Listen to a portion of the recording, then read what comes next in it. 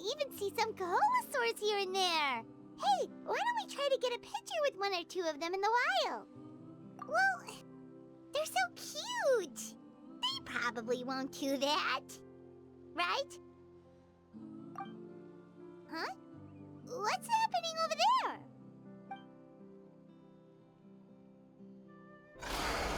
Help!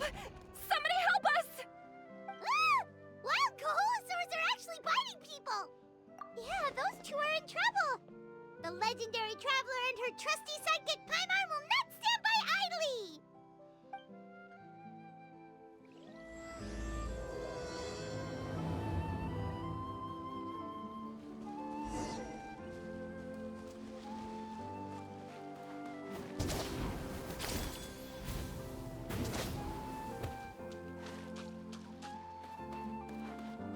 Get back!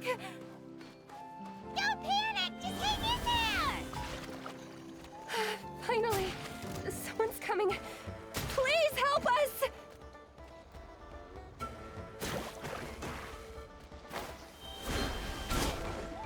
Windblade! Nice and spicy! You're in for a little shock. Huh. You're... Come a little closer. Boba, get them! You're in for a little shock. Windblade! Yeah. Duh. Yeah. Out of the frying pan! Come a little closer. Come a little closer. You're in for a little shock. Judging from your clothes, you must be scholars from Sumeru, right? Yes, I'm Karya, and this is my senior Varamdra. Thank you so much for saving us. That was a little too close. Don't mention it! Handling these sort of things is practically second nature to us by now. Paimon is Paimon, and this is the Traveler! Still, it seems that all the Kaholasaurs just ran off. We need to capture at least one alive. Capture one alive? Correct. Say, I can see you are very skilled at dealing with them.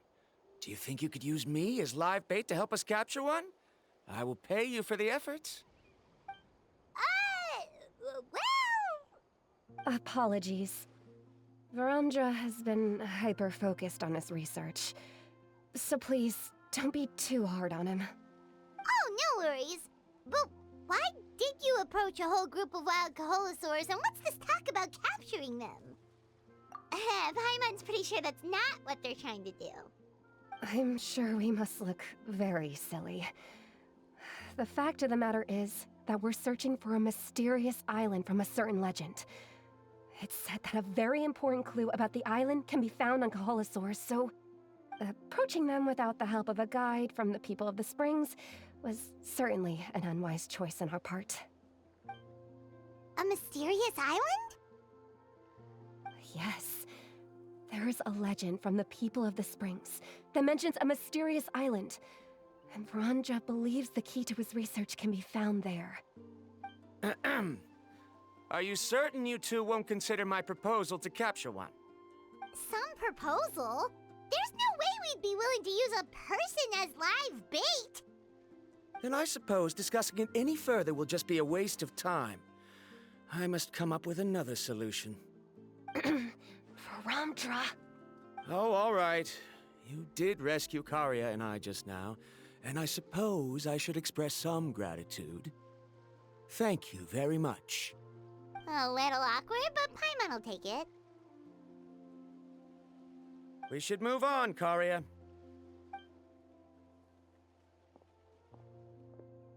Yes, thank you again. My apologies. Varamdra really doesn't have the best people skills. That's all right. Bye now.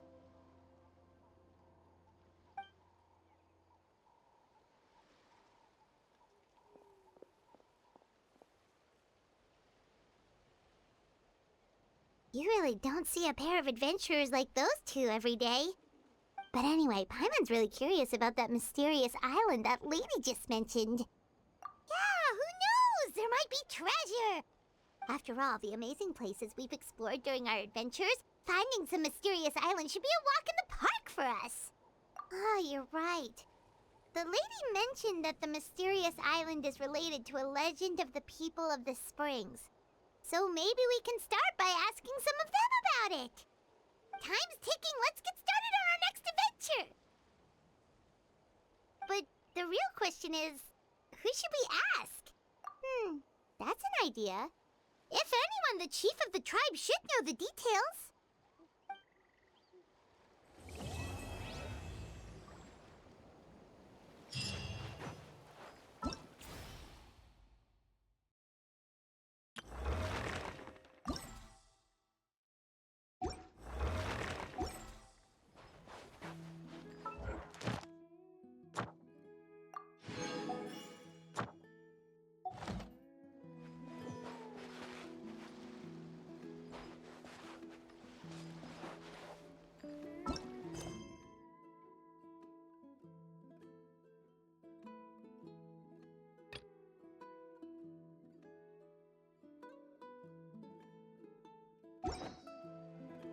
It's nearly time for after...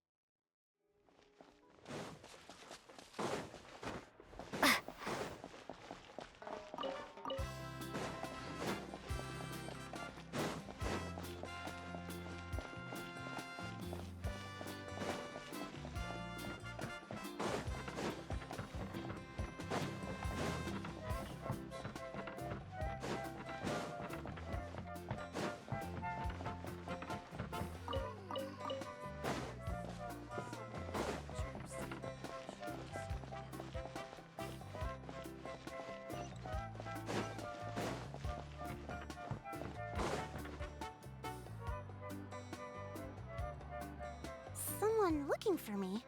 Oh, why, if it isn't the traveler and her companion. So what brings you here? Do you need help with anything? We want to visit the mysterious island. The mysterious island, huh? Is there something wrong? I'm assuming you two are already aware that this island is related to a legend of my people. Yeah, but now that you mention it, we don't know anything about the actual legend yet.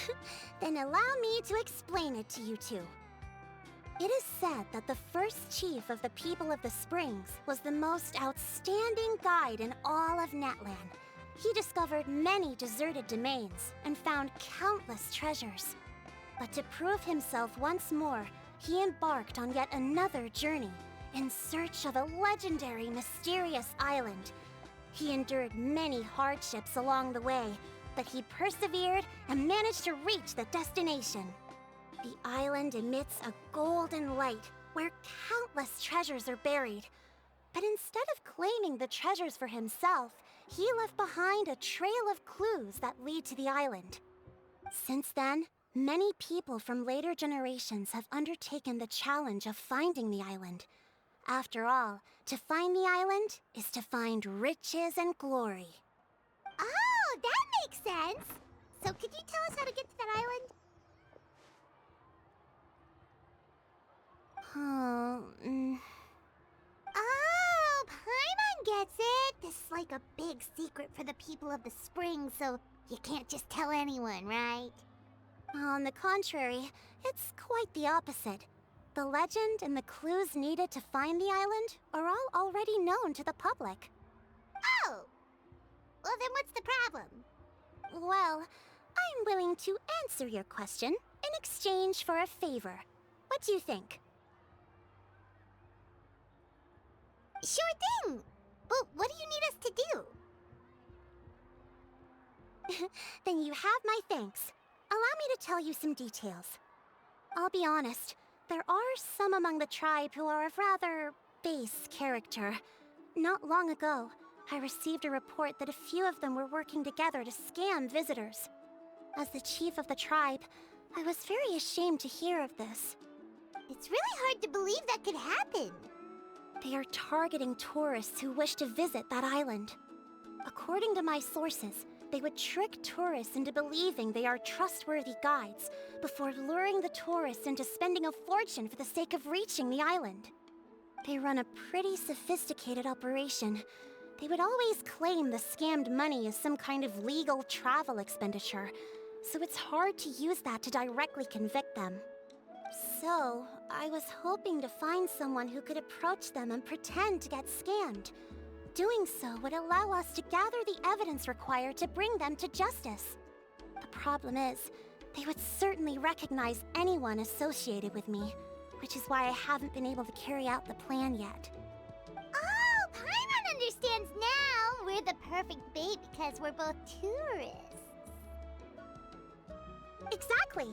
And as far as I know, you two are no pushovers. No matter what nefarious schemes they may come up with, you'll be perfectly capable of protecting yourselves, right? You betcha!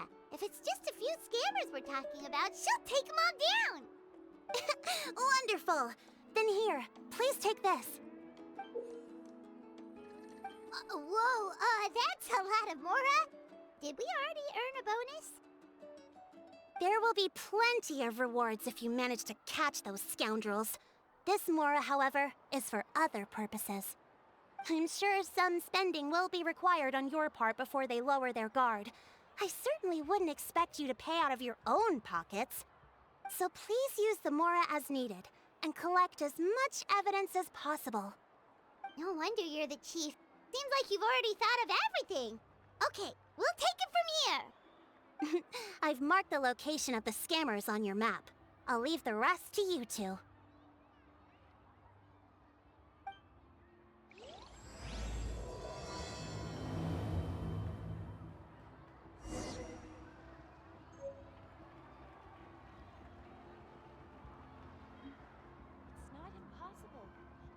A hot spring is a harbor for the body and soul.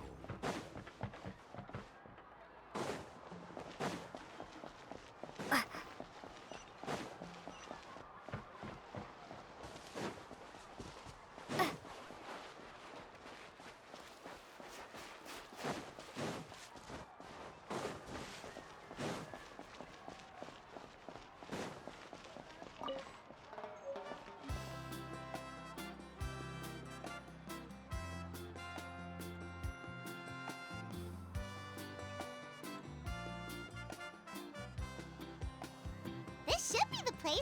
Now let's see if anyone around here looks like a scammer. Oh, right. We should pretend we are innocent tourists with no idea about what's going on. But how should we lure those scammers out? Good idea. Speaking of which, Paimon's dying to know what kind of treasures could be buried on the mysterious island. Wonder if anyone's ever really seen them before.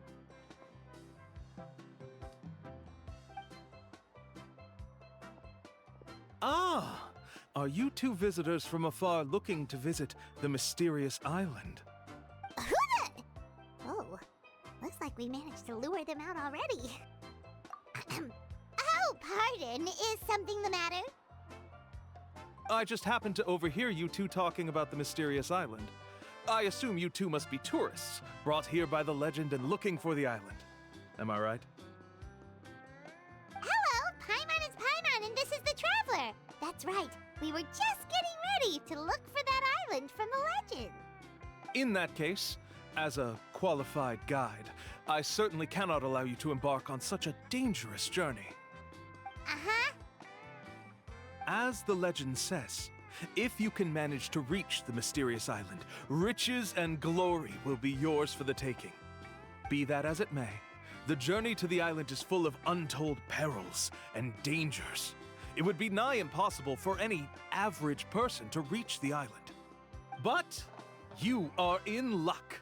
Allow me to tell you the purpose of our services. It just so happens that our mission as guides is to help visitors avoid danger, find shortcuts, and successfully reach their destination. Please, there's no need to worry. This was just one point I had to make perfectly clear. Although the legend and the clues to finding the island are known to everyone, the leads left behind by our ancestors are as enigmatic as riddles found on a lost treasure map. Only guides bestowed with the legacy of our ancestors can correctly decipher the clues.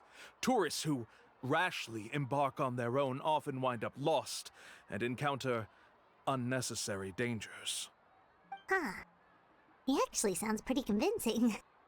But it seems like fate has brought us together. So, what say you to having me as your guide? So how much will you charge us? Not to worry. I don't intend to charge any fees. So you'd be working for free? For us, people of the Springs, guiding guests to the mysterious island is a great honor in and of itself, worth more than any amount of mora. Smooth. Paimon almost wants to believe him.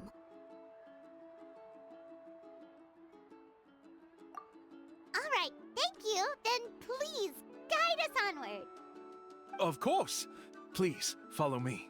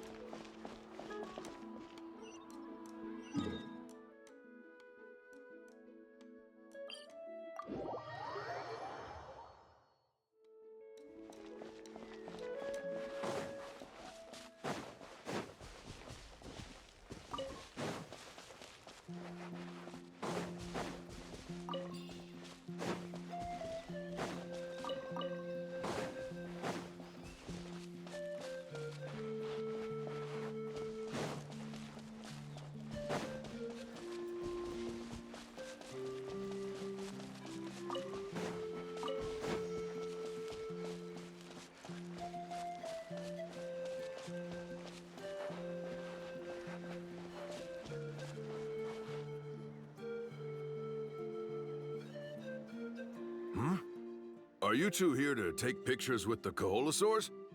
Really? Can we? Ahem. Huh? Oh, you two must be here to seek insight from Atta, right? Atta? Insight? Shh, not so loud. Openly saying their name in such a manner will only cause them to loathe you. I apologize for not explaining earlier. As you can see, Atta is the elder Koholosaur. My senior here is responsible to serve. Atta is highly respected among the tribe and is far more knowledgeable than other Koholosaurs. They say that Atta has actually visited the mysterious island before. Therefore, we must rely on Atta's insight to know how to get there. Really? But how do we do that? Can a Koholosaurus elder talk? You need only slowly approach Atta. Once Atta has confirmed your scent, they will provide their wise insight. In the language of the Koholosaurs, of course. But no need to worry. The ability to interpret this language is one of the basic skills required of a guide from the people of the Springs. I can understand Atta's instructions and will lead you on the journey ahead. All right, then let's give it a try. That'll be 10,000 mora per person. In order for Atta to give us insight, they must recall their past, which can be extremely taxing for a Koholosaur. Costs to maintain their health can be quite high, you know. I'm sorry. Such expenses may arise in the process of finding our way, but as long as we reach the mysterious island, these costs will be quite trivial in the end. There you have it. Paimon knew there was no such thing as a free lunch. Oh, Paimon has an idea. She bets they've just made up all that stuff about the talking Koholosaur. But if we can get a receipt, that'll be proof that they're scamming tourists. With that kind of evidence, there'll be no doubt they're guilty. What's taking them so long? Well, what do you say? I'll even throw in a group photo of you two with Atta. You won't ever find another deal like this. Oh, that's an unexpected bonus. Quick, let's pay the man.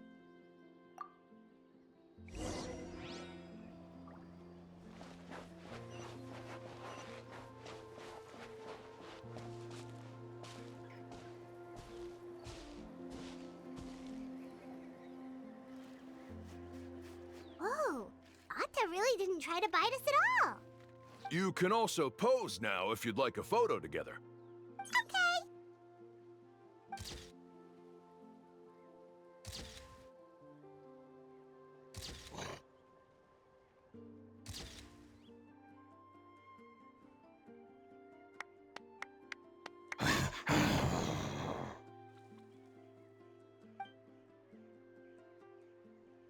Oh, Atta is already speaking? Let me listen to what they have to say.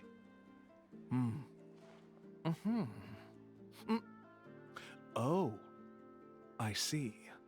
Could you really get anything from that noise? Of course! Like I said, only a guide like me can understand their language. Let's follow Atta's instructions and proceed to the next area. Here's your group photo. I even packaged it up for free. Any chance we could get a receipt for that? No problem at all. Here you go. Please, come with me. We still have a lot of the Chief's Mora to use. Why don't we keep up the act and gather some more evidence? Paimon's curious what other tricks these scammers are using.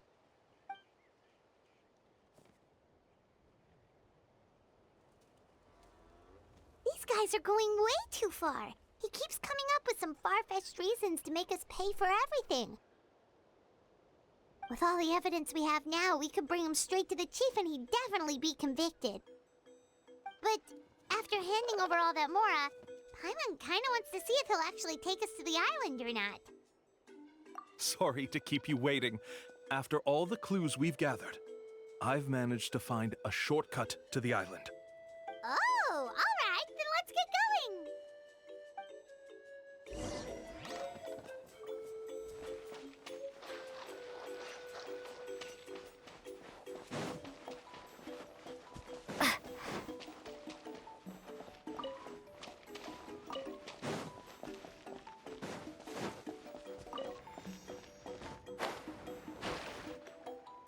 This is the spot. The trails of sunlight will guide the way. Once you cross the rushing water, the light of the setting sun shall reveal everything. Atta's insights have already pointed us to the destination. It's just on the opposite bank. You mean, we're almost there? Huh. But there wasn't even anything exciting about this journey. As I said before, this is a shortcut. If I took you on some arduous path after all the Mora you spent, that wouldn't make me look like a good guide, don't you think? Anyway, there's no time to lose. We need to get there before sunset.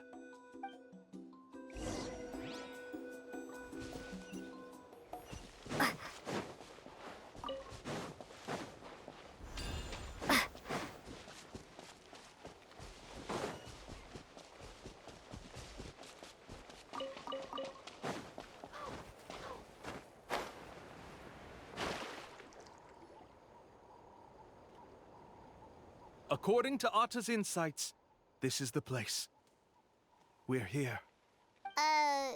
You mean the mysterious island?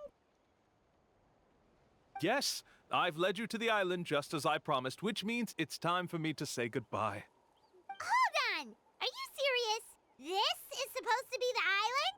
Then what about the treasure? And look at these wooden signs and artificial lights! Even we can tell it's fake! All that stuff about treasure is just part of the legend. I didn't make any promises about what you'd find, and who says a mysterious island can't look like this? Huh. Since you seem to have dropped the act, then there's no need for us to continue either. We were commissioned by the Chief of the People of the Springs to gather evidence of your scamming activities. With these receipts, your scamming days are over. You sure? Then what's written on those receipts? Huh. Let's see. Huh? Wait, all the writing has disappeared. I took you all this way just to buy enough time for the handwriting to disappear. Even if you were to go back to the people you paid, you'd only find that they were using fake names, making them impossible to track down. You want to report me for scamming tourists? Then be my guest. I'll just say that I'm being falsely accused. With that settled, I'll be going now. Now he's trying to get away! Let's go after him!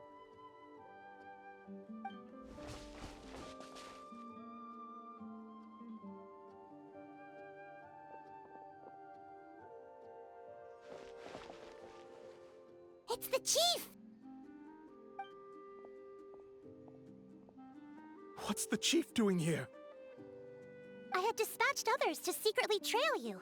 Thanks to you, we can finally convict him of scamming people. Convict me? How? They don't have any evidence against me. Even as the chief, you can't just level accusations without any evidence, right? Sorry to say it, but he got us. We lost all the evidence we had. Not to worry. Let's search him first.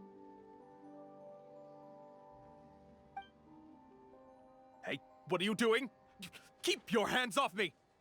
That's my Mora!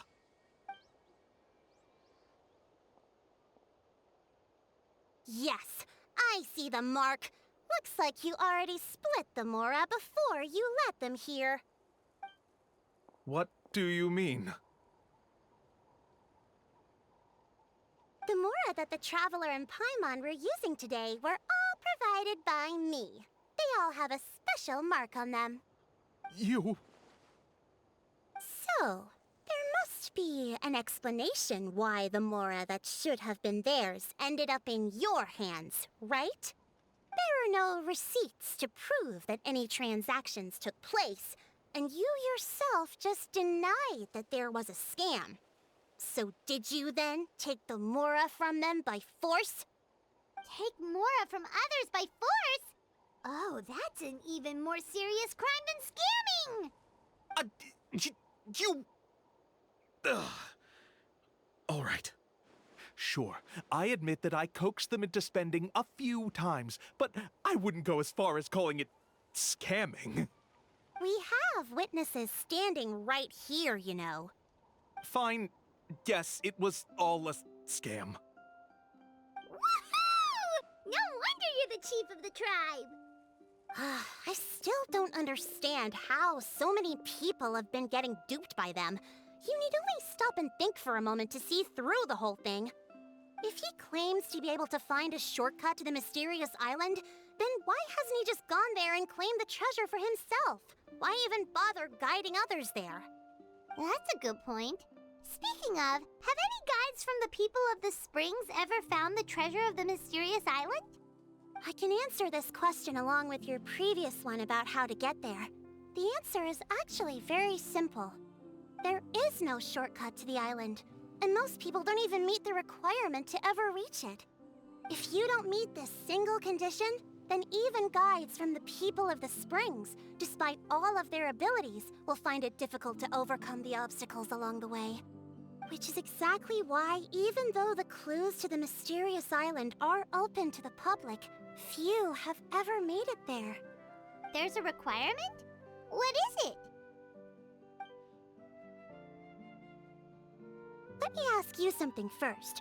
What do you think a real journey to the mysterious island should be like?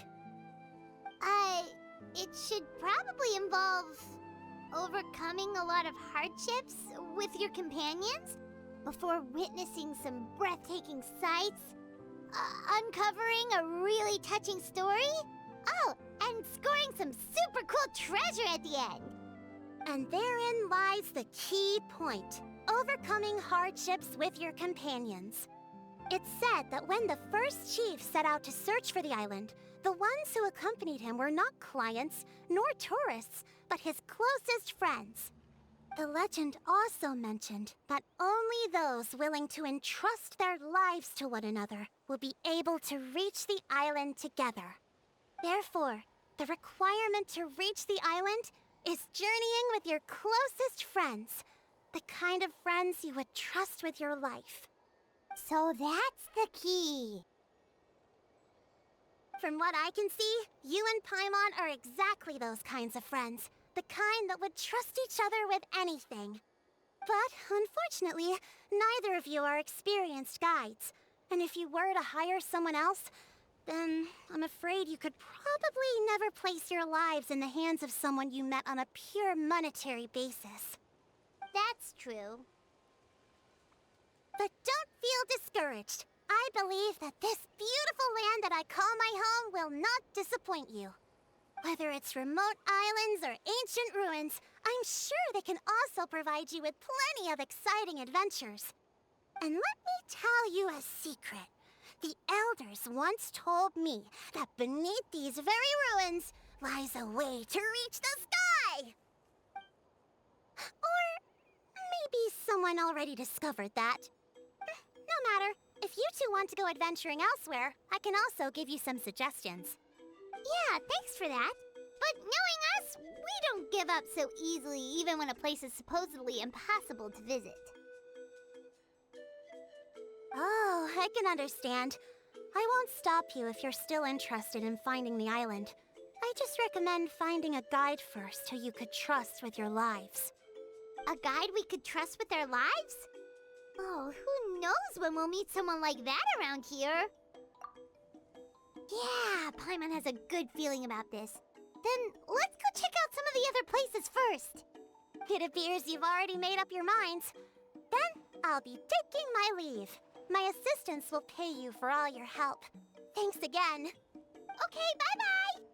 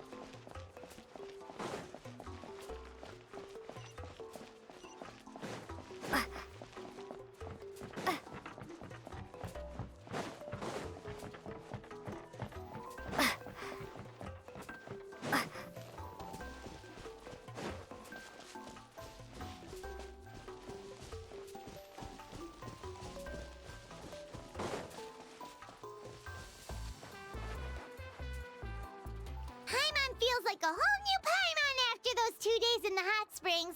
The Abyss kind of threw a wrench in our relaxation, though. Still, spending time here really has felt like a vacation. The Kaholasaurs are so nice and so fun to play with. Their bellies are super bouncy. Oh, and Atea's snacks were so delicious. She gave Paimon some for the road just this morning, actually. Yelling at some kids who got caught throwing stones in the hot springs, so not much has changed since we first met her. Hey, you guys. Sleep well last night? Yep, this area is so nice. Glad you like it. I was thinking of taking you guys out to do some sea fishing. Later tonight, we can eat whatever we catch. Fresh fish is absolutely delicious right off the grill. Hey, Mualani! Yeah? What do you need? The team sent out to fight in the Night Warden Wars has returned. And Kachina? Is she back as well? Kachina fell in battle. But don't worry, the team was victorious, so the Rite of Resurrection will be held in the stadium soon.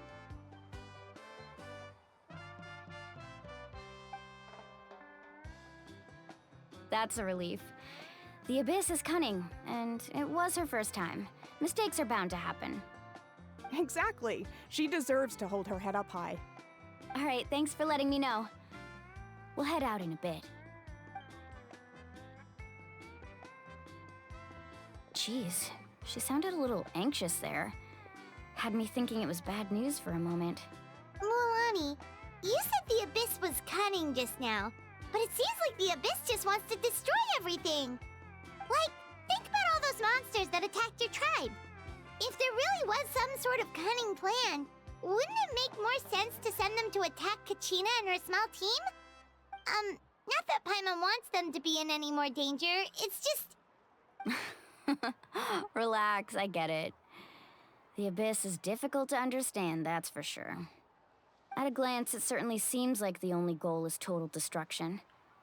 The Abyss isn't a living entity after all, so what capacity for logic or planning could it possibly possess? But through our long history of fighting the Abyss, we've realized things aren't quite so simple. 500 years ago, the Abyss invaded Teyvat. You know about that, right? That's right. Conria suffered greatly during that time. But so did every other nation in Teyvat. And Natlan was the worst affected of all. It took the combined efforts of the then Pyro Archon and heroes from every tribe to finally repel the Abyss. Even so, the effects of the invasion lingered for hundreds of years, only able to be reversed little by little. Our tribe's waters were contaminated. The Children of Echo's territory was overrun by dangerous sludge surging from underground.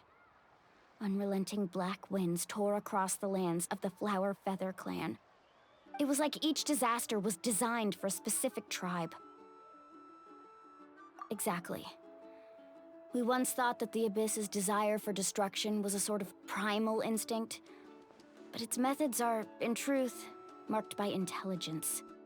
We now believe the Abyss has invaded the Night Kingdom, and has the capacity to read the memories of this land at any given moment. And that's how it became so dangerous and cunning. Almost like it knows you inside and out. Yes, and that's why we've been unable to fully eradicate it, even after all this time. Luckily, the problems left behind by the Abyss have been successfully addressed by the various Pyro Archons we've had over the years. Now every tribe is prospering and things are looking up. I mean, just look at what we managed to do a few days ago. We totally fought them off.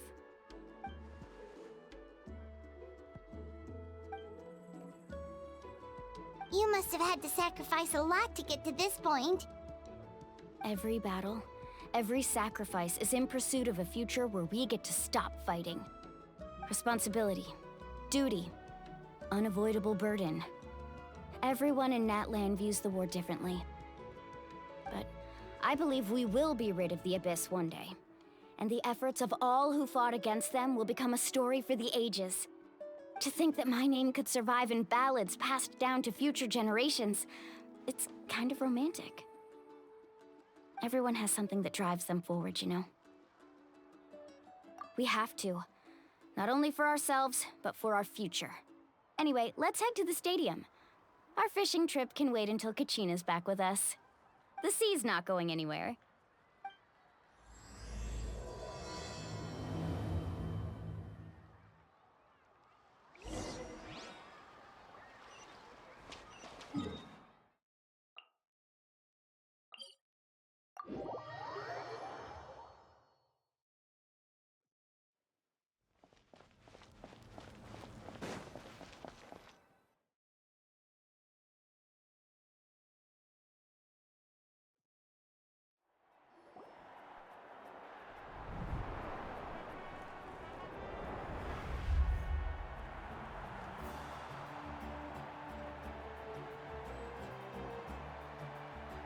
Whoa, this place is packed already! Of course. No one's gonna miss out on the chance to welcome our heroes back from battle. It's their moment of glory. Kachina's gonna be so flustered. She's never had this many eyes on her before.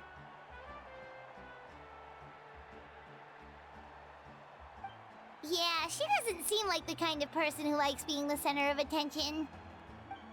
Looks like I'm just in time. Kanich, you're here! Yeah, a commission ran longer than expected, but I made it. I heard about the incident with your tribe, Mualani. Is everyone all right? Yeah, it's all taken care of. Our new friend here's got some tricks up her sleeve, by the way. She's just as strong as Kachina made her out to be. Hey, look! Is it about to start? That's right. Someone will come out and recite a eulogy, and then we'll sing the Ode of Resurrection together. Come on, let's find a spot with a good view. When the singing starts, just follow my lead and you'll be fine. Let's go somewhere higher up so Kachina can spot us.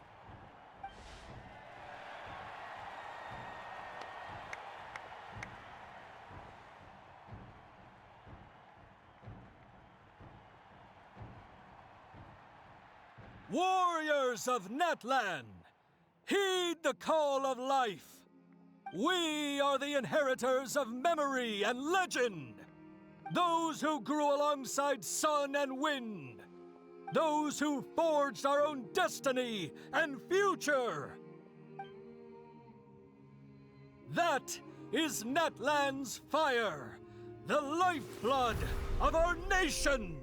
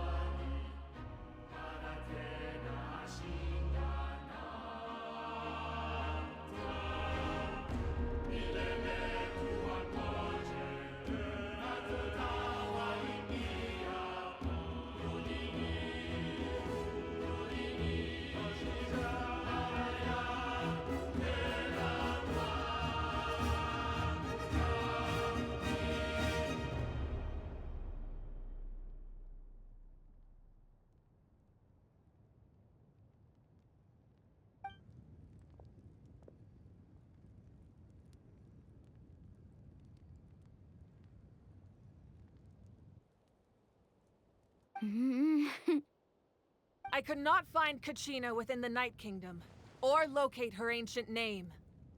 What? What does that even mean? Usually once the ode is complete, the Pyro Archon and resurrected person will emerge from the flames. But something went wrong. What's going on? This has never happened before. Well, I think it's pretty obvious. Clearly, the team sent to fight the Abyss didn't win after all. Think about it. The Ode rekindles all victors. We've witnessed it countless times. Since the Archon couldn't find Kachina in the Night Kingdom, that must mean there's more to this victory than meets the eye. Hey! You just haven't gotten over the fact that Kachina beat you in the pilgrimage! Pathetic. The both of you. Your wild guesses are misplaced. We completed our mission. Maybe you did, but who's to say whether that little girl even contributed at all? Maybe she got scared and ran off. Why would the YUB recognize someone like her, even if she was on the winning team? How dare you insult a hero of Natlan like that? Kachina sacrificed herself to repel the Abyss. She doesn't deserve to be subjected to your vile rumors when she's not even here to defend herself. Calm down, Mualani. There's no point arguing with the likes of them. I can't just sit here and let them slander her like that. To insult a hero of Natlan, the person actually has to be a hero. You... Think about it, everyone. Who do you think is really at fault here? A girl who never should have even gone to war? Or the great Pyro Archon? Why would the rules of our nation suddenly stop working? That's true. If she wasn't revived, it must mean she failed to achieve victory. Maybe the YUB interpret victory in different ways? I mean, that girl didn't look all that strong to me.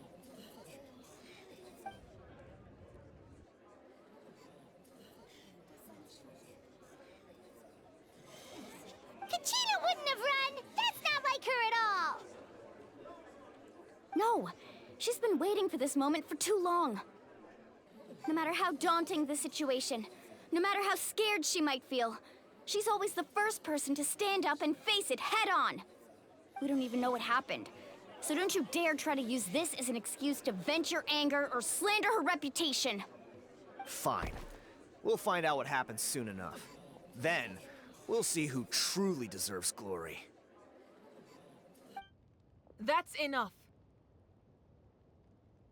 There is no doubt about today's victory, or Kachina's part in it. She is a hero worthy of our admiration and celebration.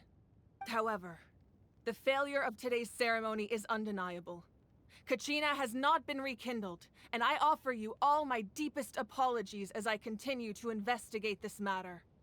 To prevent further casualties, I have decided to suspend the pilgrimage until this matter is resolved. What? No one is all-knowing. No one is infallible, not even myself. But doubt is a means by which we seek the truth, not a weapon we wield against others. I didn't mean it that way, Archon. I just... If there are things you wish to clarify, then ask me directly. Doubt my answer if you wish, but now's your chance. You have concerns? State them. No, of course not. Even though I have said nothing to change your mind, then it would seem the truth never mattered to you at all. That guy doesn't even have the courage to answer the Pyro Archon's question. So much for all that glory talk earlier. I have a question, Archon. My friend Kachina. Do you have any idea where she is? It's extremely important to me. I know you said you were investigating the situation, but I'm sorry, that's not enough. I've already shared everything I know.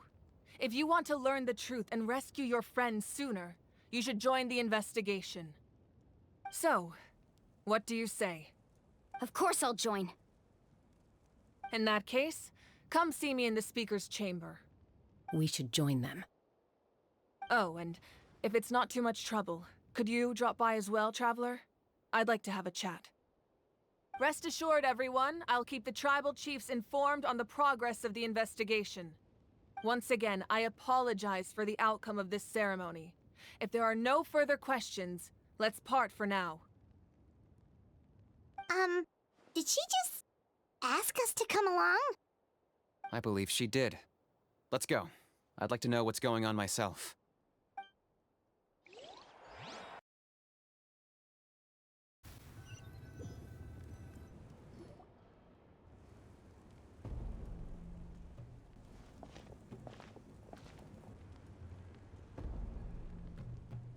The situation is urgent, so I'll get straight to the point. Kachina is undoubtedly a hero of Natlan, and I'm deeply sorry this happened to her. There's been unrest in the Night Kingdom, but I don't know what's causing it. As a result, I've been unable to track down her location. Until we find and address the cause of the unrest, the Ode of Resurrection will continue to be ineffective. And that means Kachina won't be able to come back? That's correct. Not until the problem with the Night Kingdom is resolved. How long will that take? It's hard to say. Kachina always dreamed of fighting the Abyss, of doing her part to defend Natlan. She wasn't afraid of death because she knew, if it came down to it, the Pyro Archon would be there to bring her back to life.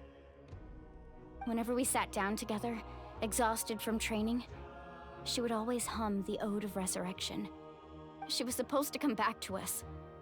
We were supposed to hug her and celebrate with her and share her joy. We supported her every step of the way, but what are we supposed to do now? Sit peacefully and wait for her return? Lose ourselves in grief over her death? Tell me, are we her friends? Or her murderers? That's not fair, Mualani. It's all right. I understand your rage and your grief. Kachina's life means a great deal to me, Mualani. Believe me, I want to bring her back as soon as possible. I would give you that peace of mind if I could. But please, hear what I have to say so I can at least give you a broader picture of the issue we are now facing. Considering the recent attack on your tribe, I believe the Abyss has found a new means of undermining the rules of our nation. You mean... The Sacred Flame. The foundation of our resistance against the Abyss. If we continue to hold the pilgrimage and send teams to fight the Abyss, there will likely be more casualties. But if we stop altogether, the Sacred Flame will only grow weaker. The Abyss will scale up their attacks, and the tragedy we saw with the people of the Springs will only be the first of many. If we compare the two choices, the former seems to be the lesser of two evils. Sorry, I know that may sound harsh, but I bear the name Malipo. Weighing the costs is my duty. The raw truth can be cruel. But we need to understand it if we want to approach this rationally. But what would you say, Mualani? This is personal for you. And unlike Kanich, I dare say it's not a simple case of weighing up which course of action is less painful, is it? No. I can't choose between them, and I don't want to. Saying that one is preferable over the other is disrespectful to the people who suffered. You're saying it doesn't matter whether I suspend the pilgrimage. The consequences will be equally painful. Yes. What happened to Kachina breaks my heart. But I couldn't bring myself to sacrifice other people for her sake. And that is the crux of the problem. It's not simply a matter of choosing the lesser of two evils. Either way, there will be people who suffer. And the end result will be the same. Belief in the pilgrimage will waver. Once doubt has crept in, the people will no longer unite in battle against the Abyss. And that is exactly what the Abyss wants. Their ultimate goal isn't to break the rules that make the Ode of Resurrection work. It's to destroy the people's faith in them. To prevent what happened to Kachina from happening to anyone else, we need to suspend the pilgrimage. So that is my current plan. And in the meantime, I've made efforts to strengthen each tribe's defenses. Then, we have to find another way of strengthening the Sacred Flame to keep the Abyss at bay. This won't be easy. I'll need time to figure out the best approach. I understand your anger, Mualani, but I hope that provided some clarity at least. Wow. Hyman thought things were gonna get heated for a second, but the Pyro Archon took the time to explain everything so patiently. I owe you an apology, Archon. I let myself get carried away earlier, and I'm sorry. You're right. We need to focus on finding solutions. We could always hold the pilgrimage without sending a team to fight in the Night Warden Wars. That way, we would still be able to fuel the Sacred Flame. I've considered that, but the two events have nearly always been linked. Without the chance to fight the Abyss, pilgrimage rankings lose their prestige, and competitor numbers will drop. With fewer participants, the amount of contending fire produced will decrease, and the vicious cycle will continue indefinitely. So, essentially, the Abyss is taking Kachina hostage. You've learned about the concept of ley lines during your travels, yes? The Night Kingdom is something similar. Staying there for a short period of time shouldn't have an effect on the person. But with the Abyss in the picture, it's a different story. Your sense of self will be devoured until eventually you become one with the Sea of Souls.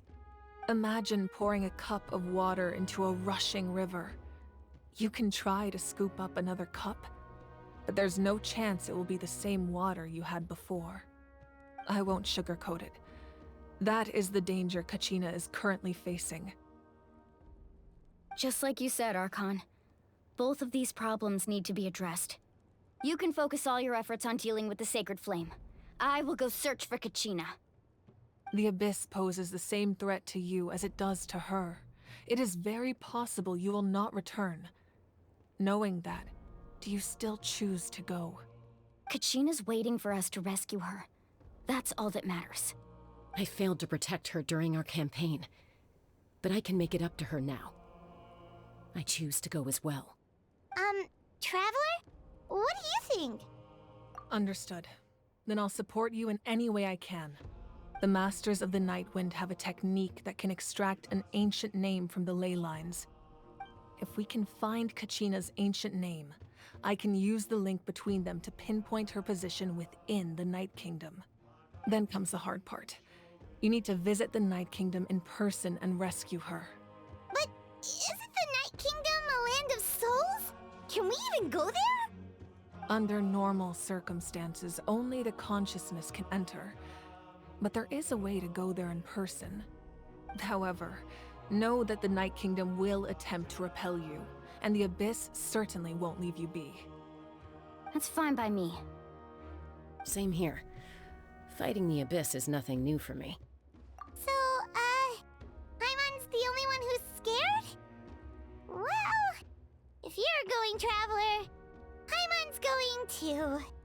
Citlali of the Masters of the Nightwind once created an artifact that can be used to communicate with the Wyab. We call it the Spirit Speaker Stone. It was originally used as a ceremonial artifact wielded by the tribal chiefs, but that spiritual quality also means it can be used to search for an ancient name. That was the artifact I delivered to the Scions of the Canopy a few days ago. Didn't think I'd be hearing about it again so soon. Thank you so much for your help, everyone. Your thanks are unnecessary. I will offer you whatever aid I can, but your fellowship and courage are what will truly decide the success of this operation. Besides, you're the ones helping me. I can only focus on one thing at a time, after all. Traveler, I certainly didn't expect our first conversation to be so serious. I've heard all about your accomplishments. Ever since you arrived, I've been hoping to meet you and offer you Natlan's highest level of hospitality. Why? Why? Is that not what happened in the other nations you visited? Yeah, things were pretty complicated at the start. And, in the middle. But our reputation's solid nowadays. That's more like it. After all, I've heard you're someone who transcends fate. Perhaps even more than you can imagine. But we can talk about that some other time. Ideally, this would be the perfect night for a drink and some musical ambiance. But there are important things to be done. Oh, I almost forgot. Atea was wounded in the fight against the Abyss. She wanted us to give this to you. It embodies fond memories and my strength of will. That's what she asked us to tell you. She said you'd know what that means. I didn't think this day would come so soon. The flames of her life force. I can feel them flowing within the talisman. If things were different, The two of us could have enjoyed the hot springs together while she gave this to me in person. We're supposed to be hot spring buddies after all. But don't worry. This talisman means a great deal to me. I'll take good care of it, and once this is all over, I'll pay Atea a visit.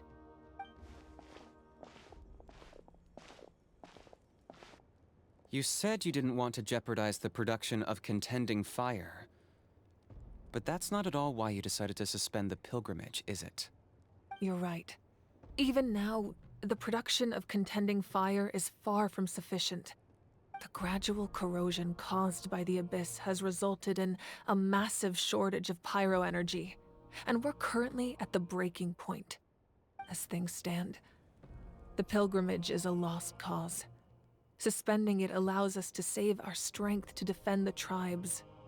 The Abyss has brought catastrophe to Natlan, and Kachina's disappearance in the Night Kingdom is a direct consequence of that. We can't let the general public know that. No. If the public learned that Natlan's destruction was close at hand, there would be immense panic.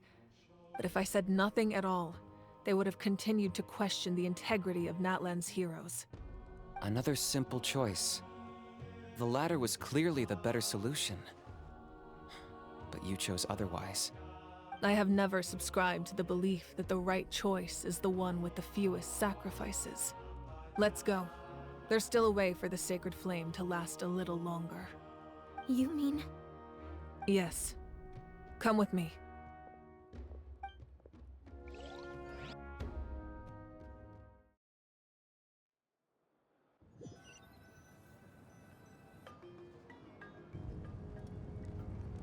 The sacred flame must never go out. Not only does it strike fear in the Abyss, but it's also the pillar of Natlan's stability. So until our heroes are ready, I will sacrifice my power to keep it burning. But that can only last so long. I think we should focus on the remaining ancient name-bearers. Don't let desperation cloud your judgment. Those chosen by the Wyab have already embarked on their destined path. It is for them to decide how that journey ends, not us. All we can do is support them. Even so, for you to make this sacrifice, it's not right. If not me, then who? No other is capable of sustaining the sacred flame. I possess great strength, but I'm not above my people. This is part of my duty.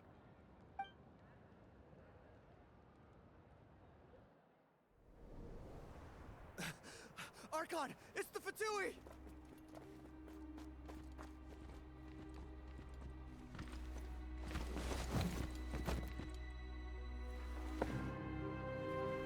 The Archon of Natlan.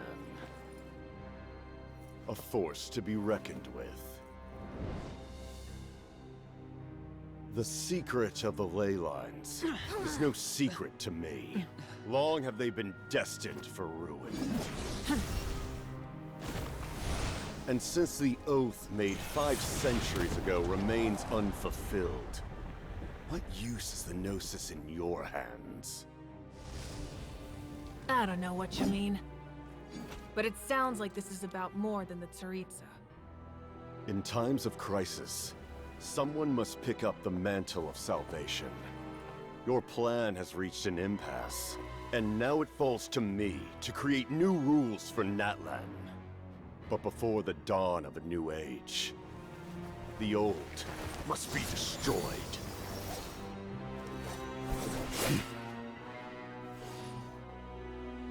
I assume that's the end of your speech? Good. People like us. Let our blades do the talking!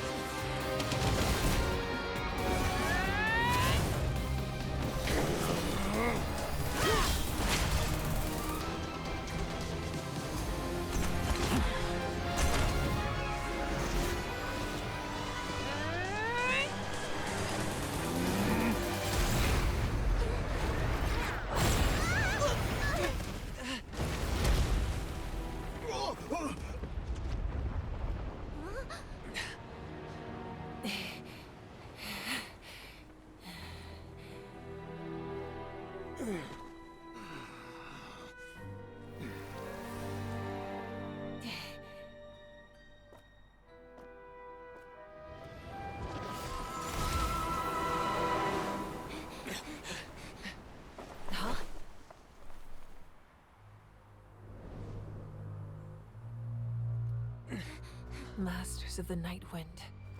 Send word. The captain and his followers must be apprehended.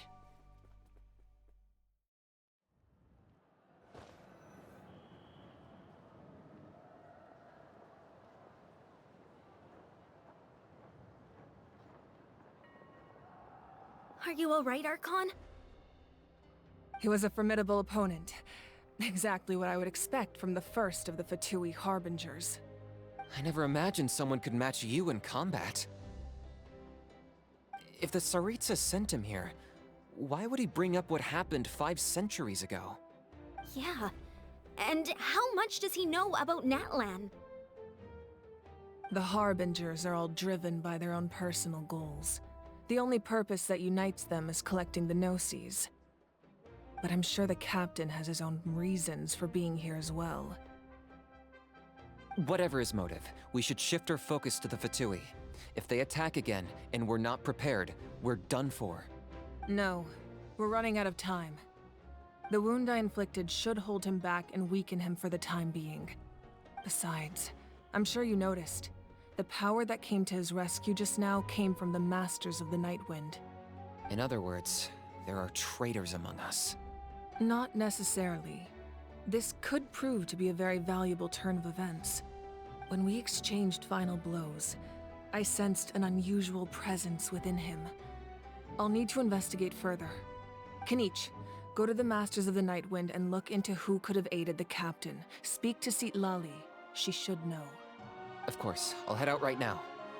Do you still intend to... Yes, but fear not.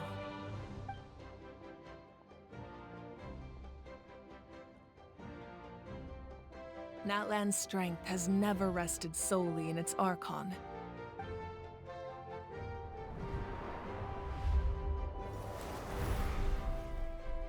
Together we foresaw the only path that leads to our nation's future.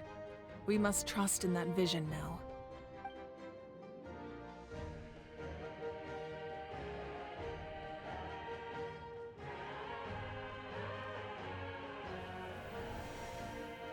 Is everything okay, Archon?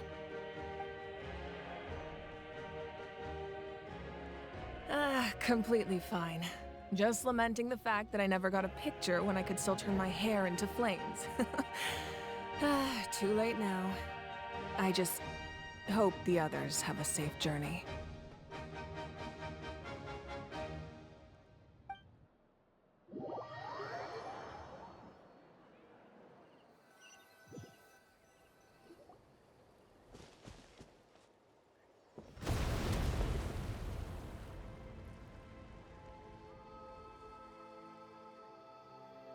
What's happening at the stadium? Did something explode? It feels like the Archon unleashed her power. She must be fighting a formidable opponent.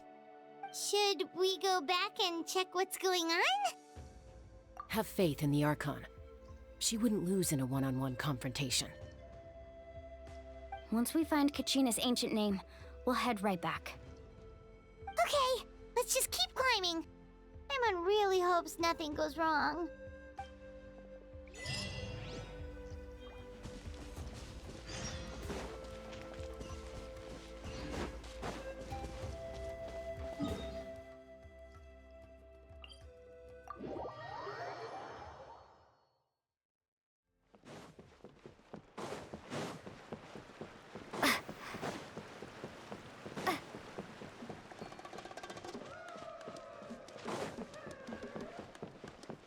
That's Waina, the tribal chief. Let's head over to him.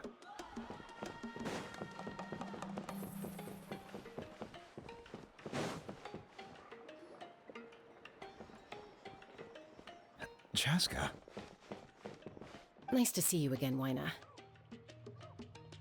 I'm afraid we don't have time for pleasantries, so I'll get right to it. We're here for the Spirit Speaker Stone. Whoa, hold on a second. At least tell me why you need it first. My friend Kachina is trapped within the Night Kingdom. We need the stone to find her ancient name and rescue her. Rescue her? From the Night Kingdom? That's right. I'm sorry, but someone needs to tell you what you don't want to hear. Going there, A mature warrior would never make such a foolish decision. The nature of battle is unpredictable. You never know how it's going to end. Losing a friend is tragic, but when that happens, the best thing you can do is focus on how to prevent further casualties. I appreciate what you're trying to say, Chief Wyna. But if the price of maturity is abandoning a friend in need, I'll choose foolishness any day. If Kachina's still holding on, then so will I. I thought you might say that. Is something wrong, Wyna? This doesn't seem like you. Life isn't complete without taking risks. That's always been your mantra. It's nothing.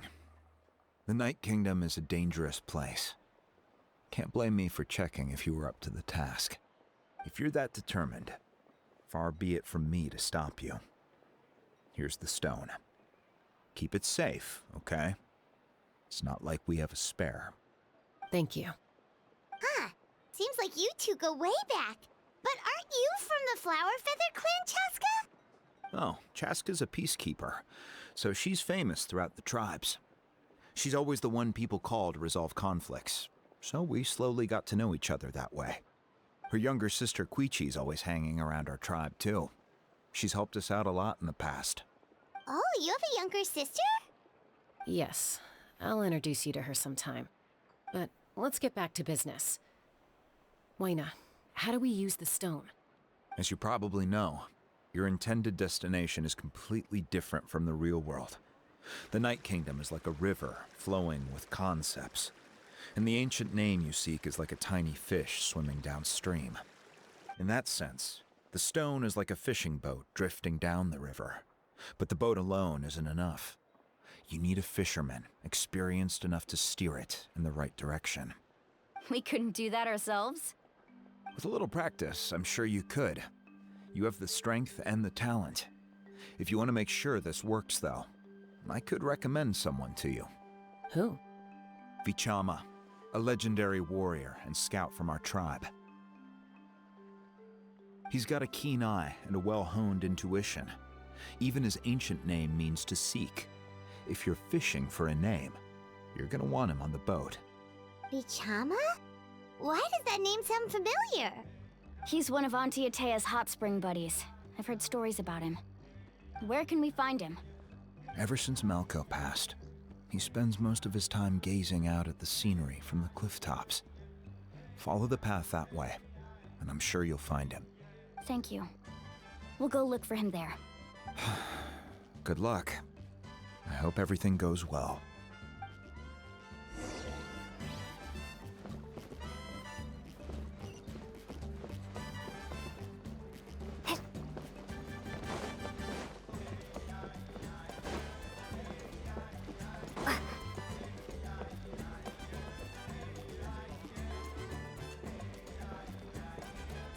Someone admiring the scenery from the cliff tops.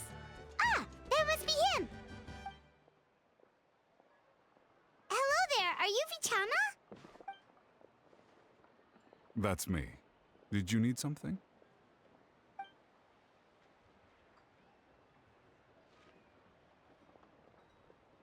What? You're saying you can bring someone back from the Night Kingdom? How is that even possible? No, if you really think about it, anything's possible in that kind of place. But that would mean... Are you okay? You don't look so good. Everything's fine. I'll help you, but I do have a small request.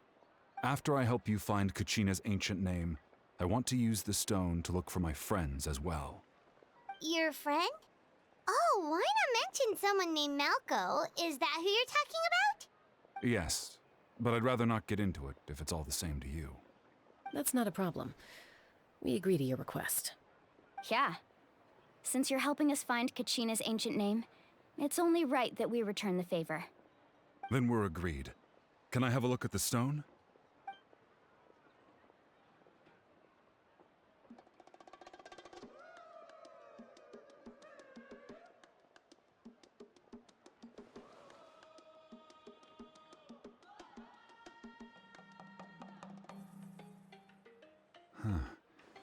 I see.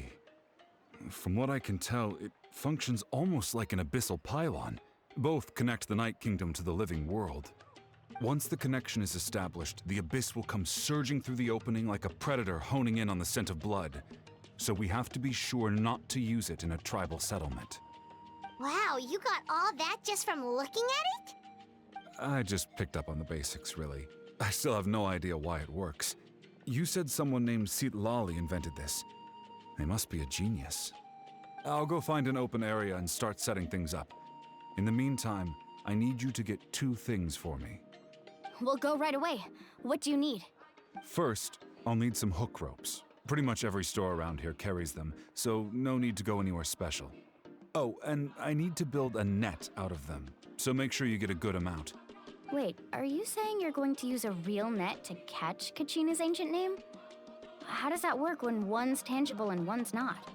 By creating something tangible in our world, like a net, we can create a connection to a corresponding concept in the Night Kingdom.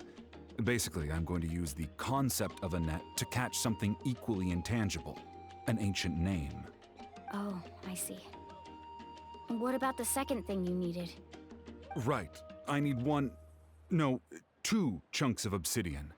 Once we bring the ancient names into our world, we'll need a place to store them.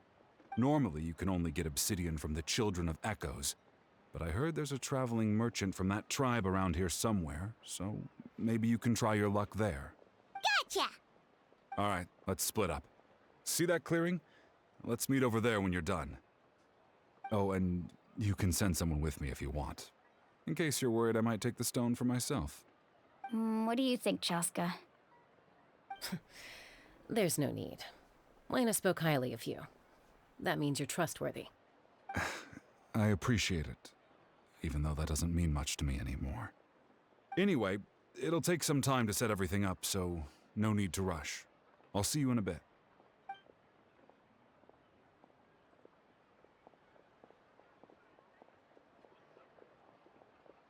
What an odd guy. He seems so defeated, but also really invested in the stone at the same time. I don't have any more insight than you, Paimon. Let's just focus on the preparations for now. Hang on, Kachina. We're coming for you.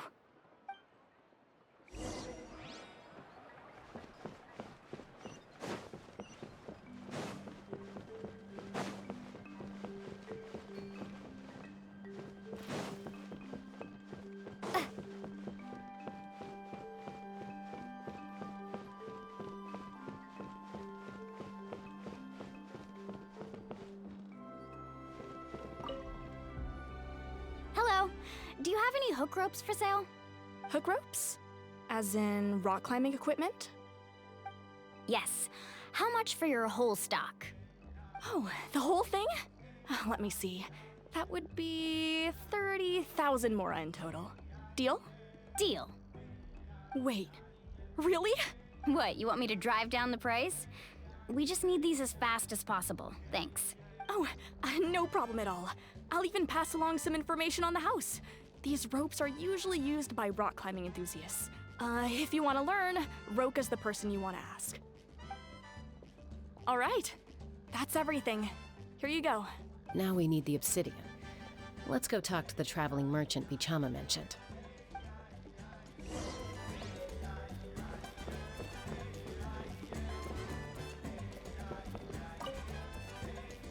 Excuse me, do you sell obsidian? Why, yes. I've got a chunk for sale right over there. Perfect. Is that the only one, though? We actually need 2. That might be tough. Tell you what, I'll take a look through these boxes over here, and we'll see what we can find. Thank you so much. We'll wait here.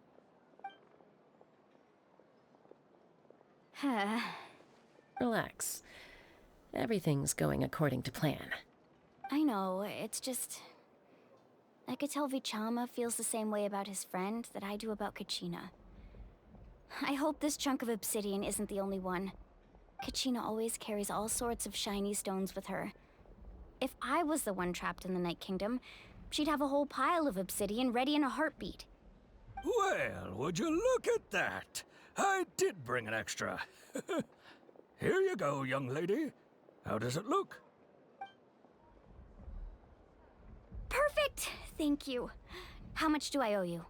If you hadn't shown up, these stones would have just sat here collecting dust. I'll take 3,000 mora for both. Here you go. By the way, I heard you mention Vichama just now. You running an errand for him, then? How's he doing? Malco's been gone for 5 years now. It's about time he started to move forward.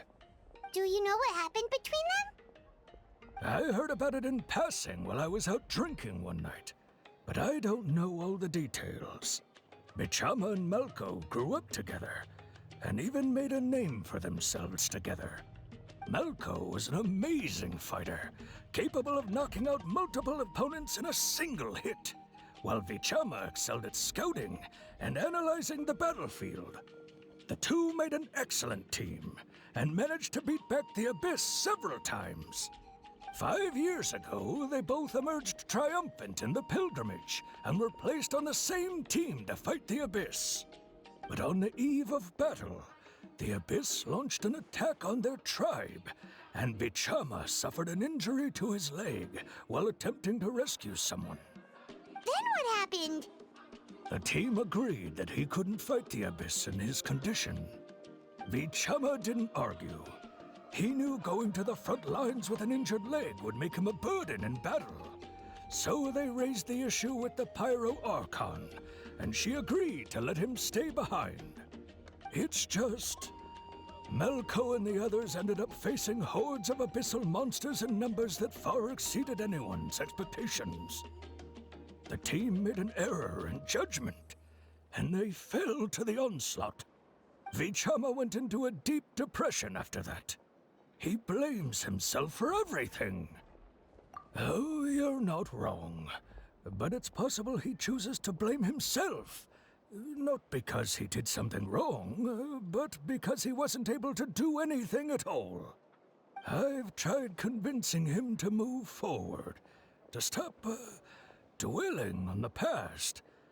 But the shadow of Malco's death hangs over him still. The Abyss has caused so much suffering, and some wounds never heal. I wish there was something he could do to make himself feel better, but... anyway, that's the gist of it. Maybe you could help him talk things through sometime. I would really appreciate it.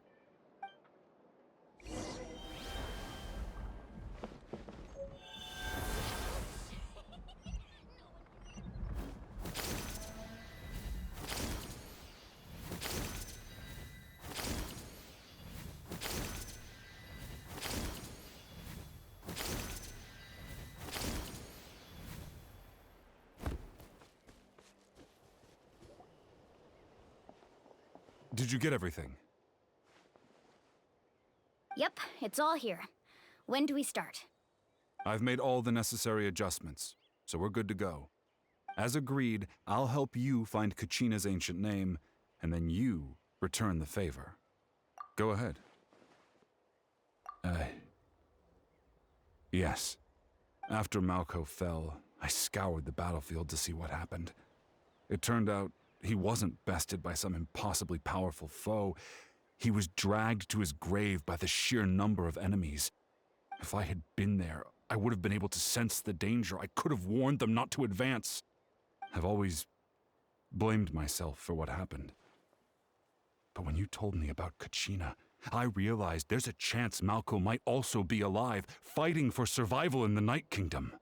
But that happened several years ago, right? The Pyro Archon said all life within the Night Kingdom eventually becomes one with the Sea of Souls. There might not be much hope, but I still have to try. Malco and I promised each other, even if we never managed to root out the Abyss for good, we would fight together until the end. All right, let's get to it. I'll start searching for the conceptualized version of Kachina's ancient name. If you see any fragments scattered around the area, please collect them.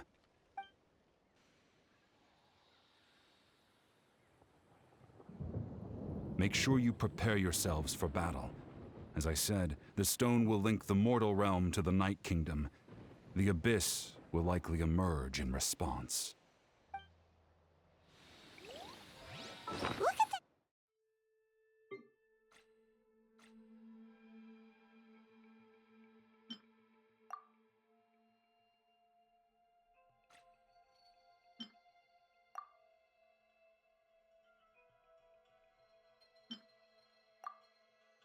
golden thing. It must be one of those fragments Vichama mentioned. Let's get closer.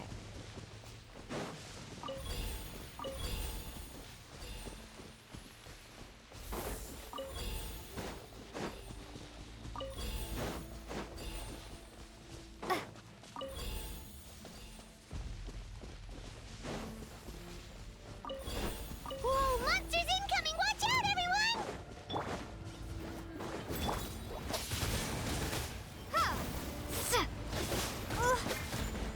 Come a little closer. Come a little closer.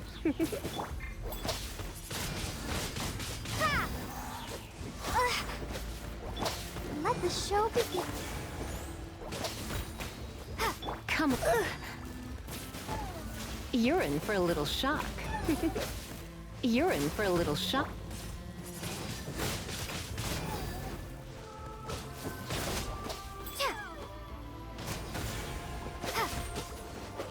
Come a little closer. Come a little closer.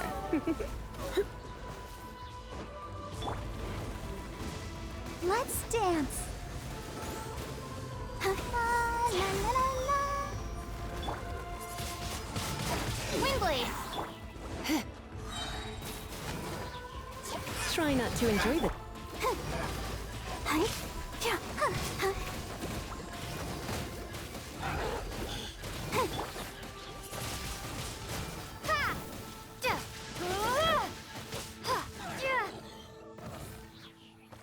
How much longer, Vichama? Not long! We're getting close!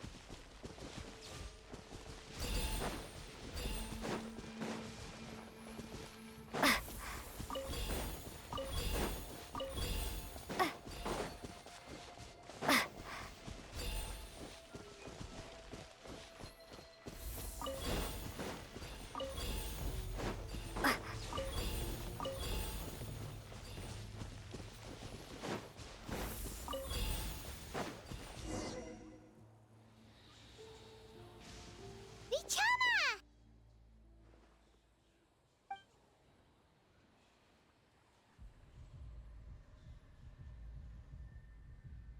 Quick! Take it!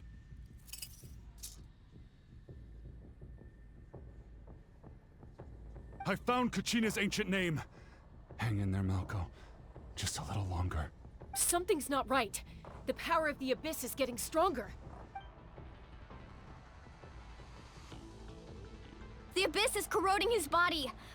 Vichama, you can't keep going. You'll die. I should have died 5 years ago. I just need a little more time. Please, I'm almost there. Thank you.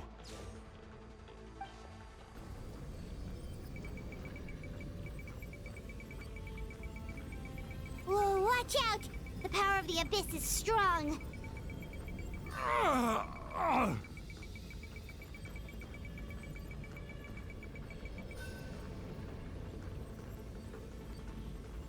This power. Hanging in there? Malko. No! Why can't I find him? Why? We can't wait any longer. Pull him away from the stone, Mualani. I already tried, but the power of the Abyss has him in a chokehold. It's like he's tied to the stone with an invisible rope. In that case, we have no choice. I'm sorry, Seat Lolly. Get back! Chaska, wait!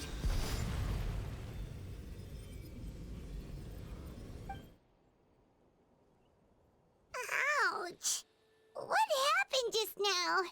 It looked like the Spirit Speaker's stone was... The stone's power was spiraling out of control. The only way to stop it was to destroy it. You were all caught in the shockwave of the explosion. You might feel dizzy for a while, but that's normal. Give us a heads up next time, will you?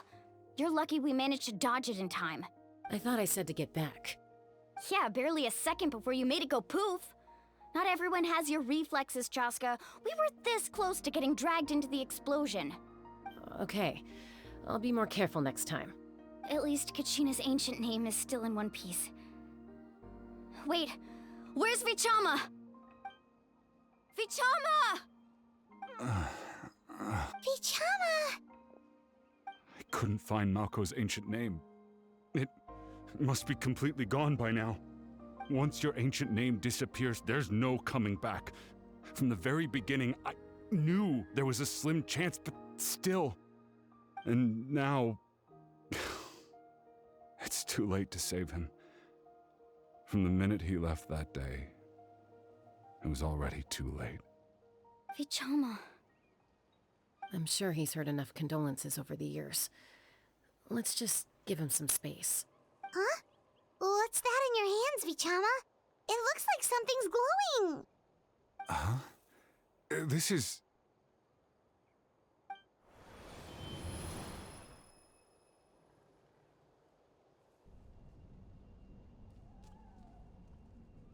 Hey, Malko. Got any strength left? Not enough to swing a sword, but to say a few last words? Sure. Too bad.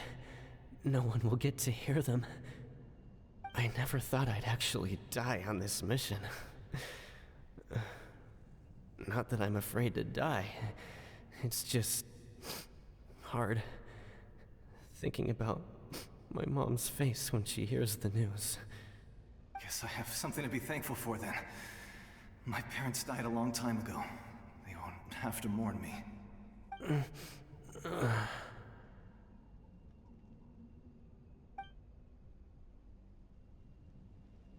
Pisak!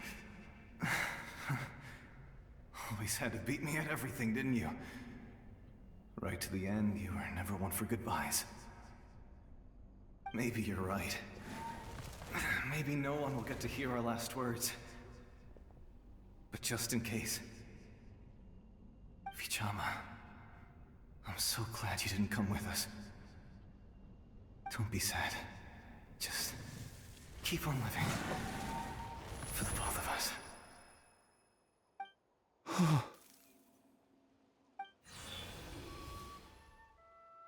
Was that a memory? Seems like we were able to salvage something after all. Of course. Seeing him, hearing his voice again, it makes me unbelievably happy. But it also brings with it an even deeper pain. A deeper pain? Why? Malko was always the type to put on a brave face. But in that memory just now, his hands were shaking, and his smile was forced. For all these years, I regretted not being able to fight alongside him to the end. And now I know, at the end of his life, he was thinking the same thing. Vichama. I'm fine. Actually, I heard Chief Wyna wasn't really on board with your plan to go to the Night Kingdom.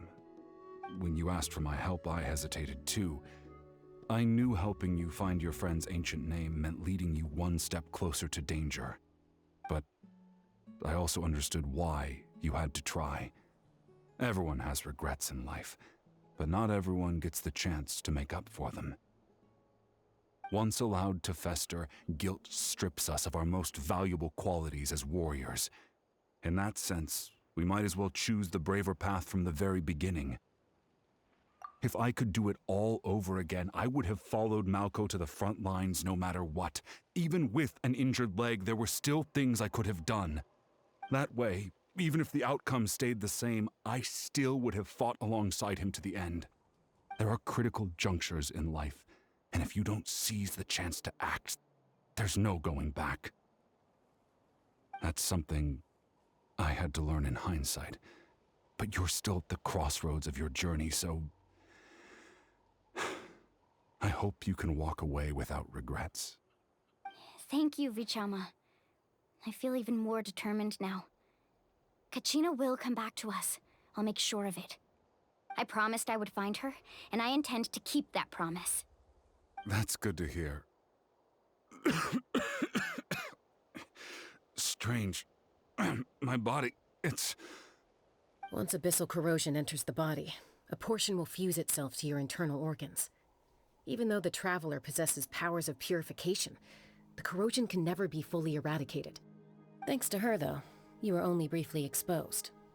Slowing your breathing and controlling your emotions should help you keep the symptoms in check.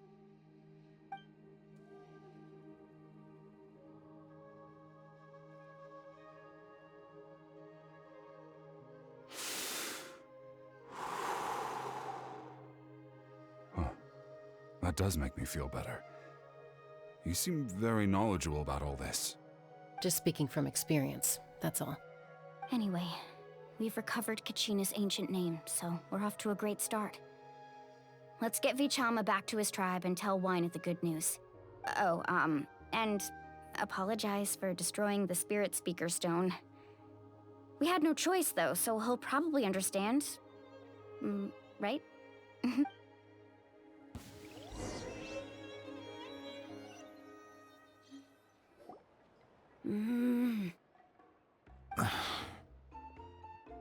Koichi, are you really gonna just stand there like that? I don't know what you want from me. I think you know exactly what I'm trying to say, Uncle Wyna. I can hear it in your voice. Honestly, it's just one thing after another with you two. They're back. Koichi? What are you doing here? Don't play dumb with your own sister. You know exactly why I'm here. My apologies, everyone. I just need to borrow Chaska for a few minutes. You come with me.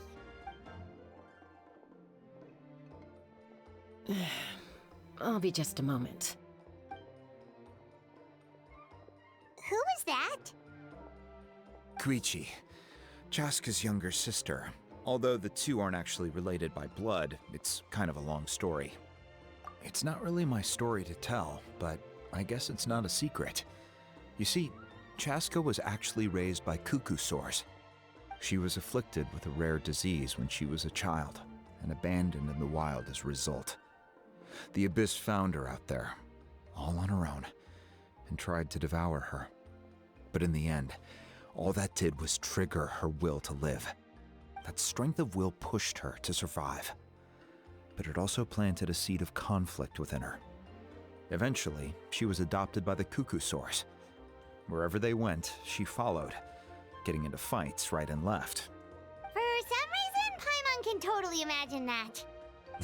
Well, when Chaska finally returned to human society, it was Koichi's parents who adopted her. At the time, Chaska still had a habit of getting into fights, so Koichi was always taking her around, apologizing to everyone. Ah, I remember those days. One of those fights was definitely with me. But, you know, kids. You're fighting one minute and your friend's the next. Eventually, she found a way to rein in that desire to fight.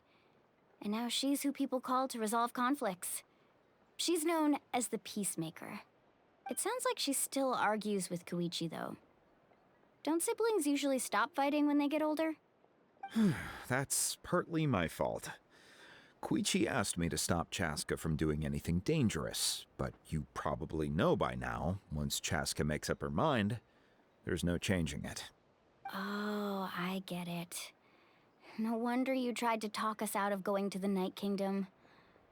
Chaska even said that wasn't like you. I'm all for your adventure. You need to take risks when you're young, because by the time you're my age, you couldn't attempt something like that even if you wanted to.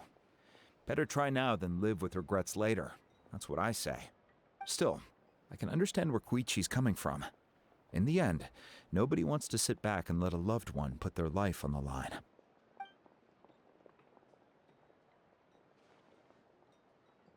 All right, it's just the two of us now. You have 1 minute to explain yourself. I don't have anything to say. You don't have to approve, but you should know I only do what's necessary. That attitude is exactly the problem. It's like you don't care. You try to sneak off to the Night Kingdom behind my back and then play it down as if it's just a trip abroad. Well, technically I am going abroad. right? Again with the excuses! We agreed, didn't we? There are 4 levels of danger. If it's not something urgent, you can only engage in level 2 danger and below. You can only go up to level 3 if a situation is so dire there's absolutely no alternative. But a trip to the Night Kingdom? If that's not a level 4, I don't know what is! And you were just going to sneak into the place without saying anything! What do you mean, sneak into the place? I always planned on walking in there with my head held high. You bought off Uncle Wina, didn't you? He promised me he'd stop you from doing anything dangerous. Oh, it's like he didn't even try. You feel like he went back on his word. What if I told you my mind was made up, and there was nothing he could have done? Not even by force. Oh, I knew it! So he did try to say something, but you didn't listen. This is important. If you were in my shoes, you'd make the same decision. You don't know that? I'm a doctor, and I handle logistics. If you're going to waltz into a dangerous situation where you could lose control at any moment, it's my duty to say something. All right, whatever. Anything else? What do you mean, anything else? Why don't you reflect on what you've done and promise me you'll stay put? Time out. Is this one of our normal arguments or a serious one? Chaska, does it sound like I'm joking? Then, you need to know something. What happened to Kachina was partially my fault. I can't leave her there to die. That's not who I am. But the person you become when you lose control, that's also not who you are. That's a different issue. You said it yourself. A person is only as good as their morals. If I want to live in Natlan, I need to display qualities that make me worthy of this nation. I've also told you that managing your condition is equally important. Sometimes you have to make sacrifices. All right, let's stop this here. If we keep going, I might actually have to get serious. And I think Wina prefers his roof attached to his house. Is that a threat? That sounds like a threat to me. Koichi! Younger sisters are supposed to listen to their elders. So, you're really going to go, no matter what I say? I'm supposed to be your sister. Then support me. I'll be back. All you have to do is wait. Chaska. So, that's it. Why'd you have to turn out to be so darn annoying?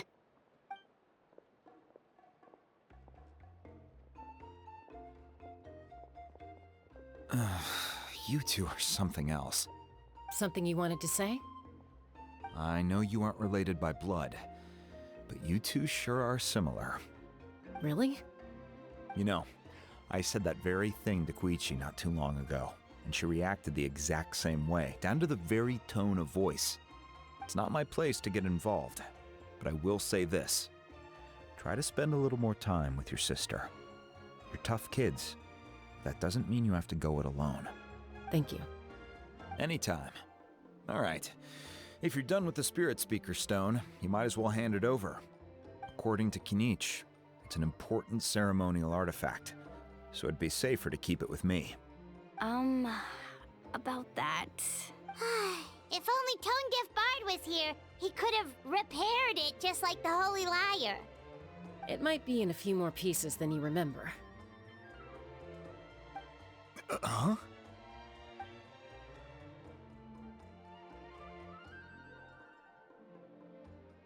I see. Sounds like it was an urgent situation. If someone's life was on the line, then you had no choice. Still, Citlali's going to be a nightmare to deal with now that you've broken her stuff. I'll explain everything to her later. Stay safe out there in the Night Kingdom, okay? I'll wait here for your safe return.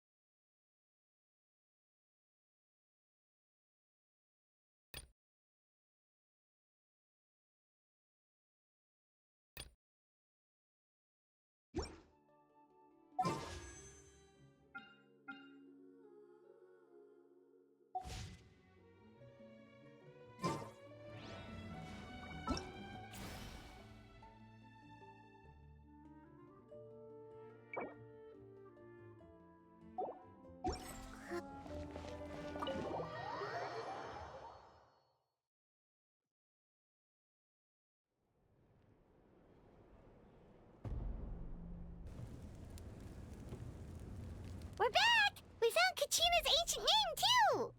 Well, it's fairly complicated. Let me give you the condensed version. The Fatui again? We can't go anywhere without them causing trouble. But what if the Fatui finds out you've lost your power? Won't they try to take advantage of the situation? That's why it has to be our little secret. No one else can know, or we're asking for trouble.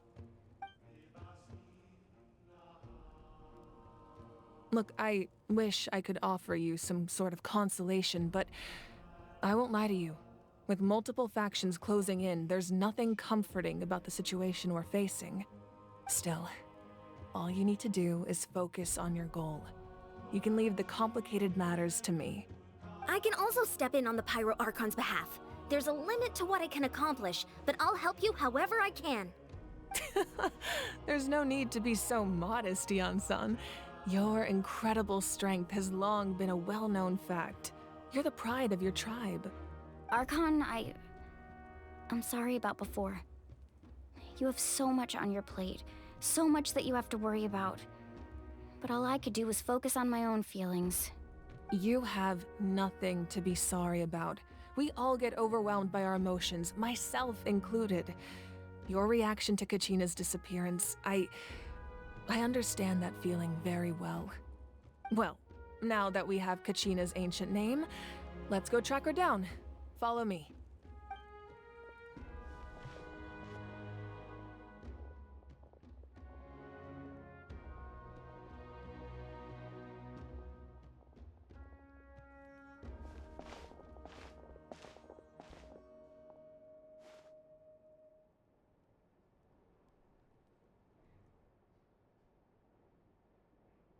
What is this place? Hey, isn't that Atea's talisman? Good eye. This is where I store all the various mementos I've collected. Whoa. I've never seen this place before. There's so many things in here. It looks like there are items from every tribe. Collecting them must have taken a lot of effort. I suppose you could think of it as a hobby of sorts. In Natlan, everyone grows up listening to the stories of heroes, and physical items do a far better job of preserving those stories than our own memory. Now, I still have some preparations to make for the ceremony, so feel free to take a look around in the meantime. If you're curious about an item, I'm more than willing to tell you about its origins. All right, we'll have a look.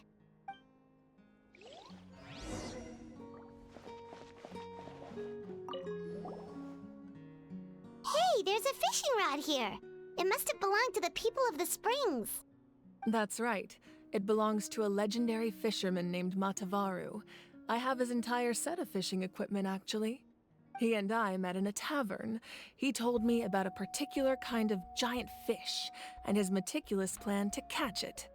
In his eyes, I saw a hunger and a strong fighting spirit. To him, the sea was the battlefield upon which he staked his honor. So, did he do it? The next time I saw him, he was covered in scars. It turned out the fish he sought had been corroded by the abyss. He managed to kill the fish, but sustained a serious injury in the process, which meant he could never go deep-sea fishing again. Can a fisherman claim victory if he fails to bring back his catch? That's what he asked me in the end. Well, Paimon thinks he won. That was my answer as well. The experience was far more valuable than the prize itself. In the end, he didn't want his tools to go to waste, so he gave them to me. Wait, that means you also know how to fish. Maybe we can go head-to-head sometime.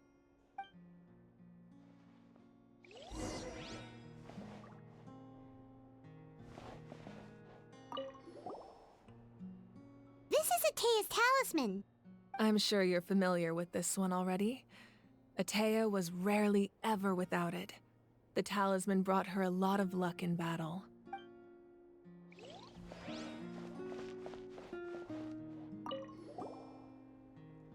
Whoa, that belt is bigger than Paimon's head. The Collective of Plenty are known for their bodybuilding competitions and contests of strength. This belt is a symbol of great honor within the tribe.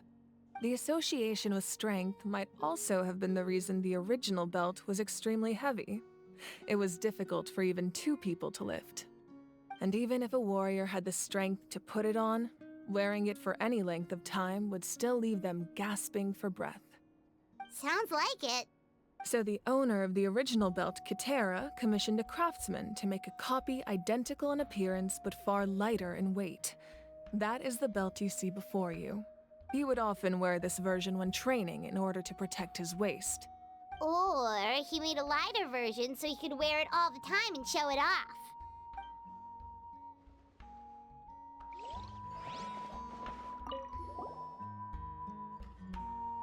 There are so many jars and potions around here. Do they have anything to do with alchemy? No, those belong to the Masters of the Nightwind. They're ceremonial tools used to amplify the ability to communicate with the Night Kingdom and the Wyab. Yamaya is an expert in this field, and she taught me a lot. Even though she appears stoic and serious, she actually has a keen sense of humor. The tools you see here are quite traditional. Her students found them outdated, so she passed them on to me. The contents of the jars aren't all that special.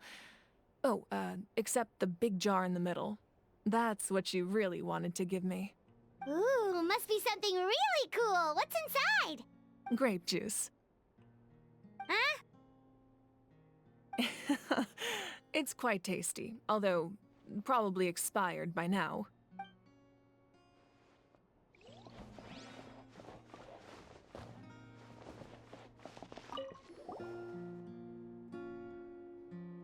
The powder still needs some time to settle, so let's wait a little longer. Well, what do you think of my collection? Do you feel like you have a better understanding of Natlan's culture now? Yeah! If each item represents a different story, seems like Natlan's really been through a lot. Does every item hold a special memory, just like Atea's talisman? That's right. The items in my collection actually serve a similar purpose to the ancient names passed down among the tribes. They demonstrate the true shape of time. The shape of time? Most people perceive time as a linear concept, almost like a straight line that can only move forward. We cannot change the past or predict the future. But there's also a different theory, one that I believe to be closer to the truth. Namely, that the past, present, and future all exist at once. At once? Paimon's not sure she understands. Let's say your journey ended right now. Thinking back on your experience in each nation, which one would you say was the most important? Exactly. Even at the end of your journey, the things you experienced along the way don't cease to exist. They become part of who you are. Take out a portion of that journey, and you would likely make very different decisions, and eventually arrive at a very different destination. The future is the same way. It exists even though it has yet to come to pass. We just lack the means to perceive it. Of course, there are those with the power to foresee the future. They simply call it by a different name. Fate. You're quite familiar with that concept, I would imagine. That does kinda make sense. The future hasn't happened, but already exists. Humanity excels at living in the present, but too often we forget the past and neglect the future, while the pilgrimage and the Night Warden Wars lead us to a better future. Only by uniting the people of Natlan across countless eras can we fight back against an enemy as formidable as the Abyss.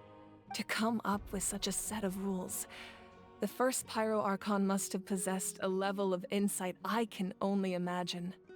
That's correct. At first, he was a mortal man with no special power.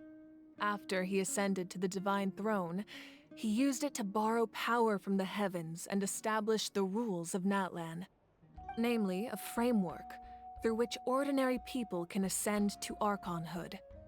By holding the pilgrimage, we're able to determine the strongest among us. And when that person ascends to the divine throne, their inner flame will awaken.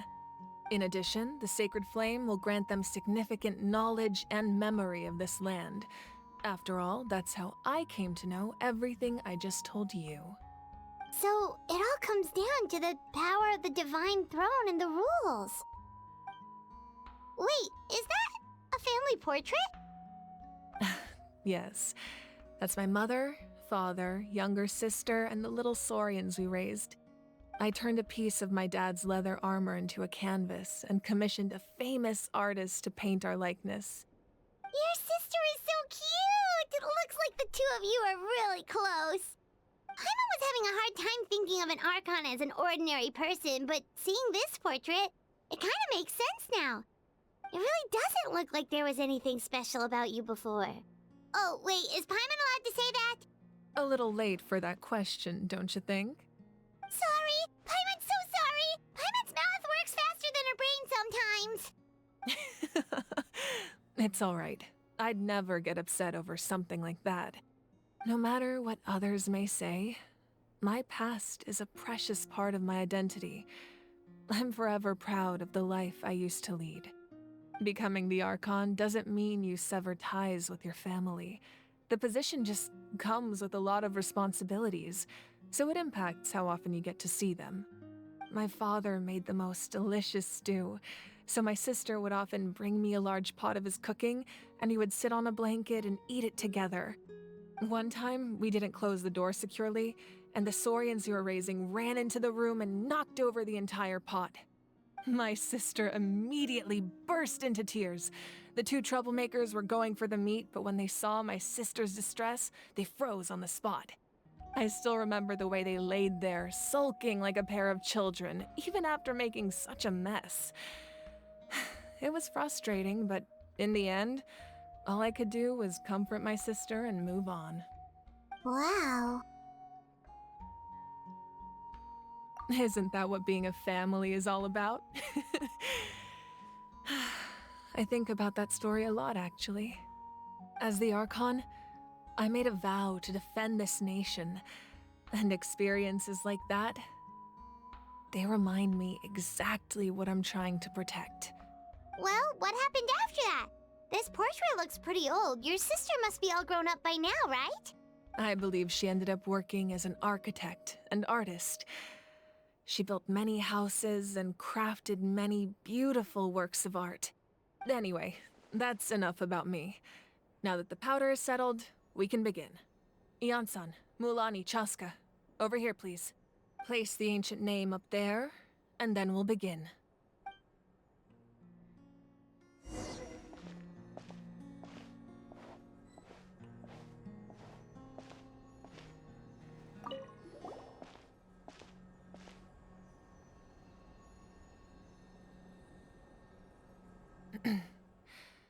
Surely as the echoes of life resound through heaven and earth, so too shall our stories remain eternal.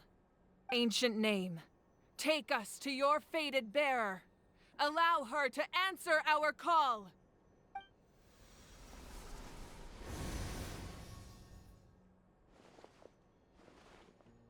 Am I hallucinating again? Kachina, are you okay? Huh? I'm not seeing things, am I? Is the Abyss playing tricks on me again? It's okay, Kachina. It's just us. We're trying to find a way to bring you back. Everyone, you have to listen to me. I've been investigating the Night Kingdom this entire time, and I figured out what's wrong. The Wyab is being affected by the Abyss. I was waiting for the Wyab to send me back, but then this really strong monster came in and it almost killed me. The Wyab saved me, even though its power is weakening, so I've been hiding from the monsters while trying to find a way to help. The Night Kingdom has become a huge mess, though. I keep hearing these awful sounds and seeing really horrible things. Don't listen to those sounds, Kachina. The Abyss is trying to strip you of your sanity. All you need to do is stay safe and wait for us. We'll be there shortly. It's okay. I feel so much better now that I've had the chance to talk to you guys. You don't need to worry about me. I've never been strong or special at all, really. So I don't blame anyone for forgetting about me or leaving me behind. Just knowing you care is more than enough. I'll find a way back. You don't have to put yourselves in danger to come rescue me. You're always like this, Kachina. Now's not the time to act tough. We're coming for you, and that's final. I don't know what lies the Abyss has been feeding you, but I'll tell you something right now. Nobody here sees you as a burden. You're a victor of the Night Warden Wars, a hero of Natlan. All you need to do is wait for us to rescue you, and you'll get all the applause and recognition you deserve.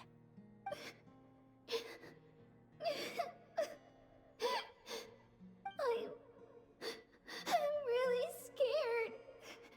Everything's so dark and creepy here. And I want to go home. Still, I don't want you to put yourselves in danger because of me. I don't want to hold anyone back ever again. All you need to do is place your trust in us, just like you always have. No one fights alone. We're not leaving you behind. Not ever. Yeah, we're so close, we can't call it quits now! Thank you. Be careful. Looks like we've lost contact. Now comes the most dangerous part. You have to traverse the Night Kingdom in your physical form. This entrance to the Night Kingdom was left behind after an abyssal invasion. Even a brief amount of time inside could expose you to corrosion. I know. I'm prepared for that possibility. All right, then I wish you all the best. I'll tell Koichi to be ready just in case. She's very experienced in dealing with abyssal corruption. That face you just made. Don't tell me you two got into another argument. No, I just feel bad for creating more work for her. I'll go with them too, Archon. The more people, the stronger the party. Thank you so much for your help, everyone. It really means a lot that you're willing to brave these dangers with me. And there's no time to lose, so let's get going. Now that I've lost my power, I won't be able to provide much practical support. But I can still keep an eye on the situation from here. Eon-san, I know it's unlikely, but if you encounter a situation you can't handle... That won't happen. I hope not.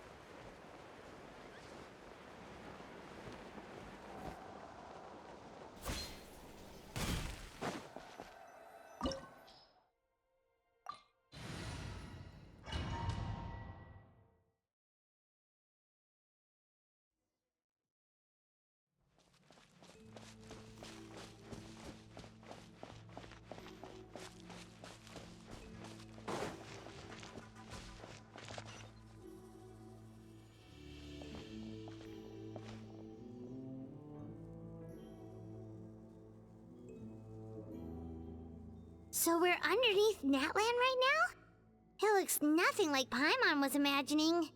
That's because in the distant past, Natlan was home to an incredibly advanced civilization ruled by dragons. Humans only established their own society after the fall of the dragons.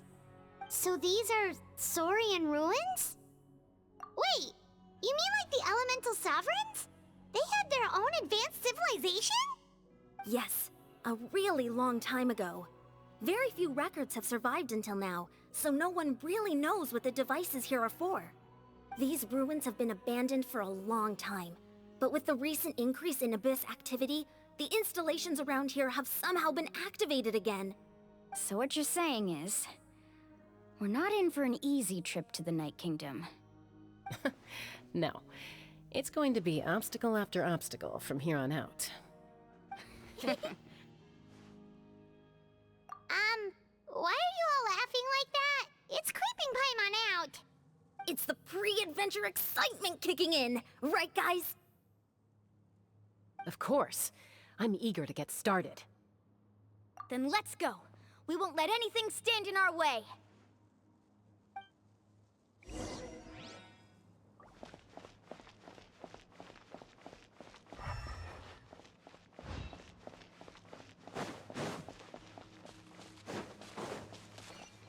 Seems like the road ends here.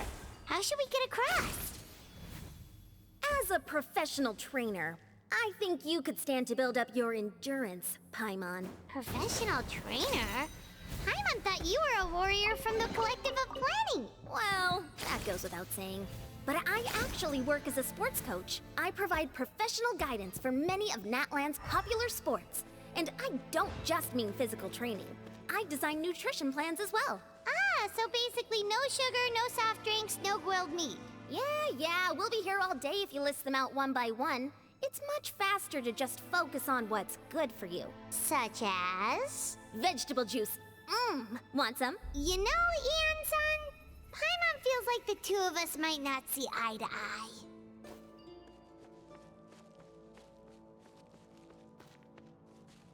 Those guys look familiar. We've fought them before. Let's go. Show no mercy.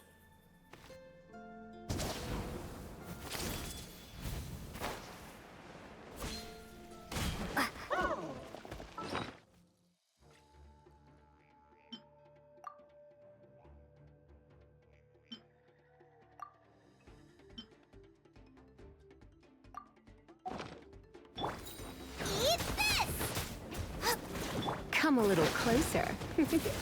Come a little closer. Be gone! You're in for a little shock.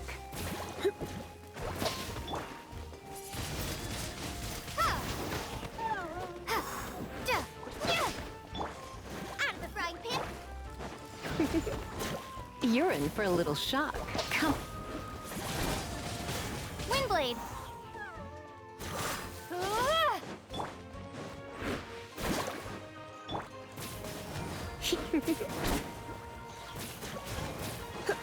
You're in for a little shock.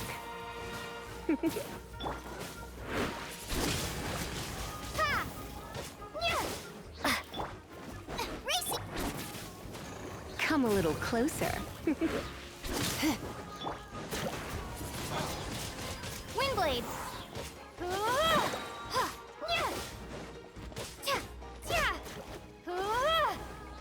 I'll protect us. You're in for a little shock. Booba, get them! Come a little closer. You're in for a little shock.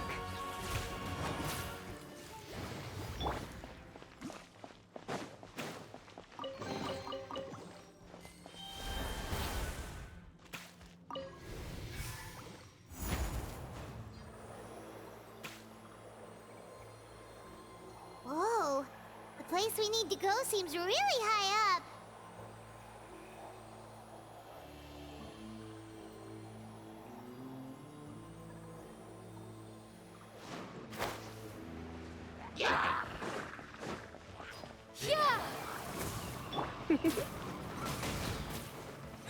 You're in for a little shock.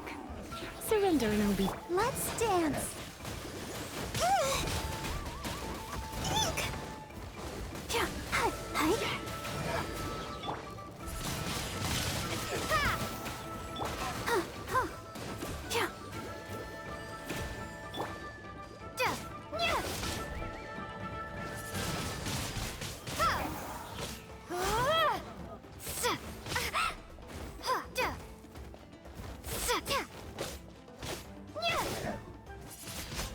Windblade!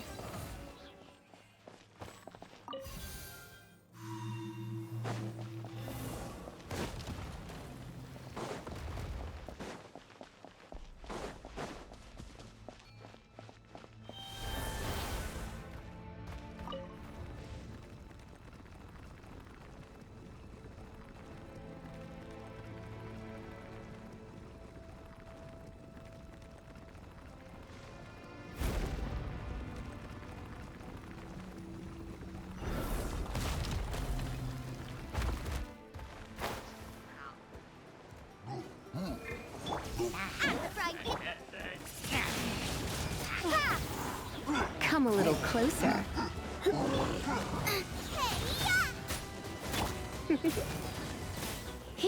You're in for a little shock. You're in for a little shock. Come a little closer. Windblade! Be gone! I'll protect us.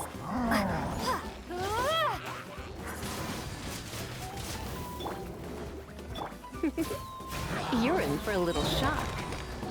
Let's spark things.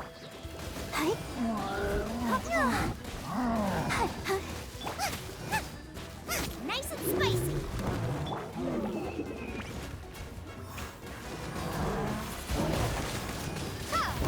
You're toast! That really hurt!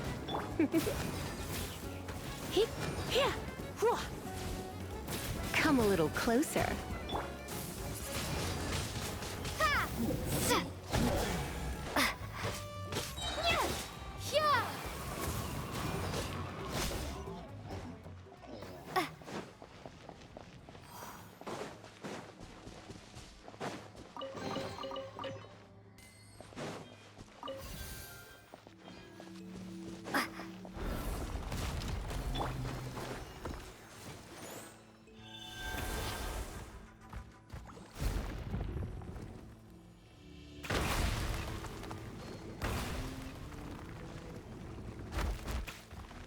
This is the final stretch. We just need to climb up, and we'll be there.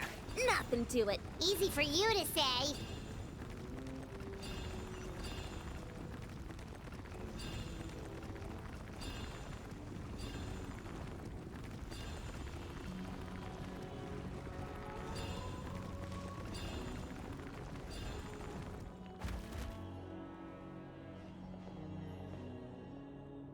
This must be the entrance the Pyro Archon told us about. The one ripped open by the Abyss. Yes. There's something in the depths of this place that feels familiar, yet also foreign. We actually have to go in there? Okay, Paimon just needs to psych herself up. Don't push her through before she's ready.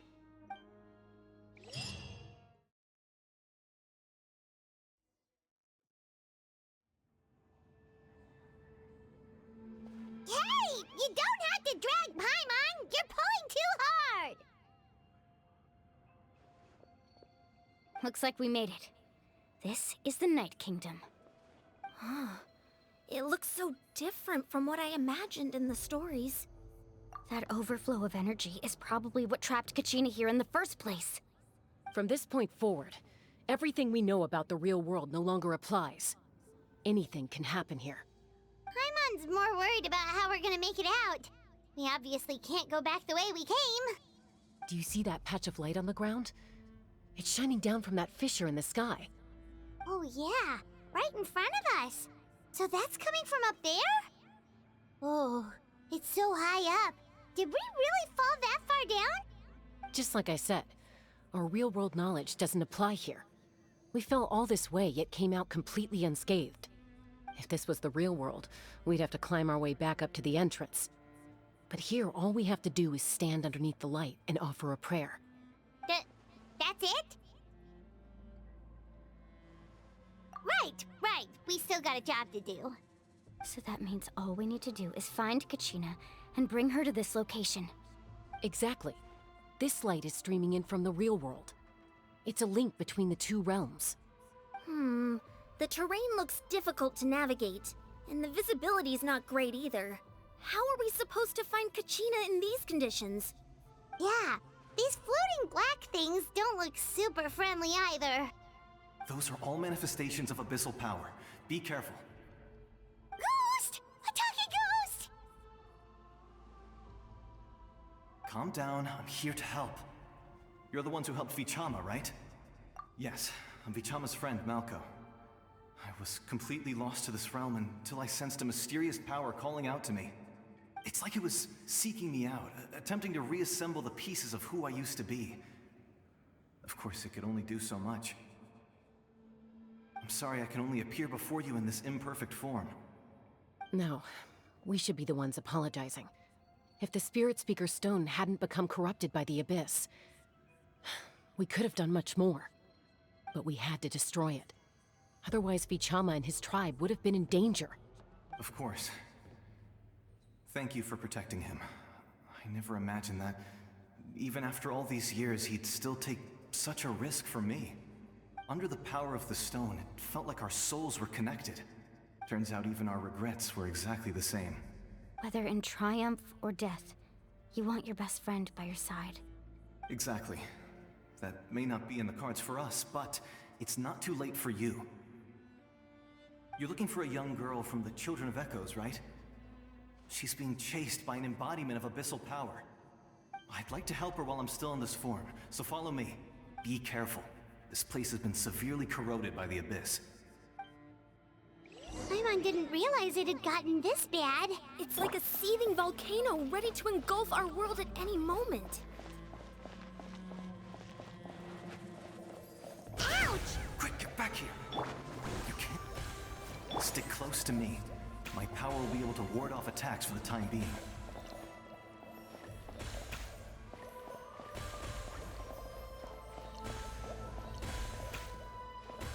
We won't be able to keep this up. Let's try another route. This way.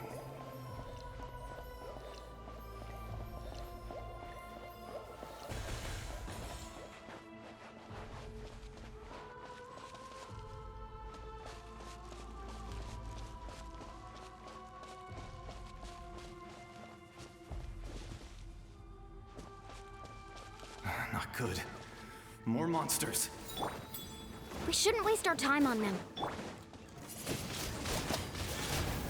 You're in for a little shock. Come a little closer. You're in for a little... Out of the frying pan! Come a little closer.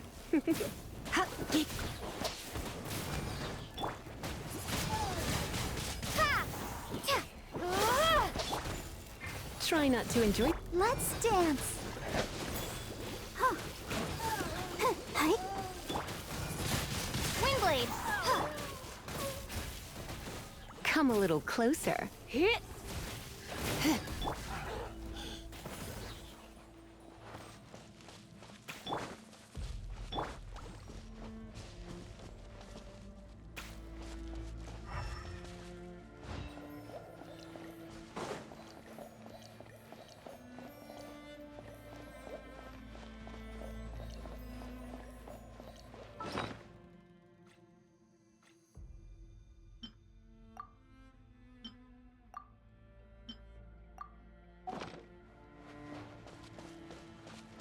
Oh, Paimon can't see anything! It's easy to get lost here. Just stick close.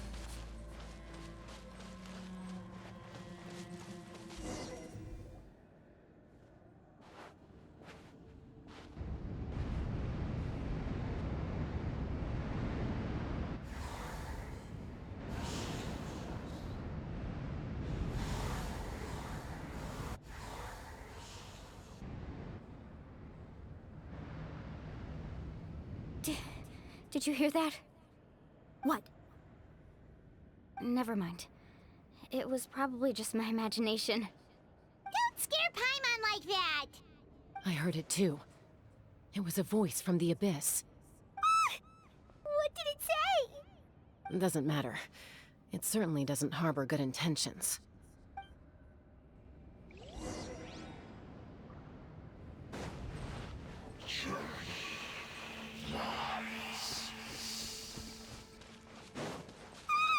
Paimon just heard it too! Let's keep going. Paimon wants to get out of this place!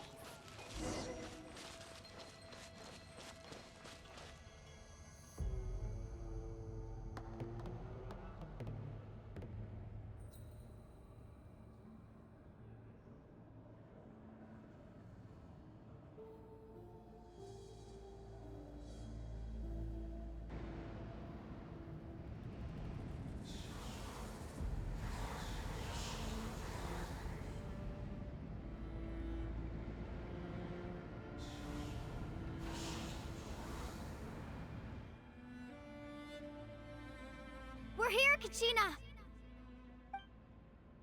Oh, honey? You made it! Looks like our reunion will have to wait until we take care of these monsters. Good idea. Let's go! Let her rip! You're in for a little shock. Come a little closer. You're in for a little shock. You're in for a little shock. You're in for a little shock. Come a little... Prepare to be blown away! You're in for a little shock. You're here! You're finally here! Thank you so much! That monster can appear from anywhere. It almost caught me a bunch of times. The YUP's power helped keep me hidden, so I just tried to stay out of sight until you got here. Had a girl. You did so well. And most importantly, you weren't hurt. Should we start heading back then? Actually, I have a request. Will you come visit the YUP with me? I can't exactly put it into words, but something's wrong with the Ode of Resurrection. And I know it has something to do with the contamination from the Abyss. That was the Pyro Archon's theory as well. Everything we've seen here certainly seems to back it up. In the Night Kingdom, there are 6 main totem poles representing the YUP of each tribe. You can think of them like the body of each YUP. Additional totem poles, like the ones around here, serve as proxies to which the YUP can extend their consciousness. There are countless proxies scattered around the Night Kingdom. Through them, the YUP can extend their consciousness over the entire realm and track down souls no matter where they roam. But if a proxy were to become severely contaminated, then a soul could become lost within the Night Kingdom. Judging by the current situation, I don't think we're dealing with just one contaminated proxy. Even if we could drive back the abyssal power from one of them, that probably wouldn't even put a dent in the problem. Still, we can't just leave the YUP to suffer. It's protected me this whole time. I agree. We might even manage to draw out the monster that's been hunting Kachina. Getting rid of the monster might slow down the deterioration of the Night Kingdom.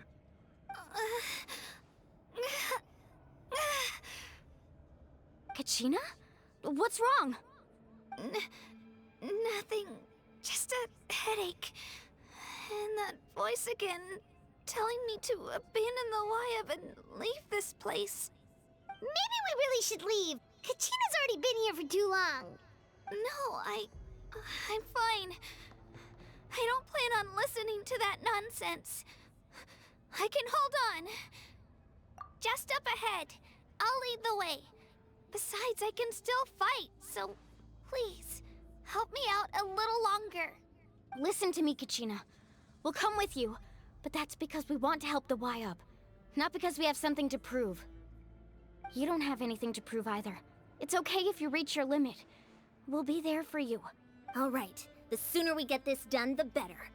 We've already come all this way, so we might as well try to get to the bottom of this. Let's go. This way. I'll stay here and try to stall the Abyss monster. All by yourself? That's too dangerous. It's all right.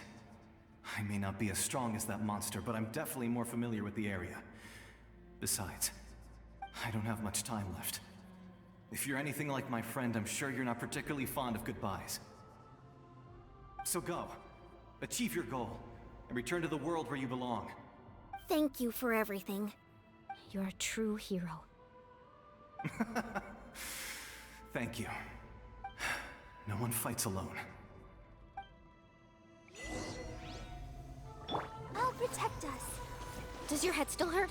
Let me help you walk. I'm fine. You should know I'm made of stronger stuff than that.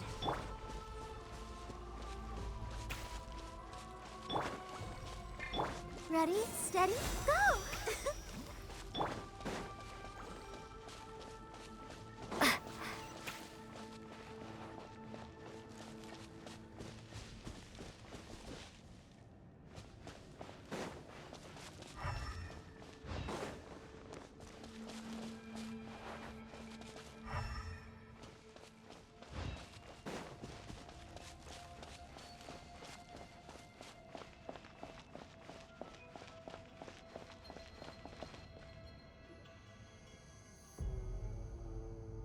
Wyatt? Wyatt, I'm back! My friends and I are here to heal you. Wyatt, can you hear me? Wyatt? So we were right. The contamination is already too severe. It's preventing the Wyatt from answering our calls. Alright, get ready, everyone. Time to purge the abyssal energy from this place.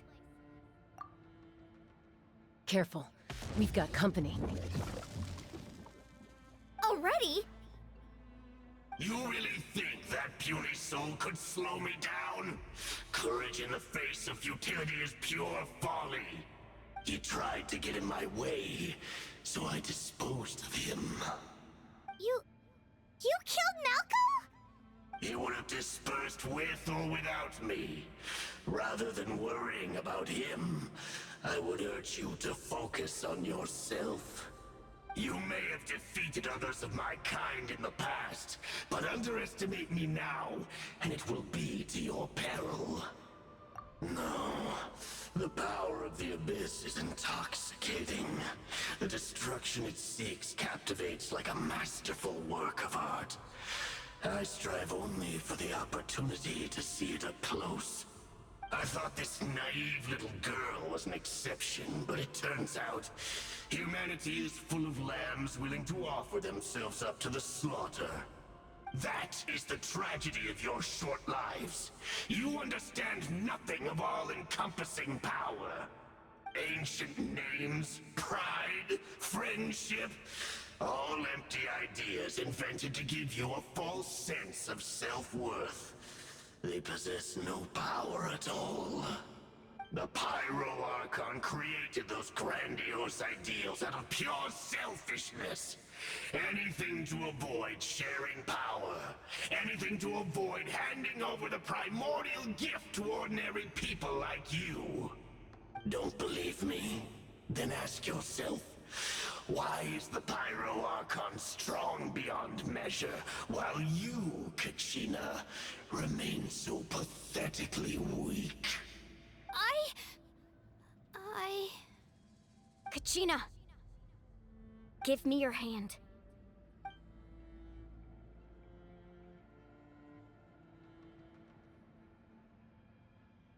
Feel that? I'm right here next to you. Thanks, Moalani. You're right. I have nothing to fear. Because I'm not alone anymore.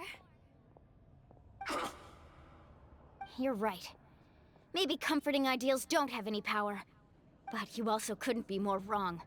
You've never had to work for your own strength, so you will never understand the true source of our power.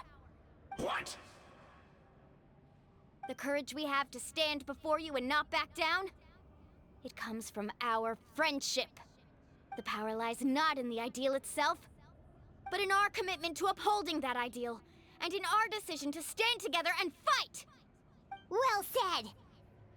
Let's go, Kachina. It shouldn't take more than two of us to handle an enemy like this.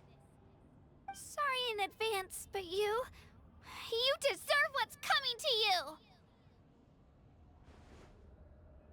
There aren't many in Natlan who can beat us when we're together. It's time he got a taste of that kind of power.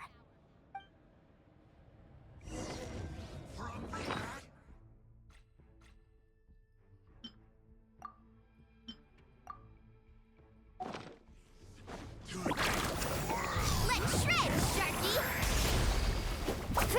Here goes! Drilling down!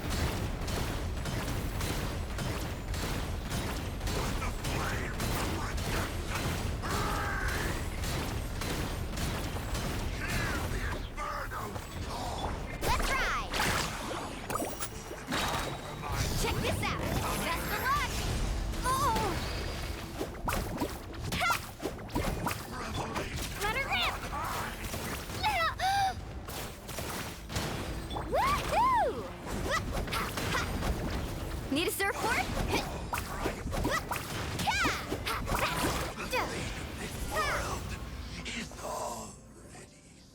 We won! We actually won! That's what he gets for underestimating you two. Fantastic work, Kachina! Absolutely fantastic! This makes me so unbelievably happy. I'm happy too, Mualani. Together we really are unstoppable. Huh? What's happening?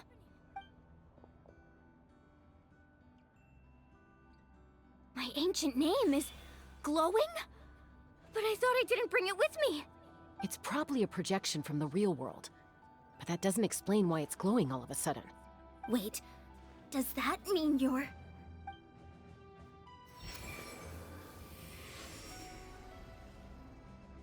That was a bold move, diving headfirst into the fire to save your friend, especially in a place so overrun with abyssal corruption. Still, seeing you pull it off was really something. Everything you said was exactly right. As isolated individuals, we stand no chance against the power of the Abyss. It took years' worth of scars and lots of unnecessary suffering for me to understand that for myself. The Pyro Archon's plan will unite us as one. Everyone has a part to play. Only then will we have the power to defeat the strongest of foes. Who are you? Tupac, a warrior from the people of the Springs. I fought against the Abyss during the invasion 500 years ago. I've heard that name before. You were the giant who saved all of Natlan. Since you were able to awaken my words from your ancient name, that means you have fully embodied the aspirations of the Wyab. Under the name Umoja, you shall unite the tribes and save Natlan from its impending doom. Me? As long as blood still runs through your veins, even the tiniest spark of steel against stone can ignite a flame. Its blaze will become one with our vision for Natlan. Even amid everlasting darkness, our bonds remain eternal.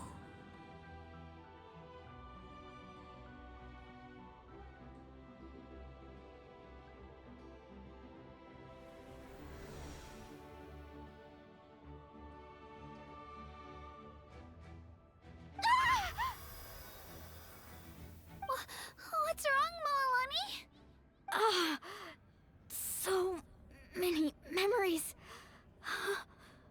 My brain was just flooded with everything he once knew. So that's what happened. What do you mean? Did you just figure something out? 500 years ago, they foresaw the very crisis we're facing now. Efforts to save Natlan started all the way back then. We can go over the details once we get back. We shouldn't linger here longer than we have to. I know bits and pieces, but I had no idea Mualani was also part of the plan. This sounds like something that's going to need a lot of explaining.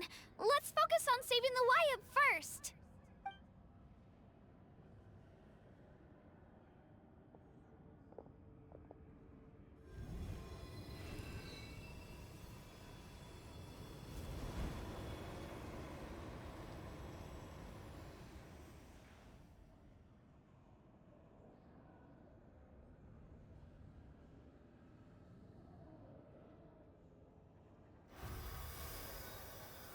Okay, that should be enough. Wyab? Wyab? Can you hear me? I hear your voice, Kachina, my dear child. Great. Well then, I'm afraid it's time to say goodbye. I just wanted to make sure you were okay before we leave, but we can't afford to stay here any longer. I was going to ask why you bestowed an ancient name upon someone like me, but it's okay. I'll keep searching within myself for the answer. I'll never stop trying to improve my strength. One day, I'll live up to the hero you saw in me. You are already an outstanding child in my eyes, Kachina. No matter what happens. Huh? You are all my most beloved children. It has always been my honor to protect and nurture you. Your ancient name is just that. a name. Much like your parents chose to name you Kachina, I also gave you a name, but it need not define you. Focus on who you want to be. You are already worthy of your name. Now, you need only devote yourself to becoming a better you.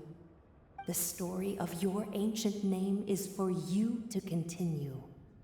Just like your parents, my love for you will never change, no matter what the future holds.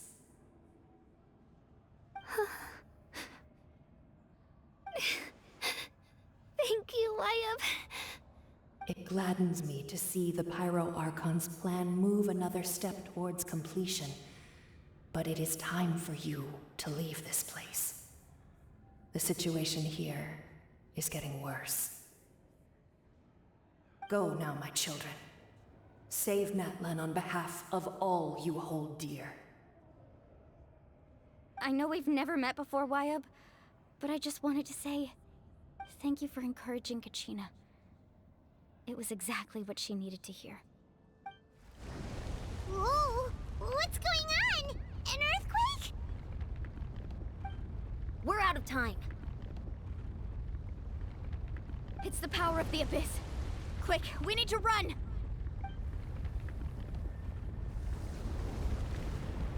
It's a Sealy! The Sealy opened the way for us!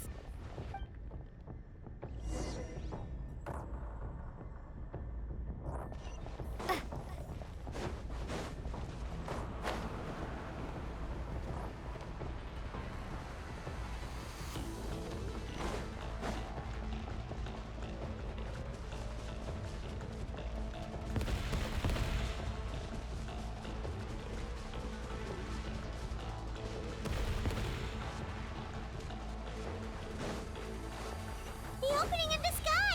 It's closing! We need to hurry, or we'll be stuck here!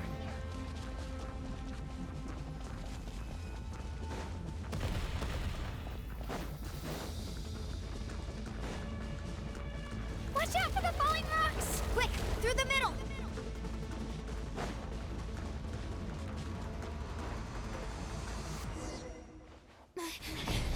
Come on, faster! We'll never make it!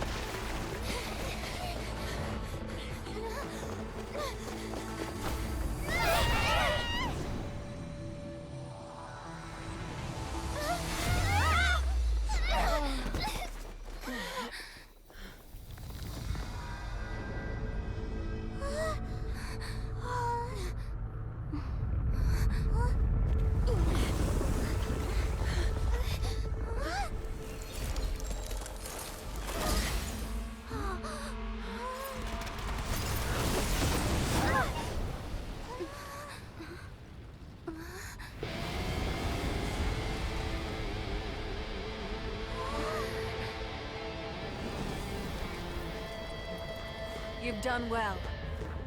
Now come home.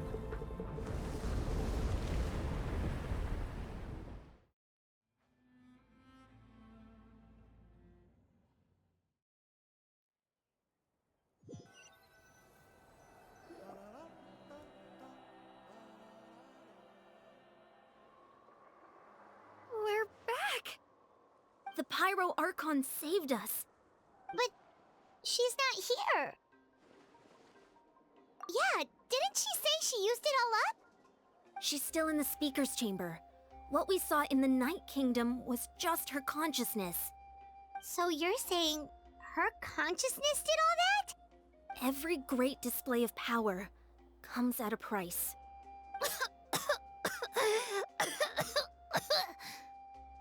You must feel terrible, Kachina. Just hold on. We'll get you to a doctor soon. Let's get back to the stadium. The Pyro Archon said she'd have a doctor waiting for us. I recommend getting a full checkup, just to make sure no damage gets left behind. Mom feels okay. What about you, Traveler? Right. You always seem to do pretty well against the Abyss. Let's get going. We need to share what we learned in the Night Kingdom as well. Right. The Y Act mentioned something about the Pyro Archon's plan. What is it exactly? I'll let her explain everything. We're all a part of the plan now. Every move we make from here on out will decide Natlan's ultimate fate.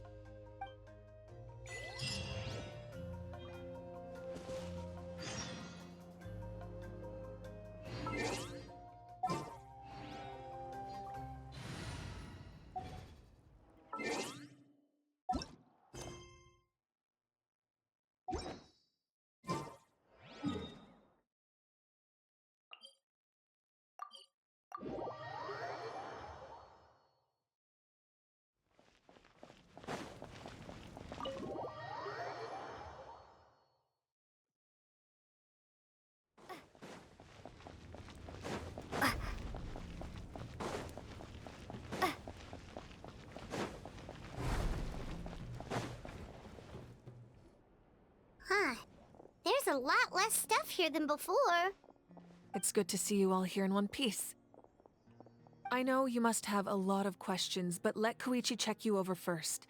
It's best not to let any lingering effects of the Abyss go untreated. Thank goodness you made it back. I came here as soon as the Pyro Archon told me about your plan. Take a seat, everybody. I'll examine you one by one.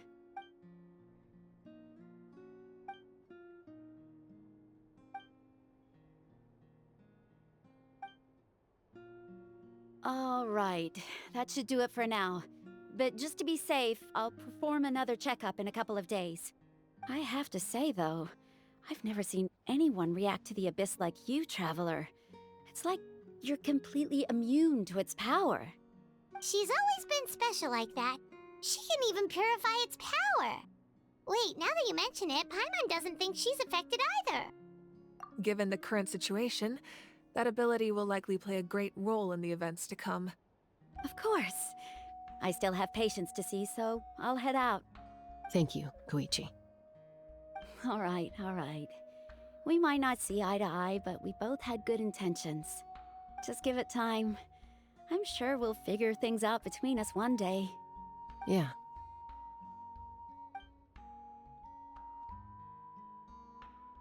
All right. There's so much to discuss, I don't even know where to begin. You've seen it for yourselves now. The devastation in the Night Kingdom. I'll get straight to the point. Natlan is on the verge of destruction. It's very possible our nation has less than a year before total devastation. Huh?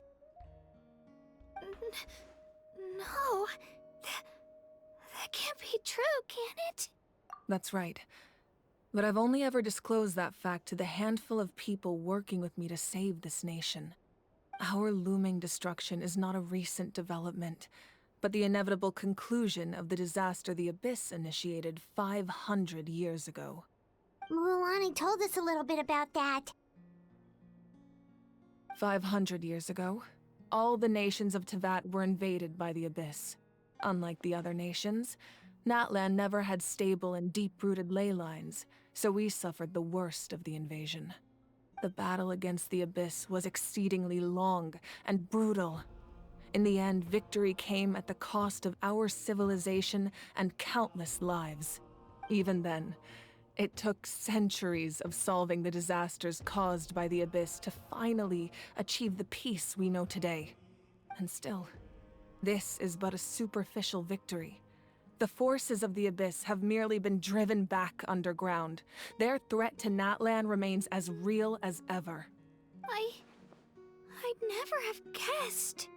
The problems plaguing the Night Kingdom are all the more complicated because that realm is essentially functioning as Natlan's ley lines. Immediately after the war, our calculations estimated that we would have a maximum of 500 years before the Night Kingdom was completely lost to the Abyss. But at that time, we were a nation of the destitute. Our people no longer believed in victory, nor did they hold hope for the future. Our civilization was dying, our faith crumbling, and the line of power passed down from the Wyab nearly severed. If we didn't bring the nation back together, it would be foolish to even dream of defeating the Abyss in the future. So, the Archon had a long and involved discussion with the heroes of each tribe, and finally came up with a 500-year-long plan to save Natlan. So that's what happened. After finding Kachina, I encountered a strange figure who gave me a series of new memories. Since the plan was mentioned in those memories, I guess I've been chosen to play an important role in it. But there's still something I don't understand. Those memories showed me the Pyro Archon from back then. And it was you. Huh? But that doesn't make any sense. The Pyro Archon is supposed to be human. It's impossible for a human to live that long. That's right. The hardest thing for humans to overcome has always been time. Or rather, the natural limitations of our lifespan. A god can extend a human's life by using a certain amount of divine power, or subjecting them to a curse. But, as we all know, Natlan doesn't have gods like that. We can only rely on our own methods. A human life is like a flame destined to be extinguished. 500 years ago, I placed my life within the sacred flame. Only by dying before my time could I have the chance to wake up again. So, in other words, this is your second life? Yes. We only managed to defeat the Abyss all those years ago because the tribes came together as one. If the Natlan of the future was to have a fighting chance, the Pyro Archons that came after the war had to rebuild the decimated tribes. The goal was to reunite the people and restore the strength of each tribe's Wyab. Once a tribe was back to its full strength, the tribe's Wyab would select a hero, indicating the tribe was once again ready for war. The Chosen would then stand by my side in defense of our nation, just like great heroes of old, 500 years ago. So that means I'm one of the Chosen? That's right. You bear the ancient name Umoja, the same one held by the hero from your tribe 500 years ago. It means unity. After your adventure in the Night Kingdom, I trust you've come to fully understand the meaning of that name. So in other words, you always knew who the Wyab were going to pick from each tribe? Yes. According to the plan, each tribe was supposed to have been fully restored by the time I awoke. But something went wrong along the way.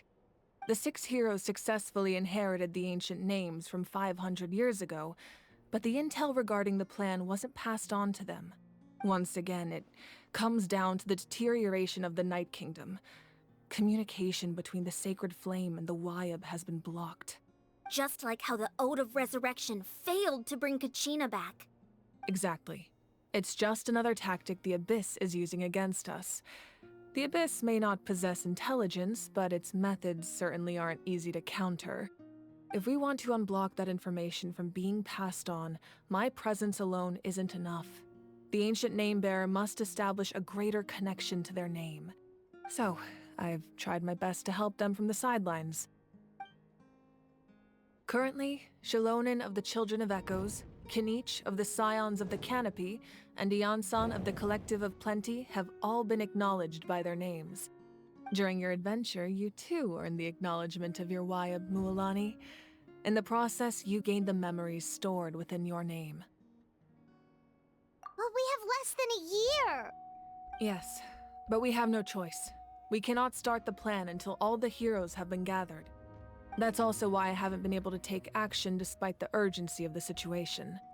But if you knew this whole time, why didn't you just tell me about my role in all this? Wouldn't that make everything go a lot faster?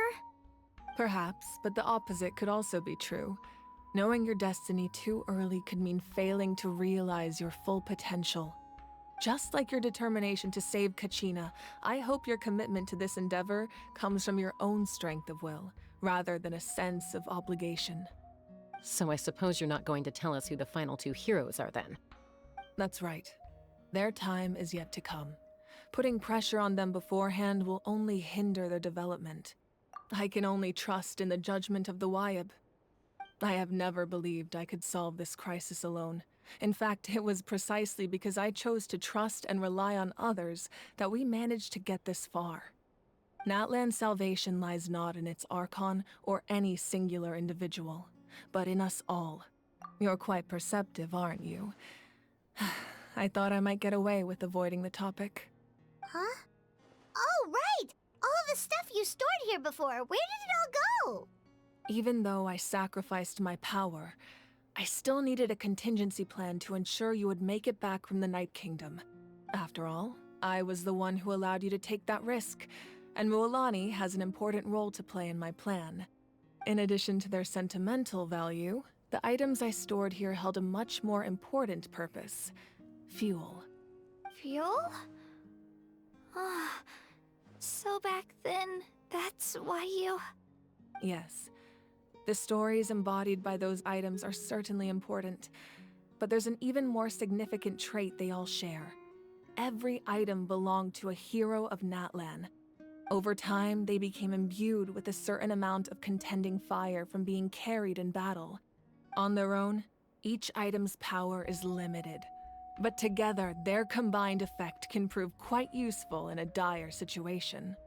By burning those items, I was able to activate the contending fire stored within them to open the boundary between the two worlds. It was a rather crude approach, so all their power was depleted in an instant, as you can see. But weren't they all precious treasures? What about their stories? That's exactly why I dragged you all here. No matter what, I never wanted the Pyro Archon to have to use that power. Oh, I'm so sorry. You have nothing to be sorry for. You all deserve my thanks, actually. If you hadn't saved the totem pole, that area of the Night Kingdom would have been forever lost to the Abyss. And then, it would only be a matter of time before the Children of Echoes was met with disaster. Besides, when those heroes entrusted their belongings to me, or the Pyro Archon of their time, it was out of a desire to contribute to Natlan's survival. If they knew those items helped save the present-day heroes of Natlan, they would not mourn their loss. Even when you put it that way, I still feel bad. There's no need. Remember what I told you about time? The people and the events of the past are never truly lost to us. We simply carry them with us in a different form. In that sense, we didn't lose anything at all. If you still have regrets, let them fuel your resolve in the battles to come. Your deeds will become new legends and nurture new forms of power just like the items once stored here. Well, we'd still like to return the favor. Well, if that's the case, just treat me to a drink sometime. Now that Kachina has returned, we can finally hold the victory feast and celebrate your team's triumph in the Night Warden Wars. And we could all use the rest, that's for sure. Plus, you'll be able to silence everyone who doubted you once and for all, Kachina. Still, now that I know the danger we're facing, having a victory feast doesn't feel right. Try not to let it get to you. It's important to stay calm. Worrying about it will only affect your judgment. All right, you should head out. I'll join you in a bit.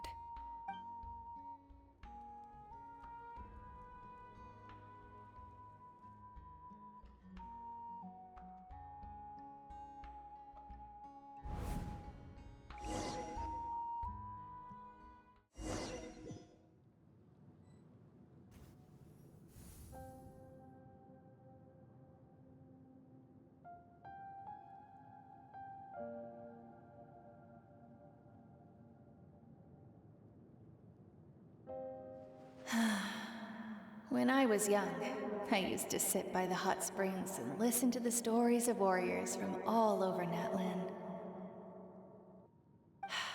They attract people from all walks of life. Friends come easy here, no matter what tribe you're from. The people of the springs have never claimed the hot springs as their own private property. They are there to bring all hot spring buddies together. It's been really nice, seeing the children of my tribe get older. It's helped me gradually understand the true value of the springs. I've witnessed their energy, their determination, their absolute passion for life. Even when they cause trouble, I never managed to hold on to my anger for long. It's unbelievable how quickly they worm their way back into my good graces. I'm certain Mualani will become a great warrior when she grows up. She possesses infinite potential. I can see it. One day, when I'm no longer in fighting form, I'll come here and tell stories to all the children, just like those warriors did for me. So, you better get busy, Pyro Archon, or I'll end up running out of stories.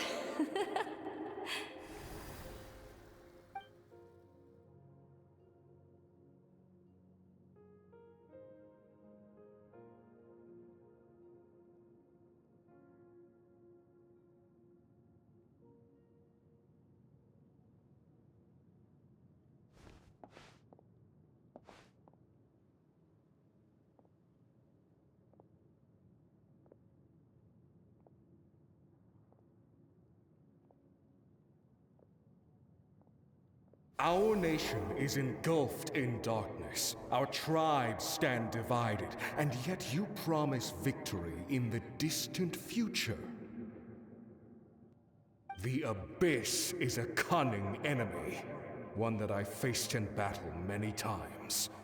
Were that not the case, I would never understand exercising this degree of caution.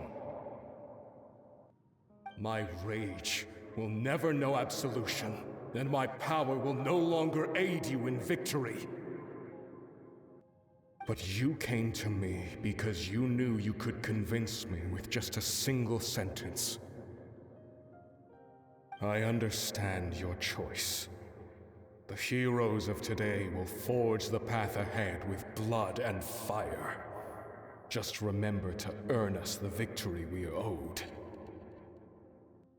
Otherwise, rest assured, I'll find a way to collect the debt. For Natlan.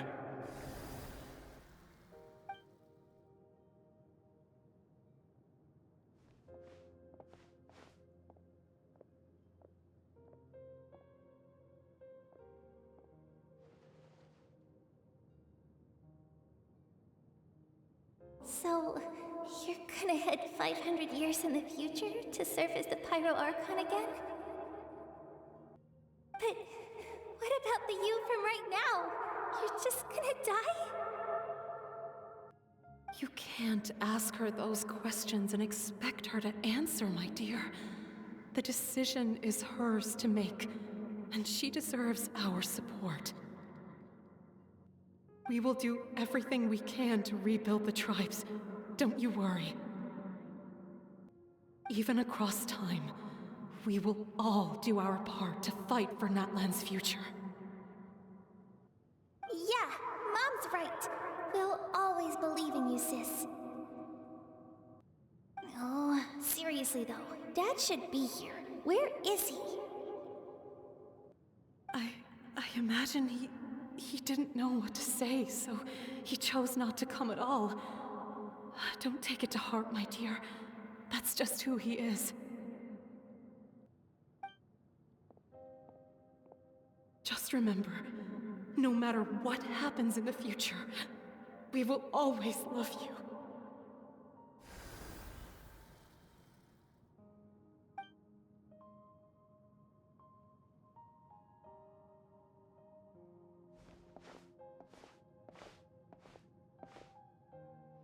I'll come find you one day. I know I can't live that long, but I'll think of something. There has to be a way for us to meet again one day. If there's an answer out there somewhere, I'm gonna find it. So, don't forget about me.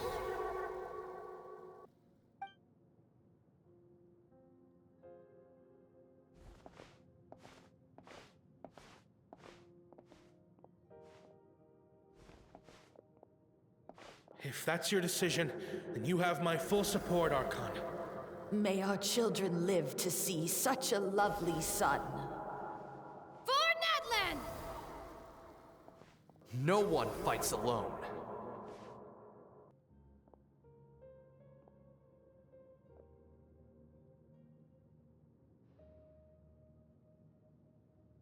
The rules are my legacy. They shall grant us the strength to overcome the next tragedy. War forged the 6 tribes, taught us how to fight, instilled in us what it means to love. Who will be the one to bring this to an end?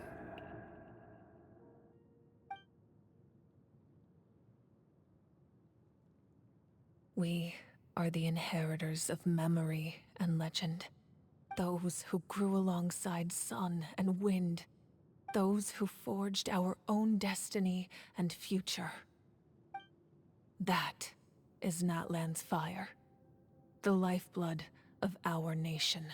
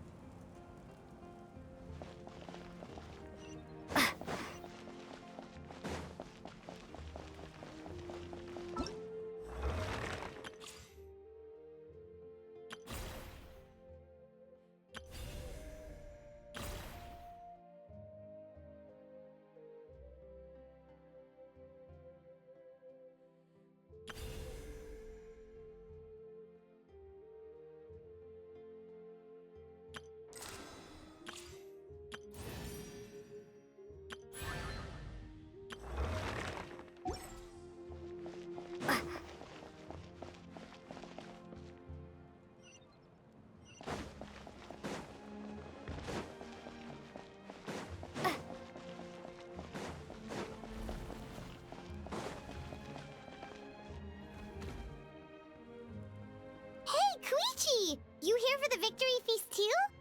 Oh, no. I knew Chaska would be here, so I just came to deliver some medicine. I was about to leave, actually. It's not that I don't want to celebrate Kachina and the others. I'm so glad she made it back. It's just...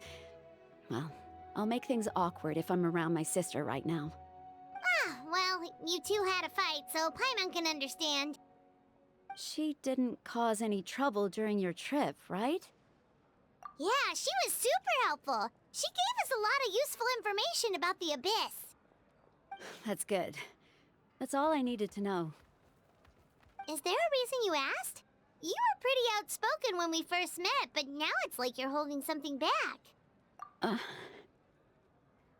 Maybe it seemed unreasonable, picking that fight with her before you left, but I did it for a reason.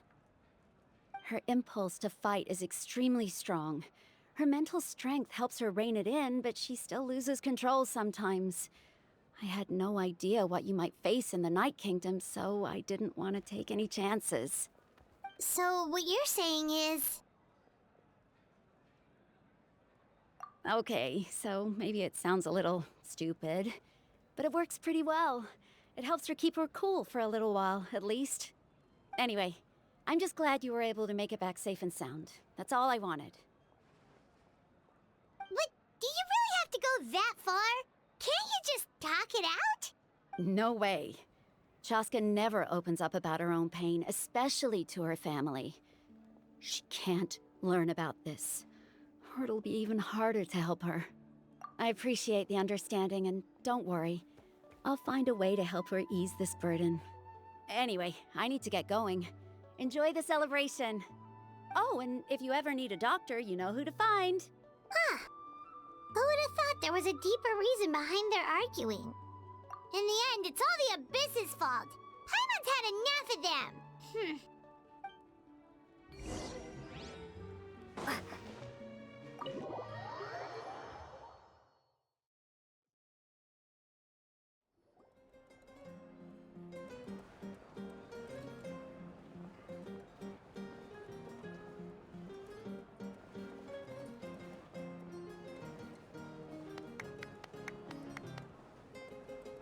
Let's give a huge round of applause to our brave young warrior, Kachina!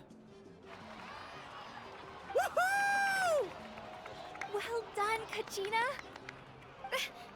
Thank you, everyone. I'm so glad I finally made it. I always knew you could do it. With so much potential at your age, you have a great future ahead of you. You're one to talk. Don't think I didn't know you were the first person to abandon your team. I'll be dealing with you when we get back. I had no choice. My friend invited me. I couldn't just say no. Oh, really? So you weren't just trying to get ahead in the first round? I wasn't, I swear. I just happened to find that bearer injured in the wild, so I stopped to bandage his wounds. When he insisted on repaying the favor, what was I supposed to do? I'm just one person. I figured Kachina would have no trouble replacing me. But the fact of the matter is that after your departure, everyone else started thinking about swapping teams too. I'm really sorry, Kachina. It was wrong of us to abandon you like that.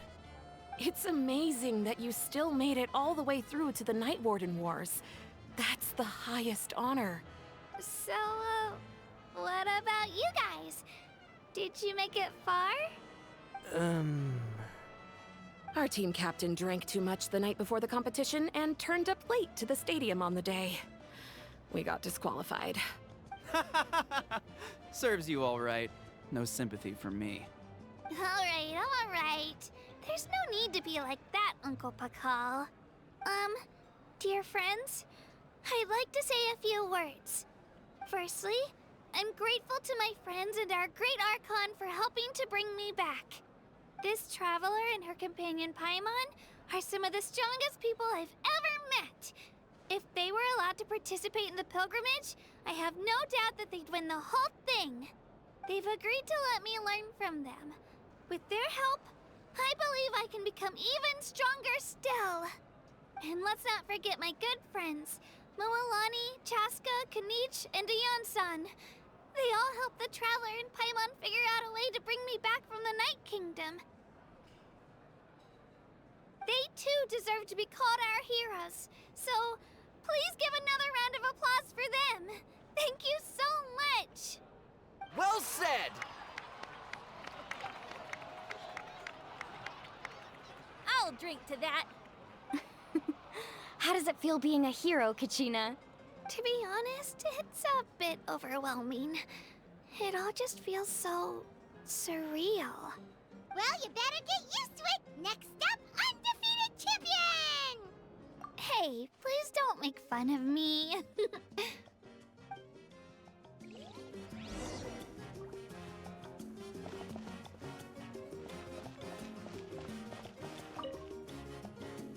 Ah, you're here. Have some fruit juice. I got it specially for you two. How did you know? That's Paimon's favorite! You look like you've still got questions. Ask away.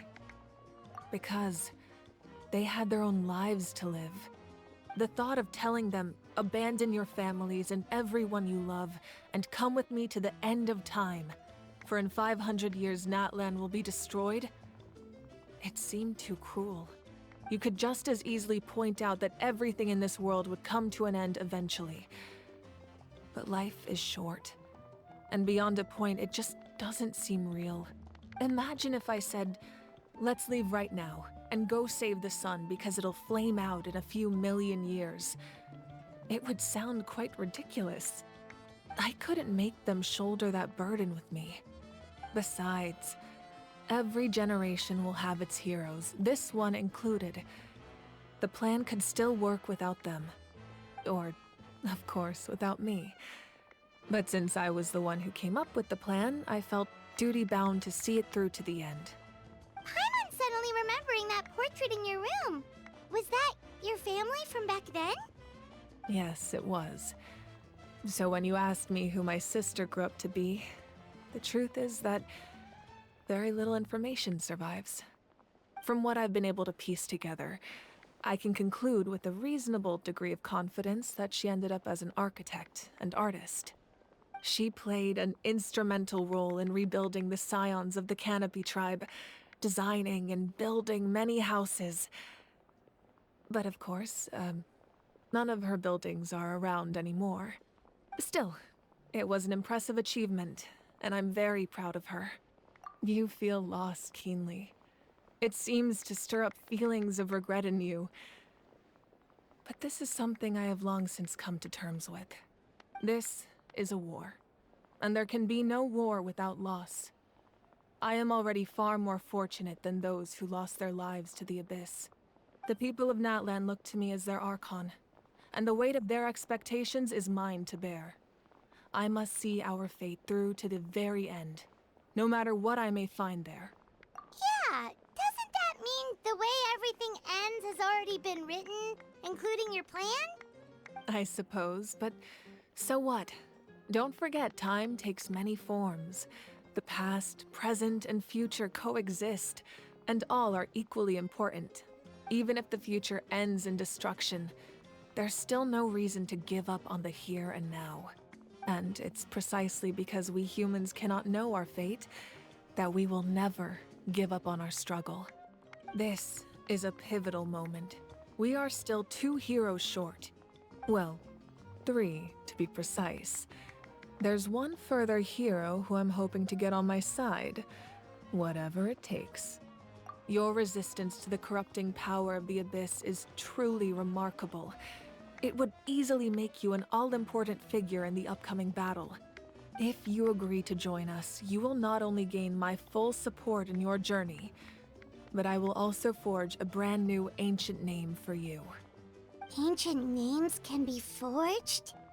They can. Several strict conditions must be met, but if they couldn't be forged at all, then the number of them in circulation would have long dwindled to 0. Possessing an ancient name would mean that your adventures in Natlan are recorded in full. Your stories would be remembered by our people for all the years to come. The Ode of Resurrection may have temporarily lost its power, but still, take this as my personal guarantee that I shall never let you fall.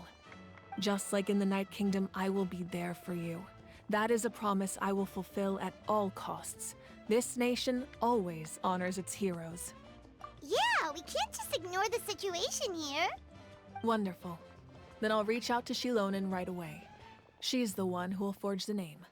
We've never forged an ancient name for an Outlander before, but I trust she'll find a way.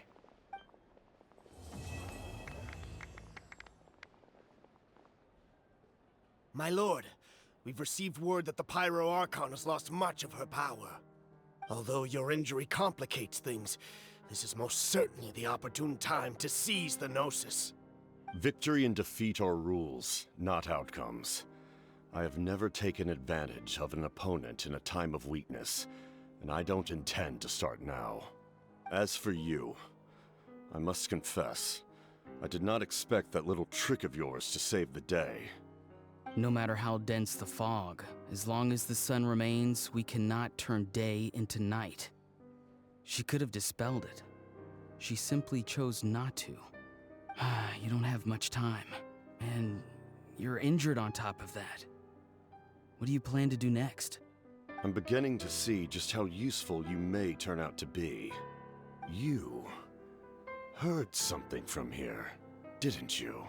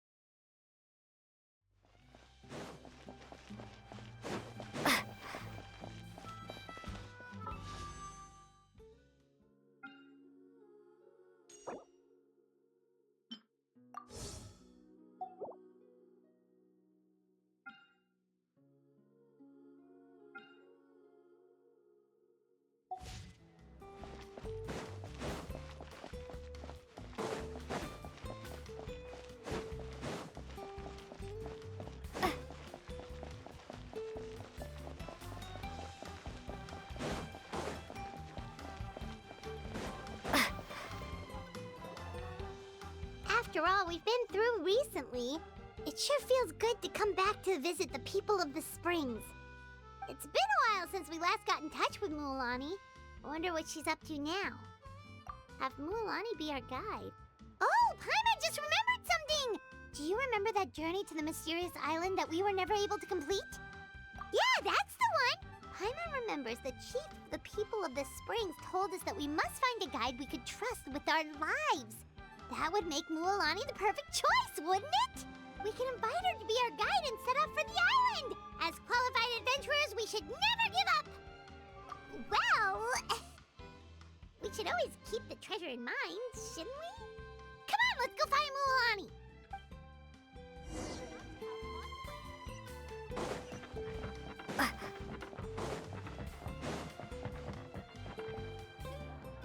Sorry, we don't carry any black swimming floaters here. But why? Black floaters look really cool. May I ask whether you've had some bad luck lately? Well, yeah, sorta. The last pair of black floaters I bought ended up getting bitten by Koholosaur. I nearly drowned. Which is why I want to buy some new ones. I knew it. I specifically asked an expert from the Masters of the Nightwind about this once. Black floaters bring bad luck. Really? Also, have you by any chance become a mosquito magnet? Or found yourself overheating? Maybe even suffering a little heat stroke? Yeah, that's exactly how I've been feeling. It's all starting to make sense now. In that case, I'd recommend either pink or blue swimming floaters. According to the experts, bright colors can not only lift your mood, but also bring good luck. I'll even offer you a discount if you'd like. Just see it as a way of celebrating your luck taking a turn for the better. You'd really do that? Then I'll take one of each. You got it. Ahem.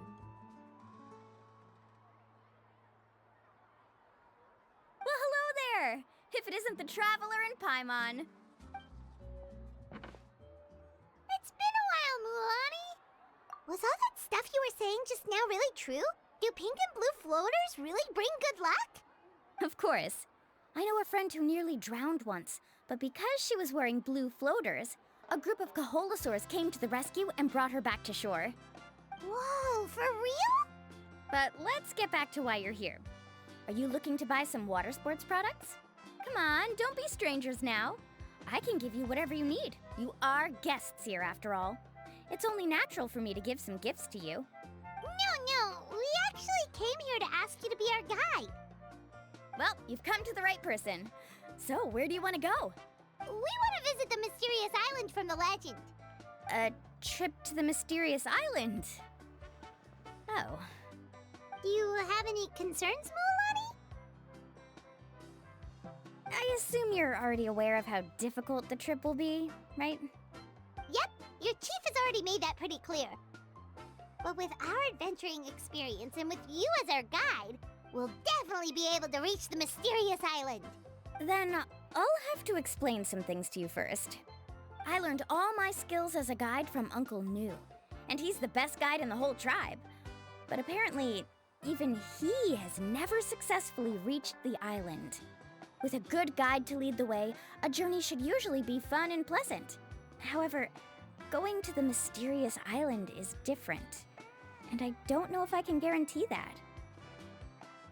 But since it's you two asking, I definitely won't refuse. It's just my duty as a guide to explain these things before I officially agree to go on the journey. Paimon thought this would be a piece of cake for you, but it seems like we're actually asking a lot. Paimon will feel really guilty to make a friend go through a bunch of trouble just for the sake of finding some treasure. Mualani? Whoa, what's the hurry? Come on, what are you waiting for? Kolo just got back to the tribe. I heard he found another underground ruin full of treasure. Oh, Kolo's back. Wait for me. Who's Kolo? Oh, he's currently ranked as the #1 guide in the People of the Springs. Besides the tribe's first chief, He's the only other guide who's ever made it to the mysterious island. Really? He's always out and about, so we don't get to see him often. Sounds like this is quite an occasion, though. Let's go check it out. Let me put up the closed sign first. Okay, come with me.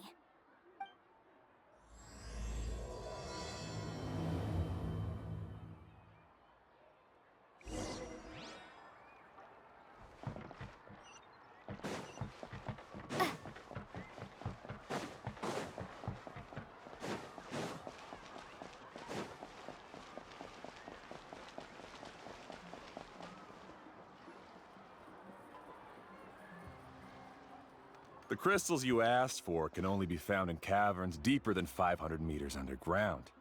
Here, have a look for yourself. As for the people you asked me to take along, they almost all got lost in a cave. Out of my sense of duty as a guide, I brought them all back.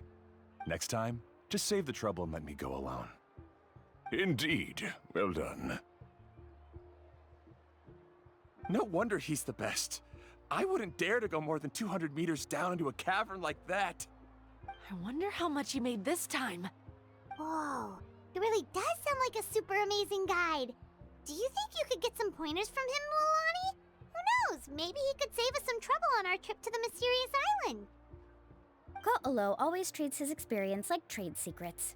He never tells anyone anything about being a guide. Oh, okay. But one day, I'll also be able to reach the island. That's him, right? Do you really think you'll be able to get his help? Allow me to do the talking. You must be the top guide of your tribe. I have a commission that I hope you'd be willing to consider. That guy sure looks familiar. Oh, aren't those two the scholars from Sumeru who were bitten by the Koholosaurs? They also wanted to go to the mysterious island, right? Seems they finally realized that they need a guide. A commission? Since you've obviously heard about my abilities, have you also happened to hear about my rates? If you're not intimidated by the price, then we can talk. Yes, I've looked into everything I need to know. As long as the trip is a success, then the commission fees won't be a problem. Oh? And where is it you want to go? The mysterious island. Just as Paimon thought.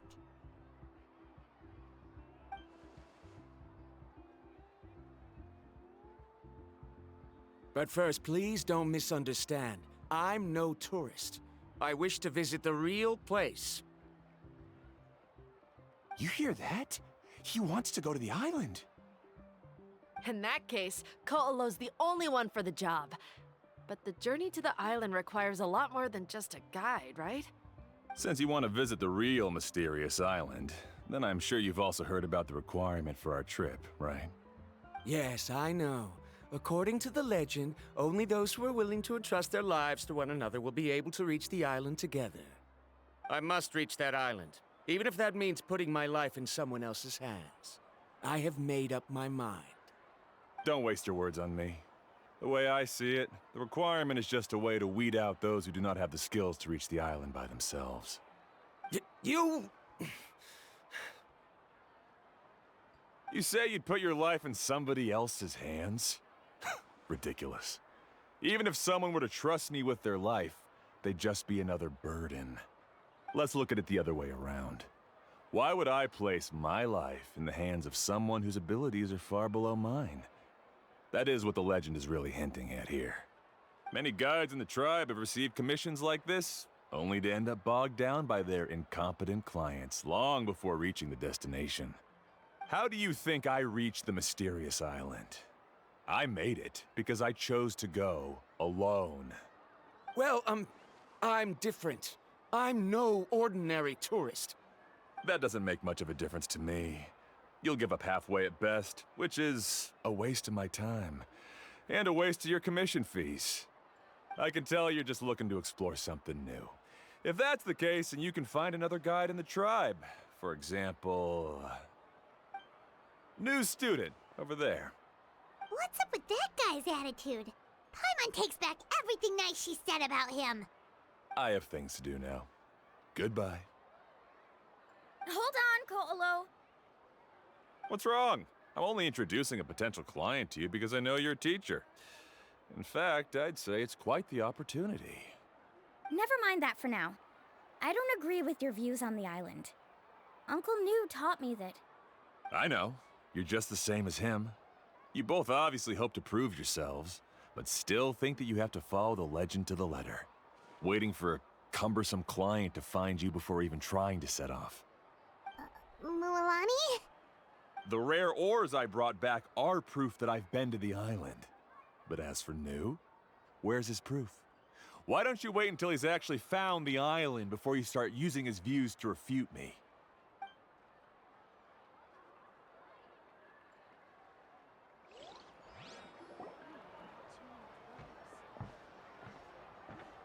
I'm really sorry.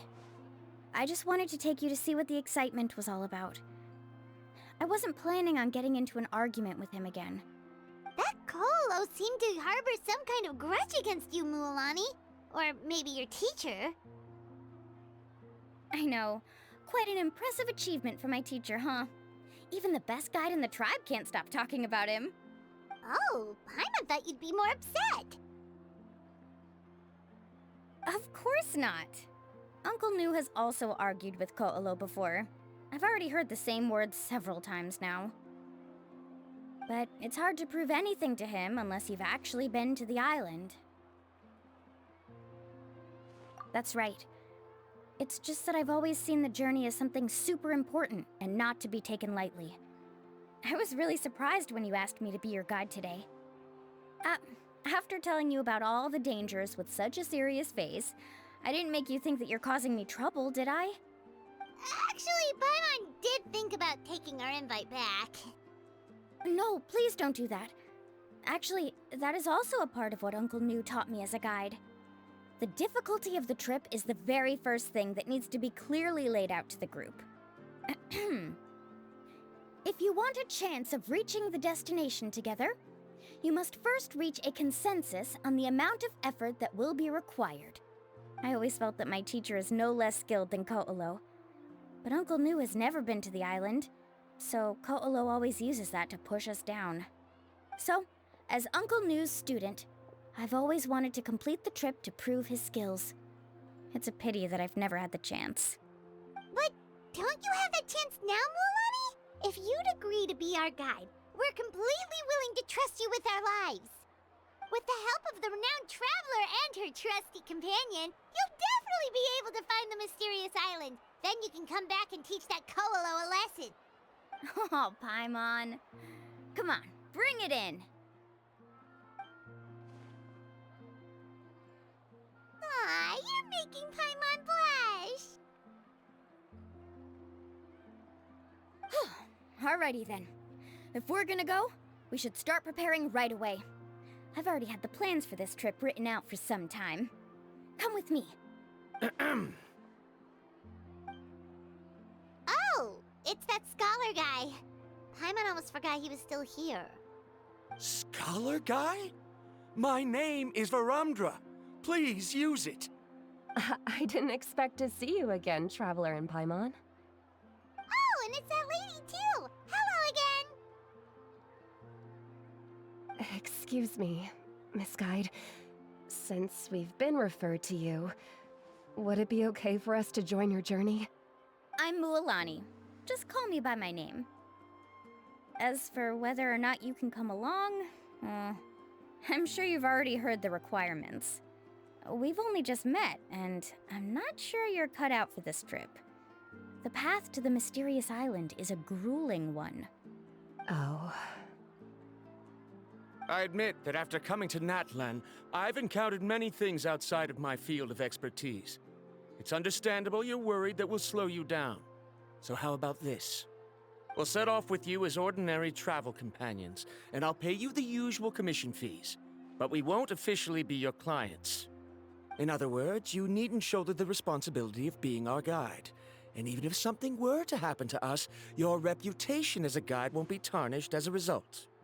How does that sound?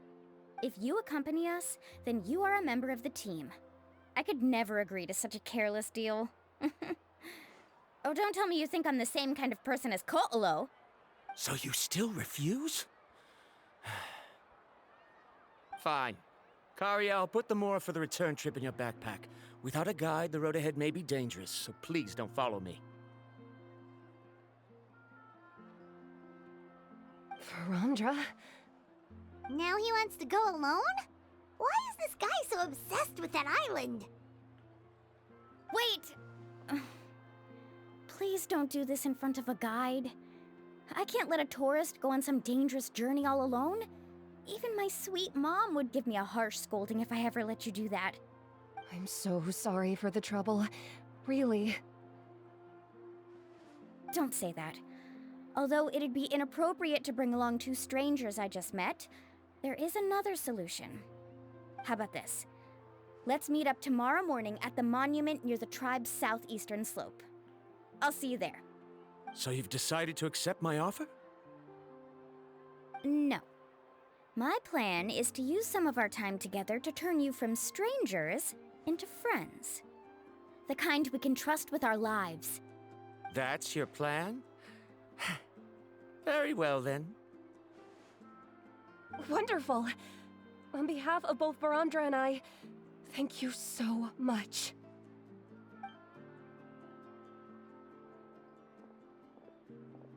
Pretty sure only Mualani could come up with a plan like that.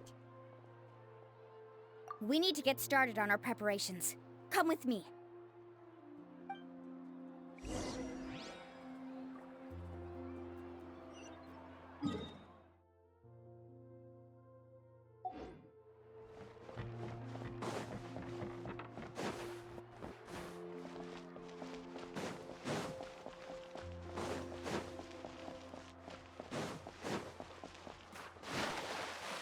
My music's not juvenile at all.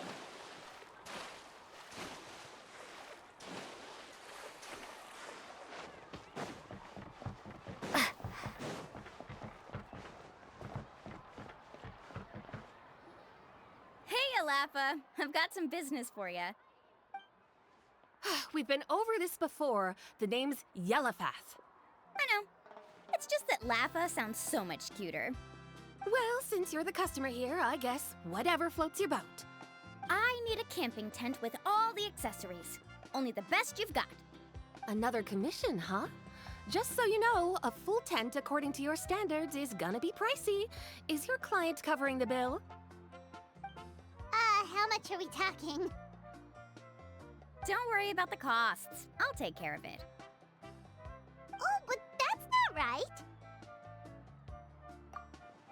Ahem. Let's make this clear, Traveler and Paimon. We're not working together like this is a hired commission, are we? Oh, no! We're traveling as close friends who trust each other with anything. That's what I thought. Honestly, I can be a little picky when it comes to camping equipment, and I don't want my friends to be paying for me. But don't worry, it's not that expensive. We're ready, Lafa. Your total is 200,000 mora. Isn't that still a lot for you, Mualani? Just imagine us in the wilderness, okay? We can either sleep out in the open, tired and weary, or simply spend a week's worth of pocket money and completely solve that problem. I'd say that's a great deal. You call that a week's worth of pocket money? Are you rich, Mualani? That's not important. We still need to buy some equipment from another store. Come with me.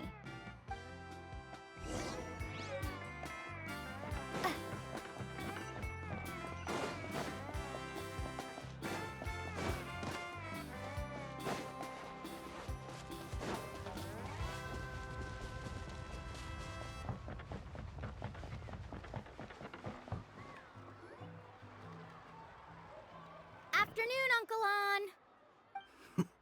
You call me uncle, but I'm old enough to be your grandfather, you know. Because you're still young, Uncle On. Hey, can you help me find something kinda rare? I can negotiate the price. What do you say?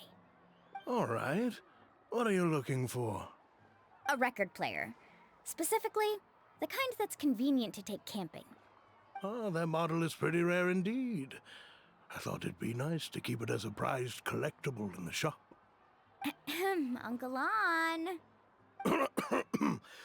Just don't break it, okay? I'll even buy it back from you when you're done with it.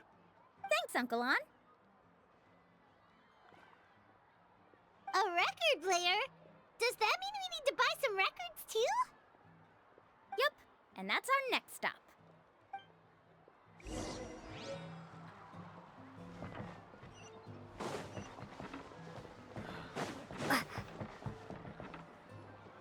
Hey, Paka Paka! Mualani? Have you finally decided to release a record of your own? You'd be the first I'd sign with if I ever did, but not today. I just want to buy a record.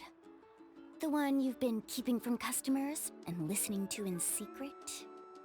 Uh-huh. That's a pretty rare record, you know? Besides, I haven't even finished listening to that one yet. Maybe I can think of a way to connect you with a friend from the Masters of the Night Wind to release a record. Whoa, then we could produce some really wild tunes. You've got a deal. Nice. That's the record also accounted for. What do we need it for anyway? Well, I asked a friend from the Masters of the Night Wind for some advice once, and apparently, playing this song at night is an effective way to keep travelers safe and sound. Is that really a thing? Well, if it doesn't cost much, that's a nice way to make the trip a little more pleasant. You know how it goes, Mualani. 20,000 mora for this record. That's the best I can do. Deal. Looks like Milani really is rich. That should be about everything we need to buy. Next is... Ooh, I'm getting kind of nervous. What's wrong, Mualani?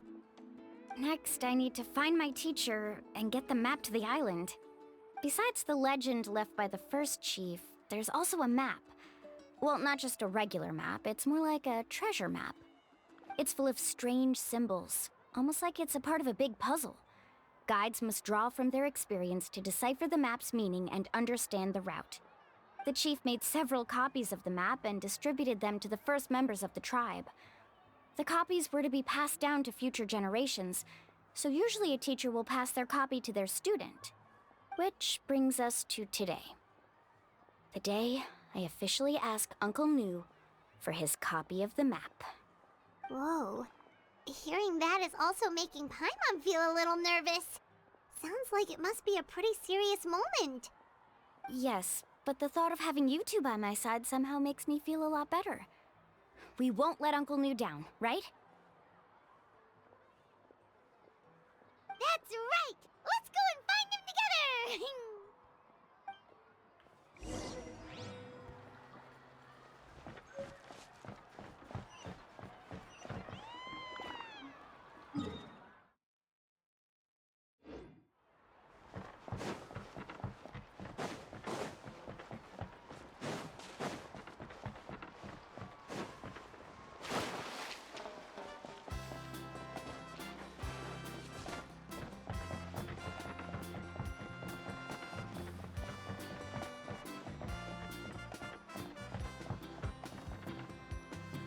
Afternoon, Uncle Nu. I have a big surprise for you. A surprise? Then you must be here to finally pick up the map. You saw right through me, as always. Did you forget that you had mentioned these two to me before? The ones who went to the Night Kingdom with you. In some sense, you could say that you've already trusted each other with your lives. It's just that my feelings are a little complicated now. Huh? Do you think that I'm still not ready yet, Uncle Nu? No, I believe you are the best guide in your generation. It's just that I'm not ready yet. After all, the journey to the mysterious island is no easy feat for any guide of the people of the Springs. I'm still a little worried. Don't worry. With our help, Mualani will definitely be able to find the mysterious island. Yeah. This time, I'll definitely be able to prove that Ko'olo is no better than Uncle Nu. Don't misunderstand. Since you've made up your minds, I won't try to stop you. It's just... Please listen to your teacher's words once more, Mualani. Our mission as guides has never been to prove anything. There is only one thing we must do. Guide tourists safely to their destination.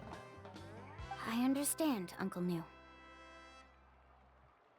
In that case, you may have the map. Also, take this with you. What is it? It's a talisman. Take good care of it. You must return it to me when you get back from the mysterious island. Was this made with spinel fruit? For some reason, this doesn't look like a regular spinel fruit to me. Right, which is precisely why it's so effective. You really know me best, Uncle New. All right. Traveler and Paimon, tomorrow we'll set off. Make sure you get some good rest tonight. Yay! Paimon can't wait for another adventure!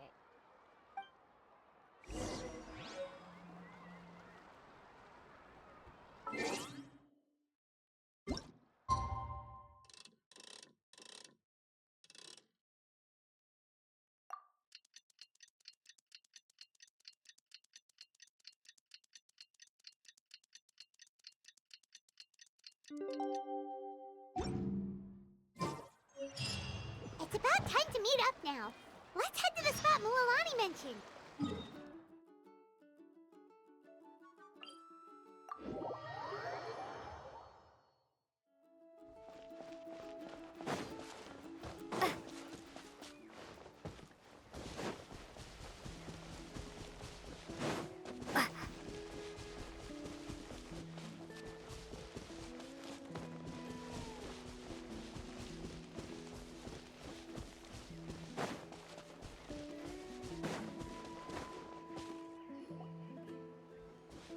Traveler, Paimon, over here!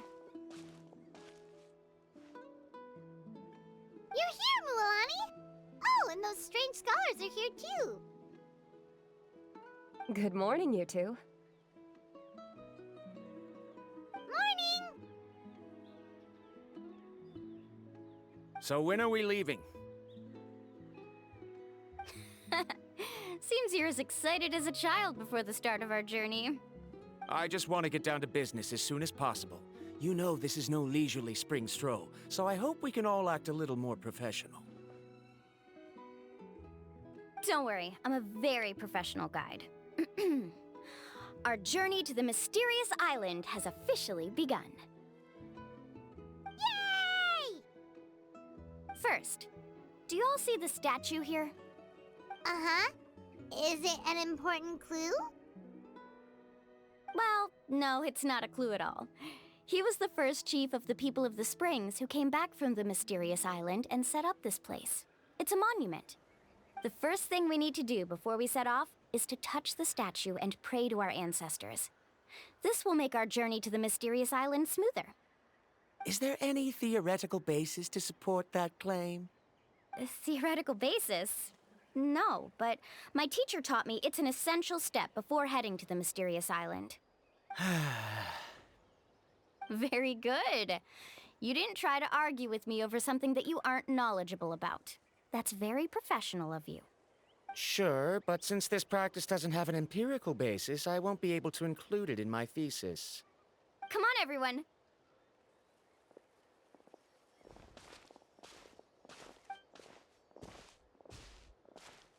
Greetings to my ancestors. As your descendant, I'm about to follow in your footsteps and witness your accomplishments. Allow me to depart under your gaze and return under your protective watch. It really feels like we're about to embark on a great adventure! Now, please get ready. We're going to look for the first clue. Speaking of which, where should we look for the clue? At a place where many gather. Like a party. Huh?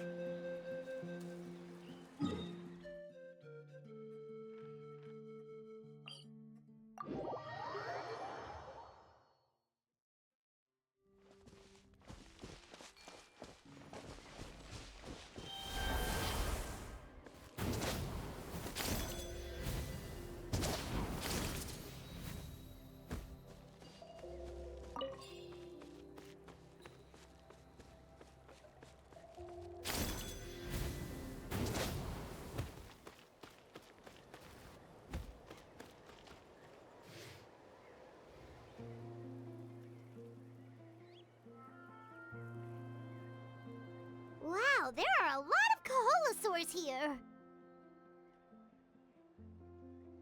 As expected, the first clue is related to the Kaholasaurs. When people from outside the tribe get a copy of the map, most can deduce that the first clue is related to the Kaholasaurs. But they often end up looking in the wrong direction. When the first chief created the map, he left a special mark for this part. It's a code that the tribe uses to indicate a herd of them. So it'll be impossible to gain any leads from just finding 1 or 2 stray Kaholasaurs. You're a real pro at this, Mualani.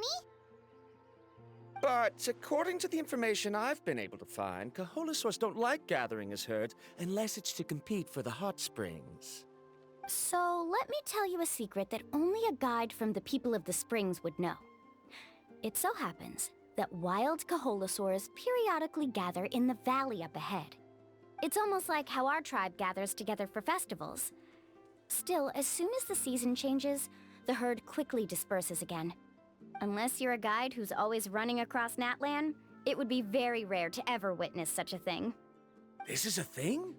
I need to note this down right away and include an explanation as a part of my thesis. According to what I've deciphered from the map, a clue is hidden deep in that valley. But to get there, won't we have to get through the herd of Kaholasaurs? We'll have to think of a way to sneak past without startling them. They're gathering together with their friends, so I'm sure they don't want to be disturbed. You mean we're going to have to walk through the Kaholasaur herd? That feels a little... Given we've agreed to work together, everyone should do their part. However, Karia has been attacked by Kaholasaurs before, so this isn't an ideal plan for her. But it shouldn't be a problem at all for me. Let's have Karia wait here, and I'll take over all the tasks that were supposed to be entrusted to her. No worries. We don't need everyone to go. We actually need someone to stay and look after the luggage, so we'll leave that to you two. Traveler, Paimon, please come with me. Is that so? Then that works out perfectly. And now I understand how much you care for your assistant scholar. Follow me and stay close.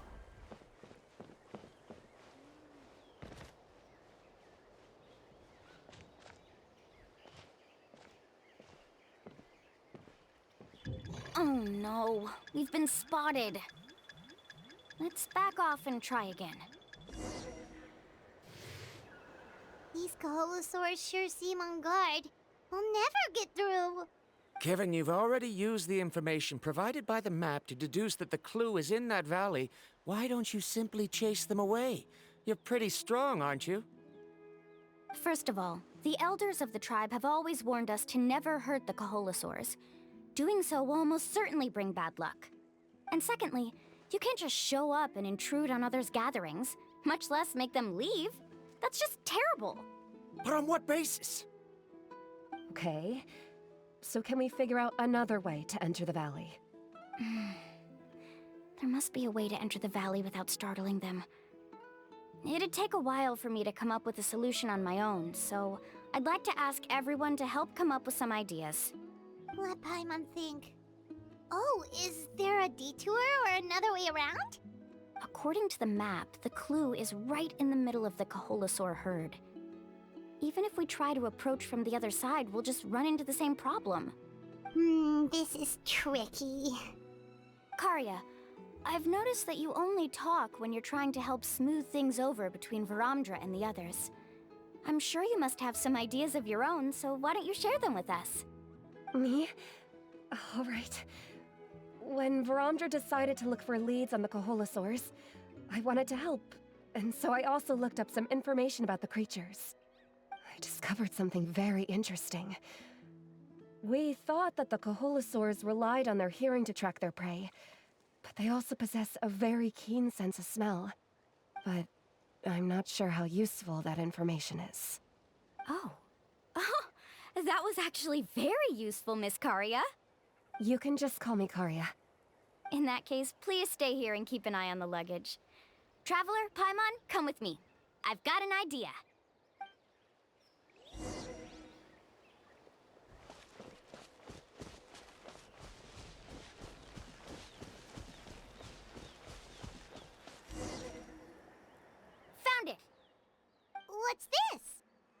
key to making our way through the herd. If the Coholosaurs have a keen sense of smell, then even if we try to sneak around and stay out of sight, they'll still notice us once we get close enough. But this plant can help us solve that problem, because its fragrance is very similar to the scent of a Coholosaur.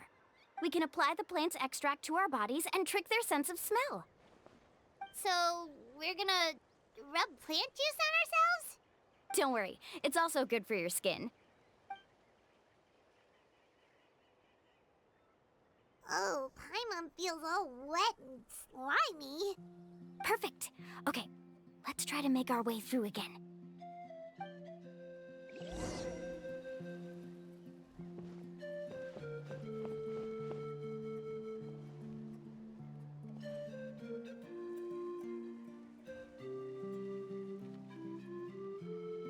Be sure to stay out of sight.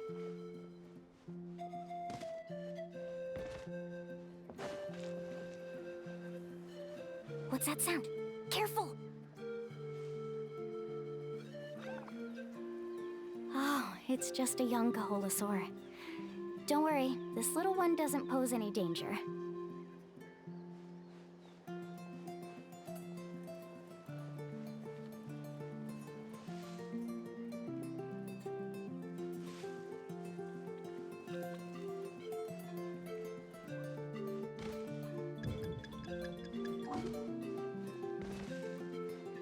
How could there be so many here?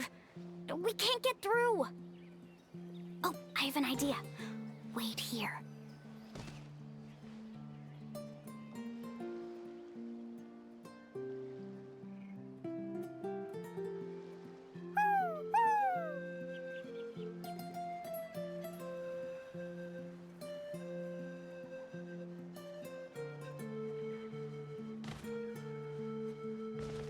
Come on!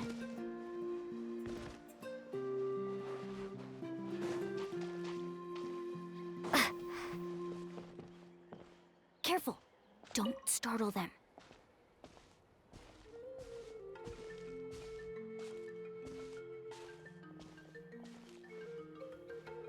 Follow me and stay close.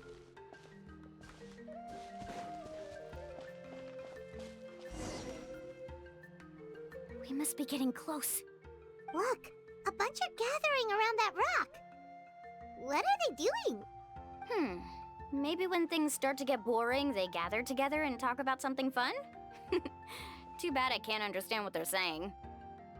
But Paimon thought guides from the people of the springs could understand Coholosaurs. Sounds like someone has been trying to trick you. True, they were definitely trying to scam us. Huh? Do you see that on the rock? It looks like some kind of drawing. I've heard that there is a type of moss that changes color when it reacts to the biological signals released by Coholosaurs. But to trigger that sort of reaction, you'd need a huge number of Coholosaurs. That must be the clue! Should we take a picture? Oh, the flash might disturb them. Let me try to copy it down. So we've passed the first stage of the journey now, right? I see. Had we chosen to drive the Coholosaurs off, then we never would have found this lead. Seems there was a logical basis for everything you said after all. Has he always been this way, Miss Karia? He's just obsessed with his research. That's all. At least this has shown that my judgment is correct. I've proven my trustworthiness. And so, there should be no need for us to argue next time. Yes, I understand. And I suppose that'll help us avoid wasting time. Alani really knows how to lead our group. Next, we'll need to use the lead we found to uncover our next destination. Now, what does this pattern represent?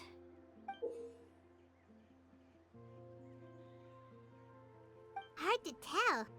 Paimon certainly doesn't have any idea what it's trying to get at. Aha! I got it. Though the lines are kind of rough, I can still see that they represent the boundaries between the water and the land at Jadeskirt Knoll. We can use this to fill in the hole on the map and find our next destination. Really? You got all that just from some rough lines? Well, intuition is also a part of it. Maybe I've just seen too many maps as a guide, and now it's easier for me to pick up on patterns like that. All right, break time is over. Let's get ready to move.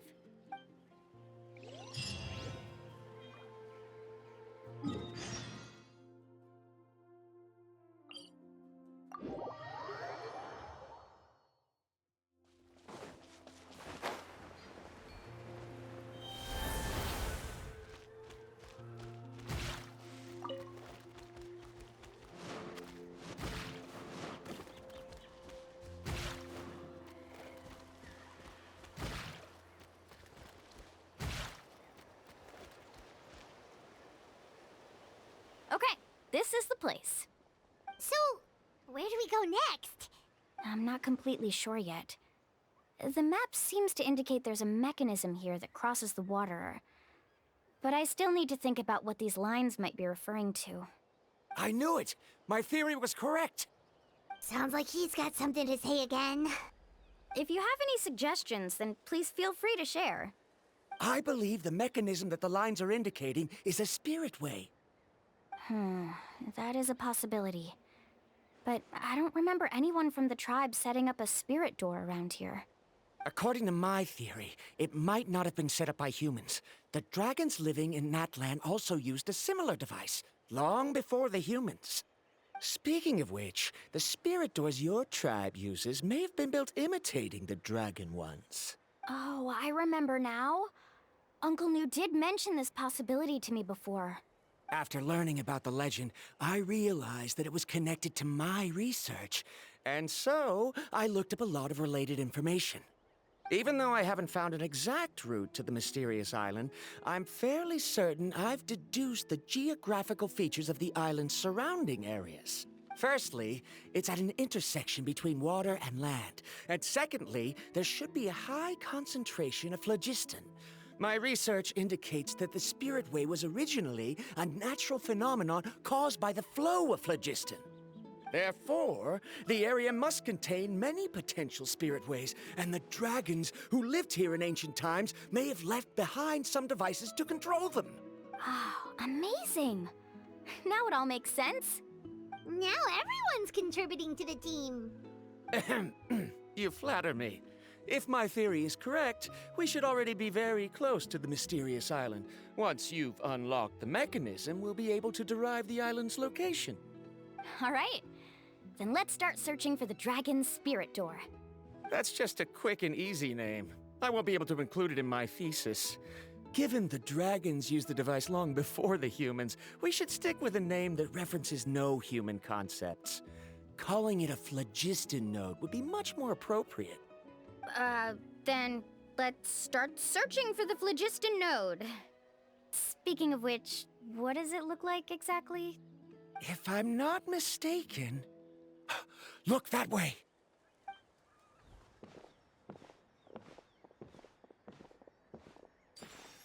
Whoa! It started glowing!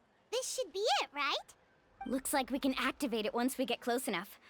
The light does remind me of a spirit way. But according to the map, there should be 2 more phlogiston nodes. Let's keep searching, everyone.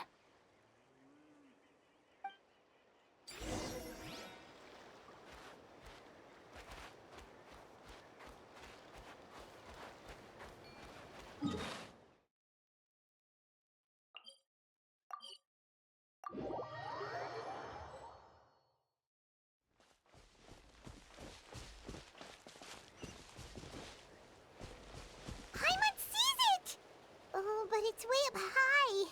We'll need to find a way up there.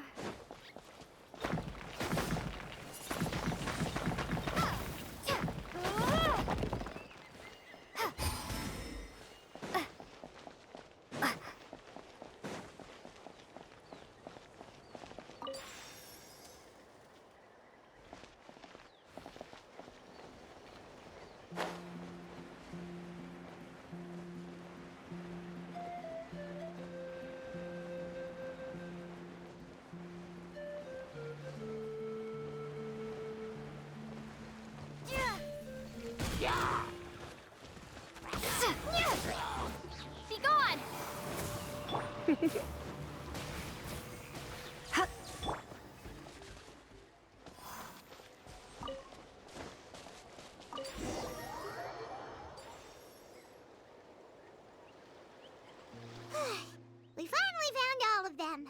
Great work, everyone!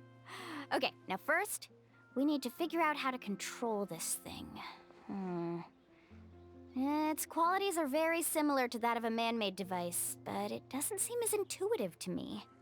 Is there something wrong? See, look at this. After activating a normal spirit door, we could just go ahead and use it. But this one requires someone to stay and keep operating it here. Also, according to the map, we need to activate the mechanism and switch between different phlogiston nodes to change the path of the Spirit Way. If we don't operate the nodes properly, then the people on the Spirit Way will come tumbling from the sky. Isn't that super dangerous? In theory, the process should be very safe, but only if the 3 phlogiston nodes are each being operated by someone. Do you think you'd be able to operate it? I just tried, and it clearly requires more skill than a typical spirit door. Though I've never tried before, I've read a lot of information and theoretically should be able to properly control it. Let me give it a try.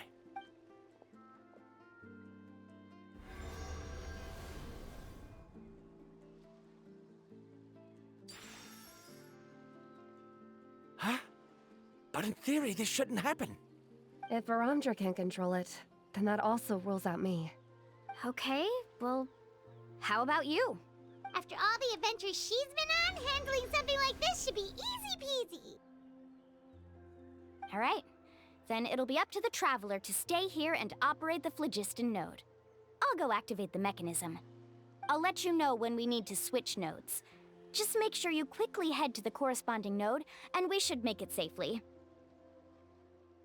Wait, but handling it this way sounds even more dangerous, Mualani.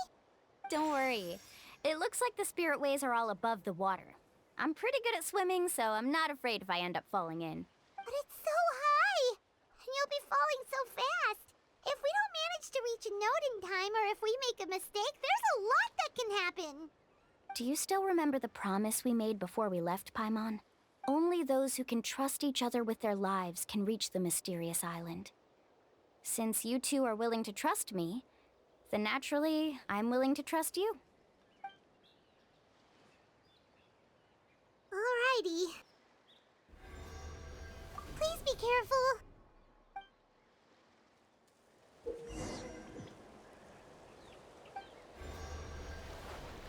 Carving waves!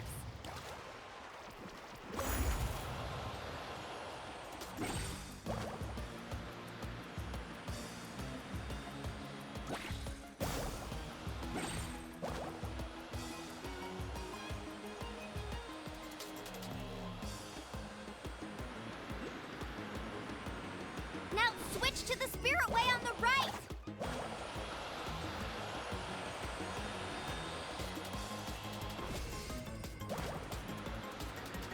Please, activate the next node!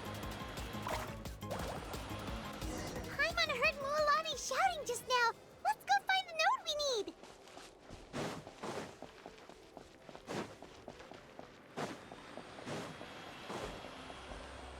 We did it, Mualani! Let's ride!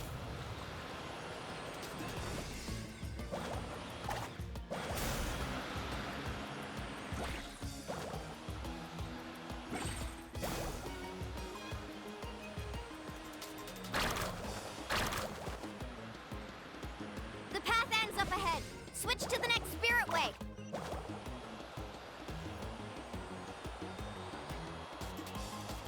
Traveler, get to the next node! Got it!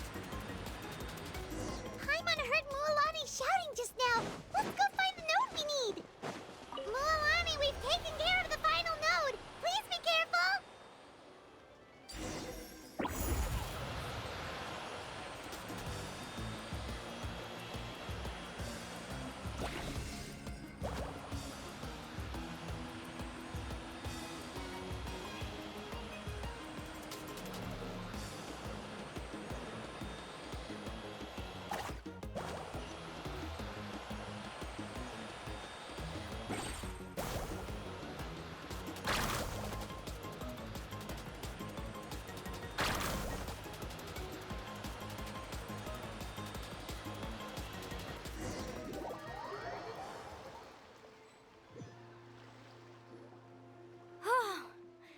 That was perfect. You were amazing, Lulani! There were a couple of moments Paimon thought it was over. I'm confident I could do it all over again. Wait, why are the phlogiston nodes no longer lit? Oh no, you're right! It appears the phlogiston nodes here need to automatically recharge. Once they're activated, they'll be unusable for some time. In that case, no matter what happens next, we have to seize our chance. Otherwise, who knows how long we'll have to wait for another shot. Do you hear that? The weather's getting gloomy, and a bunch of whirlpools just appeared in the water! Yes, we need to get to higher ground and take a look.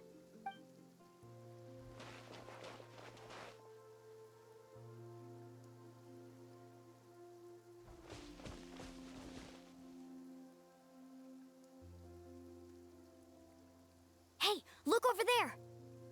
Whoa! There's a giant whirlpool over there! Yep, and that's our next stop. Huh? What do you mean?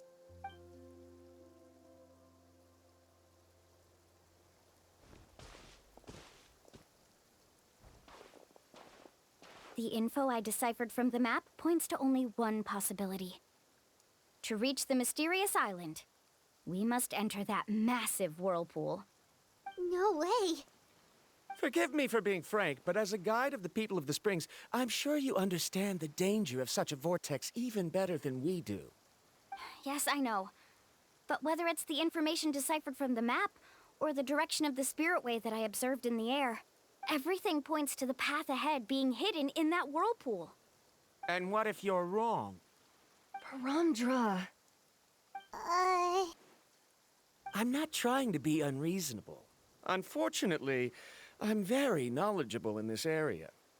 The spirit waves must have affected the nearby bodies of water and lowered the water level. That's why the whirlpools appeared. At this rate, some of the land that was once underwater will soon reappear at the surface and see the light of day again. Don't you think that sounds more like the definition of a mysterious island?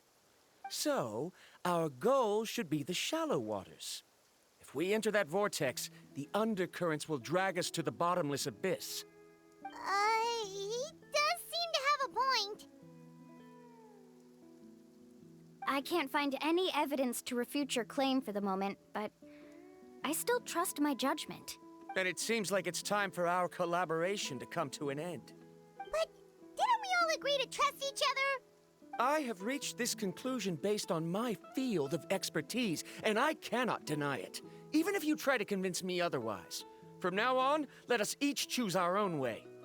No, I refuse. You? Letting your clients separate themselves from the group in the middle of a journey will result in the worst luck possible. I will not agree to that.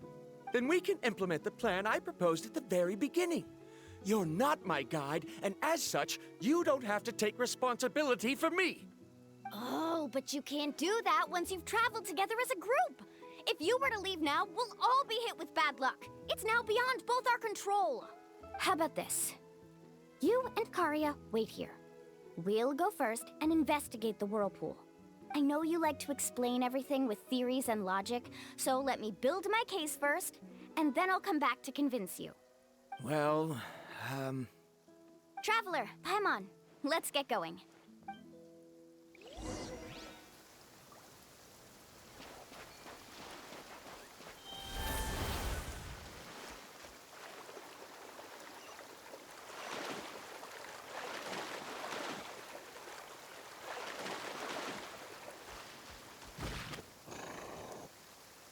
Whoa. The massive whirlpool is up ahead. Just the thought of going in there is making Paimon dizzy. Do you also think that this is a reckless decision? Well... It's okay. That's completely normal. Actually, I completely understand how Varamdra feels. This is just how it is to be a guide. The tribe's experiences passed down from generation to generation are what give us the ability to guide our guests through hardships. This gives us the power to decide which way we should go. But it also means that we must bear the consequences of our mistakes and judgment, which could be quite dire this time. Although I'm pretty convinced that all the leads we have collected are pointing us to the whirlpool, I still don't know what awaits us inside. If the scholars still choose to reject my plan, I won't have the confidence to ask them to only do as I say. The same goes for the two of you. You are the commissioners, so if you think this is too risky, then it's perfectly reasonable if you want to end the trip here. The good news is that I know the way back to the tribe very well. Mualani? Traveler. That's right. You've trusted us before, Mualani. Now it's our turn to trust you. Besides, it's gonna take more than a whirlpool to scare the two of us. We all managed to make it back from the Night Kingdom. After an experience like that, what's so scary about being sucked into a whirlpool? Aw, Paimon. Come on, bring it in again. All right. Let's investigate this whirlpool and see if we can gather any info to convince that scholar. Matters of luck aside, he definitely knows a lot about geography, and we'll need him on the team. I know, it's just that we can't see much from here. I'll get closer to the water and have another look. Wait a sec. Is it just Paimon, or does the whirlpool seem to be getting smaller? You're right. Maybe it's just like the phlogiston nodes and can only be active for a certain amount of time. That means we need to hurry. Miss Guide, we have a problem. Karia? What are you doing here? I tried to persuade him, but Varamdra insisted on verifying his theory first. He said that the water to the south was about to be shallow enough to wade through. But after he took a few steps, the water suddenly began to surge and he was swept away. I'm not much of a swimmer, so I came to call for help. Oh, why did this have to happen now? Can we still make it into the whirlpool? No time to hesitate. I'll get in the water and rescue him. Just tell me which way he went, Karia.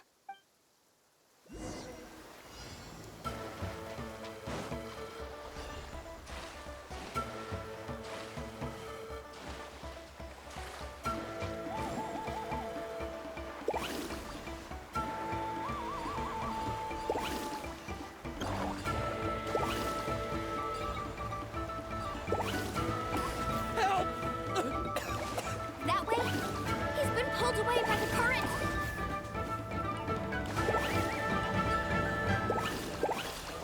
Not here either. The current is too fast! We found him!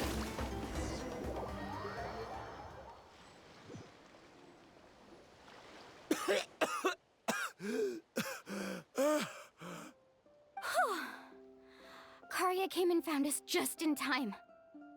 Oh, there they are! Varamdra, thank goodness you're all right.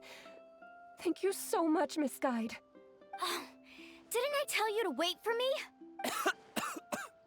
Judging by the changes in the water's surface, the path to the mysterious island wouldn't be around for long. I didn't want to miss this opportunity. It's just... I didn't expect my calculations to be wrong. It seems you were right. Right, who knows if we can make it back in time now? Huh? Well, the whirlpools have disappeared! Seems we missed our chance. Why would you give up on such an opportunity to come rescue me? How can you say that? It's already bad enough that you had to be left behind. Do you think I'd let anyone in my group drown? I'm really sorry. Don't feel guilty, Karia. I think if I reactivate the nodes, that will cause the whirlpools to reappear. The only problem is that we still don't know exactly when we'll be able to do that. It's already getting late now, and we've been on the move for a whole day. As your guide, I suggest we make camp first and have a good meal. We can talk about the other stuff tomorrow. Now that you mention it, Paimon is feeling a little hungry. Hey, Paimon's stomach can be very sensible. It won't interrupt while everyone's busy solving puzzles. We have plenty of tasty things to eat. Let's just find a suitable spot to make camp. I like that place right over there.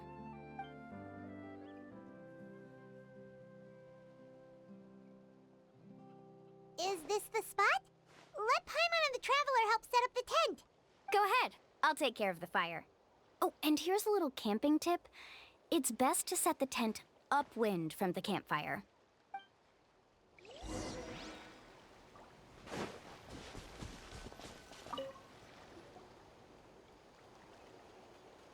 What do you think? This is a specialty dish I learned to make that's perfect for camping. Mm-hmm. It really hits the spot. You're a great cook, Mualani. Karia helped out quite a bit, so she deserves some credit too. No. I'm just happy I was able to help out. What was that sound?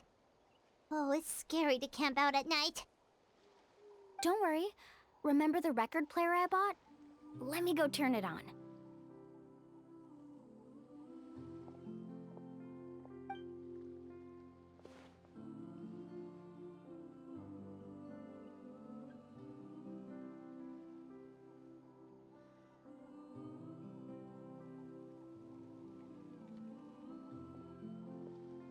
Listen. Not bad, right? Wow, so it really works! Paimon thought you were just playing it for good luck! My parents told me that most of the valuable experience from our ancestors is hidden in various customs. It's always better to trust our traditions. Guess that makes sense. In a sense, this trip to the mysterious island is also a custom left behind by the first chief of the tribe. I wonder what kind of experience he's trying to share with us. Yeah, Paimon would like to know too. Even though I've heard my parents tell stories since I was little, I actually don't know too much about him. It's said that he was the first person to make a map of Natlan, and even the first person to become friends with the Kaholasaurus. That sounds pretty amazing. Yeah, there isn't a place in Natlan that he didn't visit. Even the most remote parts bear his footprints. Even now, no one has even come close to his reputation and status as a guide. His trip to the mysterious island is the most legendary of all his accomplishments. But oddly enough, after returning from the mysterious island, he laid aside his yearning for adventure and chose to settle down. That's how the tribe was founded. It really makes me wonder what the journey meant to him.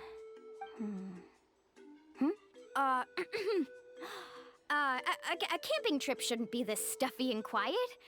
Everyone needs to help make it more lively. How about this? Before we rest for the night, let's have a bonfire party. If we're going to go plunging into that whirlpool tomorrow, then wouldn't it be best to try to rest and conserve energy now? Now's not the time to be a party pooper. You ought to agree to ideas from the one who rescued you today. Yeah, she's right! All right. So what do the rules stipulate for a bonfire party? Rules? A bonfire doesn't have any rules. Everyone just needs to have a good time. How about this? I'll ask everyone a question, and then we'll take turns saying what's on our mind. Okay, sounds fun enough. So, for the first question, what's the purpose of a journey? Oh, we were just talking about this. Let's hear everyone's ideas, and maybe we can figure out what the first chief was thinking back when he made the trip. Paimon can go first. If you ask Paimon what the purpose of a journey is, it'd definitely be about treasure and all kinds of delicious food. And most importantly, it's about making the trip together with your companions. Yes, I can't agree more. Okay, next person. How about you, Traveler?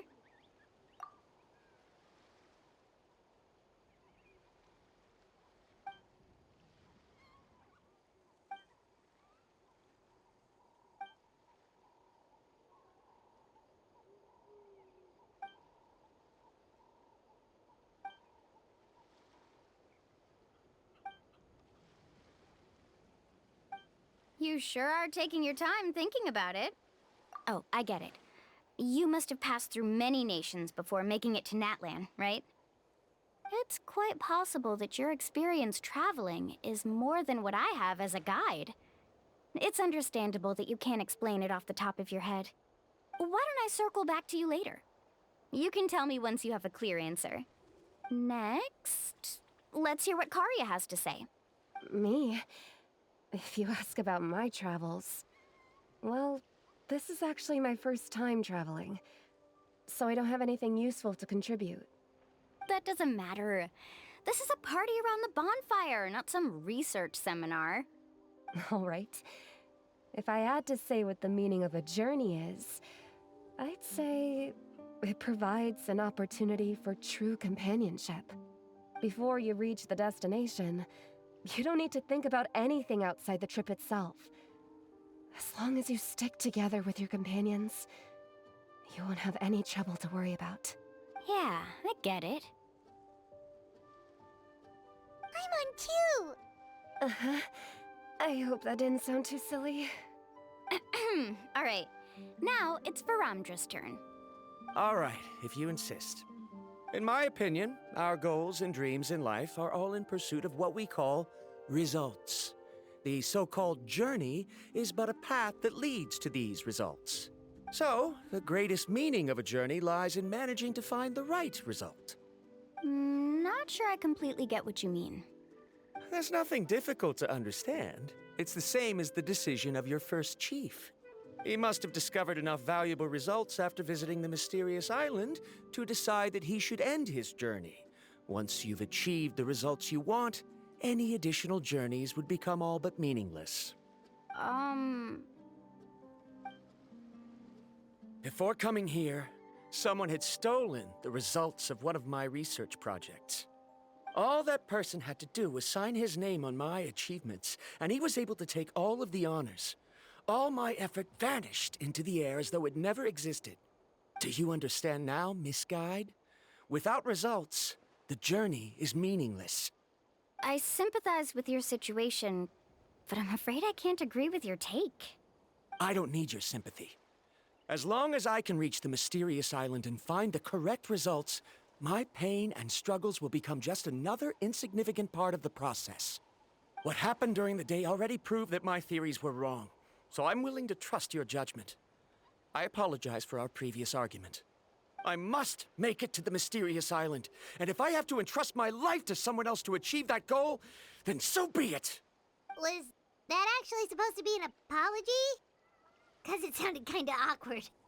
Actually, there's a saying among the guides of the people of the Springs.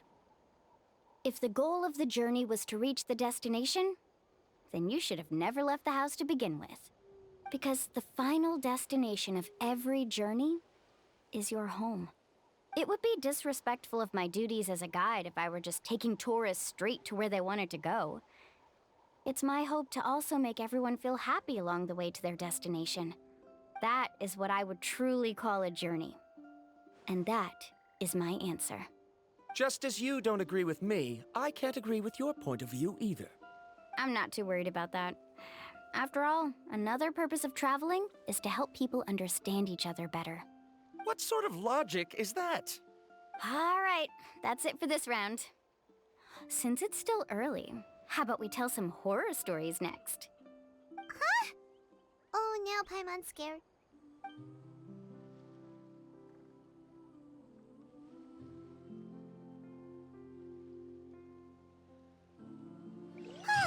Paimon slept so well.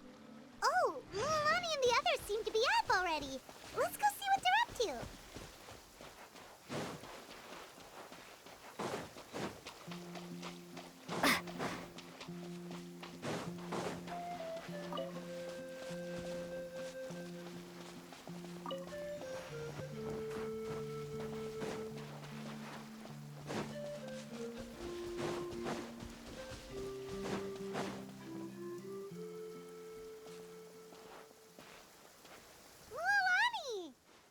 Just in time. I was about to go look for you. What the? You already caused the whirlpools to reappear again? We're in luck. The phlogiston nodes were recharged by dawn. I had Karya and Varamdra control the nodes this time, and we were able to quickly unlock the mechanism. We were practicing all morning so they could get the hang of controlling them. Oh, it seems after apologizing, you've already become trusted members of the team. Is now really the time to be teasing us? Don't forget that the whirlpools won't last all day. He's right. We should really hurry over to the massive whirlpool again. Even though we had this discussion yesterday, I still want to double check. You all trust me, right? You bet! Okay, then let's go.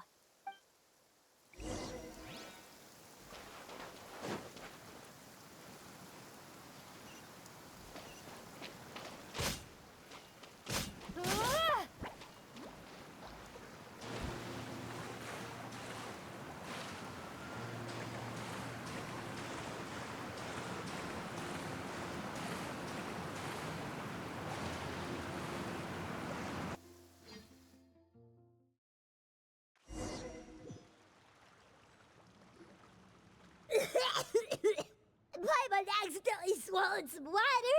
Ugh, so scary. What is this place? I can't believe it. There are subterranean caverns under the water. Milani was right! Let's see where this cave leads. Come with me.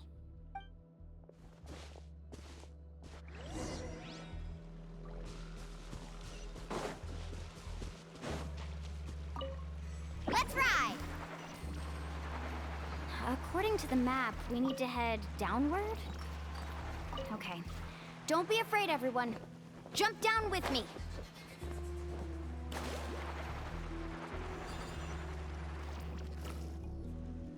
Is that lava up ahead? It appears these caves were formed by volcanic activity. I see. Then the spirit waves were affecting lava deep underground. Altering the lava's flow created temporary holes which allowed us to follow the water's current and enter this underground space. Yes, it can all be explained in theory now. Are all scholars from Sumeru like this? Hard to say. But can there be an island in this kind of underground space? It appears we haven't reached our destination yet. Let's keep going, everyone.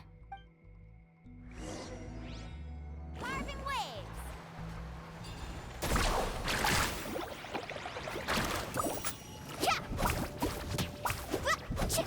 Ho!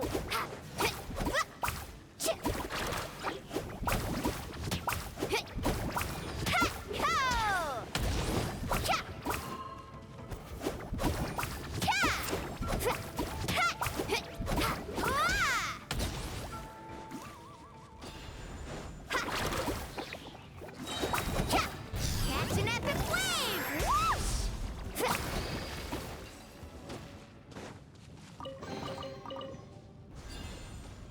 Faster!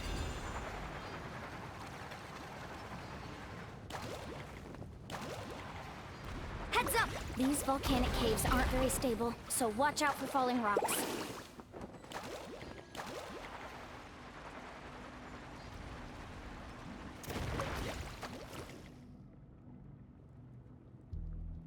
What a maze! There's lava everywhere! Oh, which way are we supposed to go now? Let's look around together and see what we can find. Very well. It would indeed be useful to collect some environmental samples here.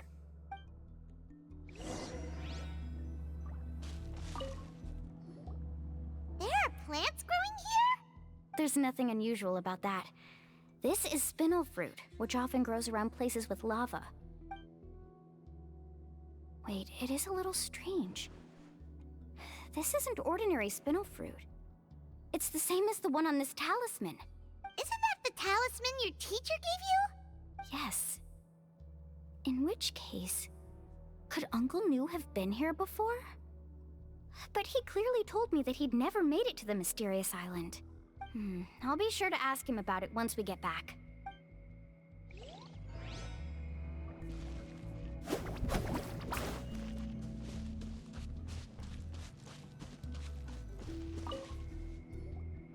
There's so much lava, and it's getting pretty hot. The lava here doesn't look very stable. I'm afraid we can't stay here for long.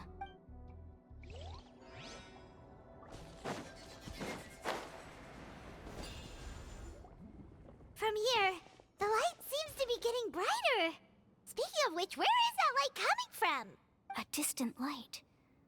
Wait, there seems to be a mark that matches that on the map. Miss Guide, it seems Varamdra has also discovered something.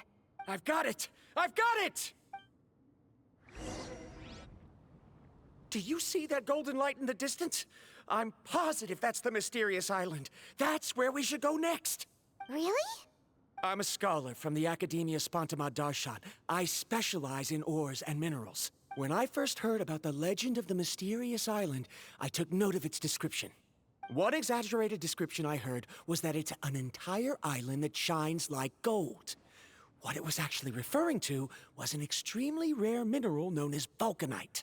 Under certain environmental conditions, large amounts of lava are quickly cooled, which then results in this ore. Since the ore can't be moved in time, it begins to accumulate, resulting in the alluring golden glow. If I'm not mistaken, there'll be a large pool of lava up ahead, and the mysterious island will be floating on the lava. An entire island of vulcanite ore! So you mean we really found the mysterious island? Rejoice! Even a small piece of that ore will be priceless. Really? Then let's hurry! Wait, Paimon. We should head back now. Why? What are you saying? This map is covered with symbols and riddles, but there's one thing that's written clearly. When you see the golden light, then go the opposite way. What you just said may be correct, but that golden place isn't the island that my ancestors once visited. Are you joking? You expect me to turn back now? But Mualani's judgment has always been right. If she says head back, then we should head back. We can't be fooled by the thought of treasure. You thought I'm after treasure? Oh, he's acting weird again. After my previous findings were stolen, I began a new area of research. And this ore is the core of my research. As long as I can bring this ore back, my theories will be proven beyond any doubt, and I will be able to reclaim everything I have lost. To me, this ore is the result that must be obtained. Otherwise, all those hardships along the way will be rendered completely meaningless. Don't you understand? As we agreed before, please trust my judgment. Why? Are you wary of me? Now that we've confirmed that the legendary treasure really exists, you don't want outsiders to take it, do you? She's not that kind of person, Varamdra. The result is right before my very eyes. I won't give up here. Oh no! He went running in! How can he do that? Not good. We must stop him. Is it just Paimon or is the ground shaking?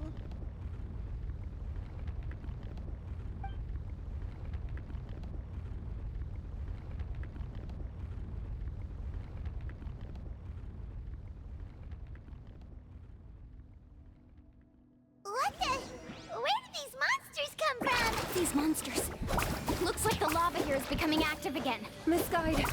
Varamdra, He'll be trapped by the lava. We need to hurry and take care of these monsters. Let's ride!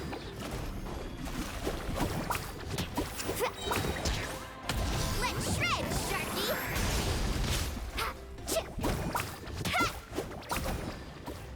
Carving waves!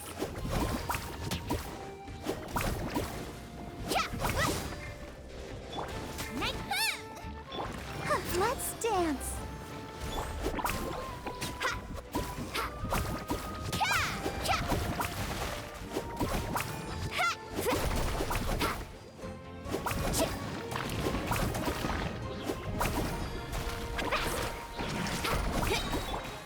Surrender and I'll be... Check this out! Best of luck! Carve!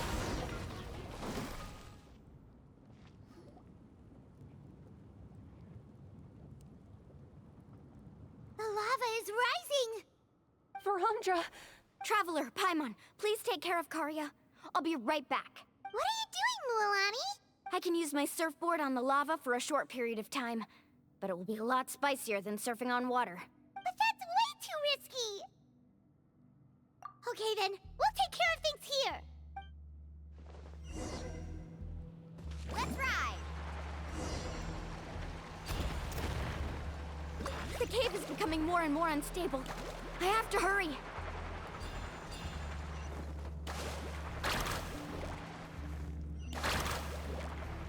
More falling rocks. Okay, watch this!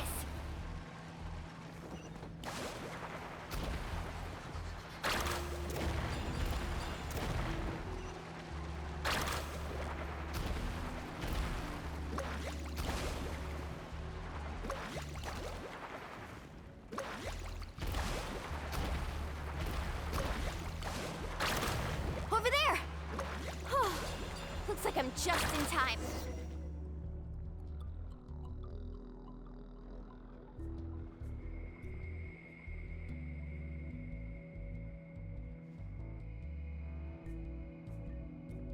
It's right there! I'm almost there! Look carefully. You can't get through the lava. You'll die if you try to make your way forward. Why don't you just give up?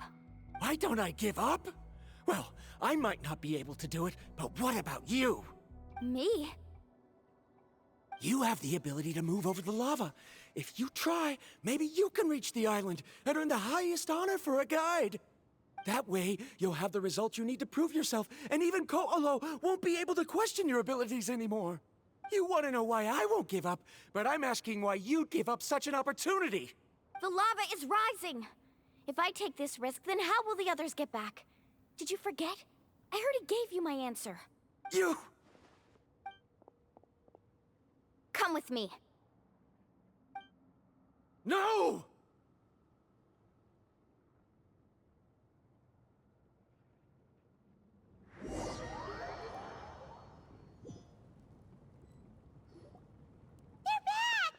I've brought him back. He's fortunate that he wasn't seriously hurt. Oh, thank goodness. Thank you so much, Miss Guide. You're welcome. It's getting dangerous here, so we need to find a way out. No, I refuse! I can still stand! Let me go back! Seriously? How can you be so childish at a time like this? Varamdra! Whoa. I've always believed that you're the most talented person I've ever met. Even if your research was stolen and you didn't get any credit, I never doubted it.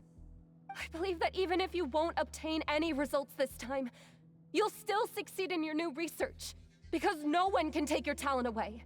So, I won't allow my dearest senior to die here because of his own stubbornness. Kari...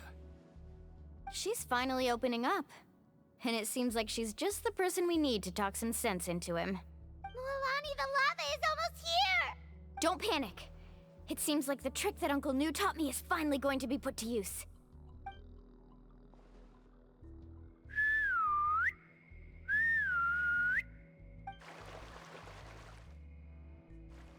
Where did all these Koholosaurs come from? No time to explain. Just get on! Got it, got it!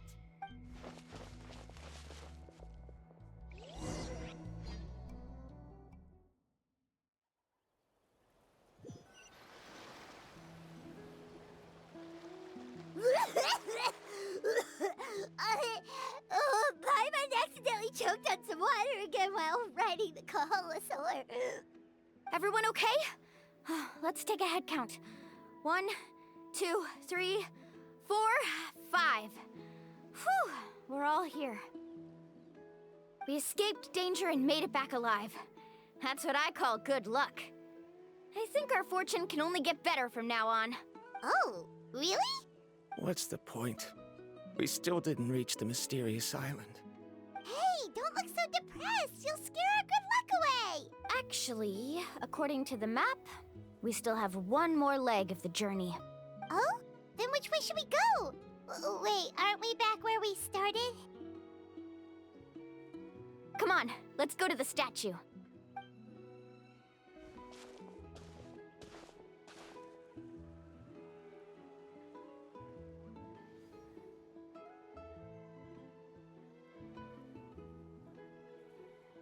So, what's the point of coming back here again?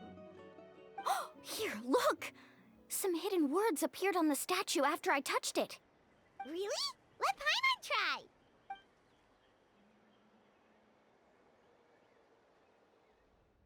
Congratulations, guide from the future. You have completed a challenge that even I found ambitious. And now, I finally have the chance to tell you my story. You may have heard legends describing me as the best guide in all of Natlan. But in the beginning, I was more like a treasure hunter. I chased results, facing countless dangers to prove myself. Time after time, I ventured where others didn't dare, never failing to bring back rare treasures. My fame was second to none. And yet, I never felt satisfied. So I found a new goal, a challenge that no one had ever achieved before. The legendary Mysterious Island. Another chance to prove myself. Unfortunately, my friends who had traveled with me all this time had grown tired of my nonsense. Instead of praise, they now showered me with words of caution. Perhaps this journey was one that I had to complete alone. But luckily, they decided to once again put up with my antics. Just as before, they came up with ingenious ways to help me move forward. They never let me down, even when I had to place my life in their hands. And they always trusted my judgment, even when it took a lot of courage. In the end, just as ever, we found the result we came for. But that golden glow was baiting me towards death. It was the glow of a rare ore, but it was also the warning sign of an impending eruption. Maybe if I pressed on and put my life on the line, I could get the result I wanted. And yet, there was a chance I'd lose something even more precious. But don't worry. In the end, I made the same choice as you. Everyone was disappointed that their illustrious guide had, for once, returned empty-handed. But seeing everyone survive, I felt satisfied for the first time in my life. Perhaps the treasure I had really been searching for had been right here with me, all along. So, I decided to end my long journey and find a safe place for my hard-earned treasure. To me, this is the real Mysterious Island. The hidden inscriptions disappeared! These must have been the words the first chief left for those that would come after him. In that case, the Mysterious Island from the legend is actually where the people of the Springs are living now! I remember now that the elders once told me our tribe was originally founded on a small island.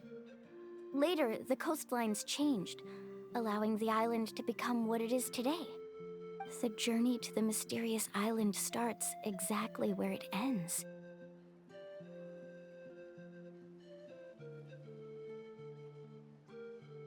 Yeah, I think I understand the choice he made now. The golden glow is an indicator of when the lava will periodically erupt. If that's the case, the principle of vulcanite formation implies that it will only appear at the start of fierce lava activity, and the flowing lava will quickly swallow it and make it all disappear without a trace. This means that there's zero possibility of ever bringing the ore back. Are the results I've been chasing all this time only an illusion that can be seen from far away? Verandra. Our journey is not yet over. As we agreed, please come back to the people of the Springs with me. Then we'll officially complete this journey. Fine. I suppose that would also count as some kind of result. Don't be so down. I have a feeling that the next answer I'm looking for will also be useful to you. Paimon remembers now. There's still something important we need to ask Mualani's teacher about.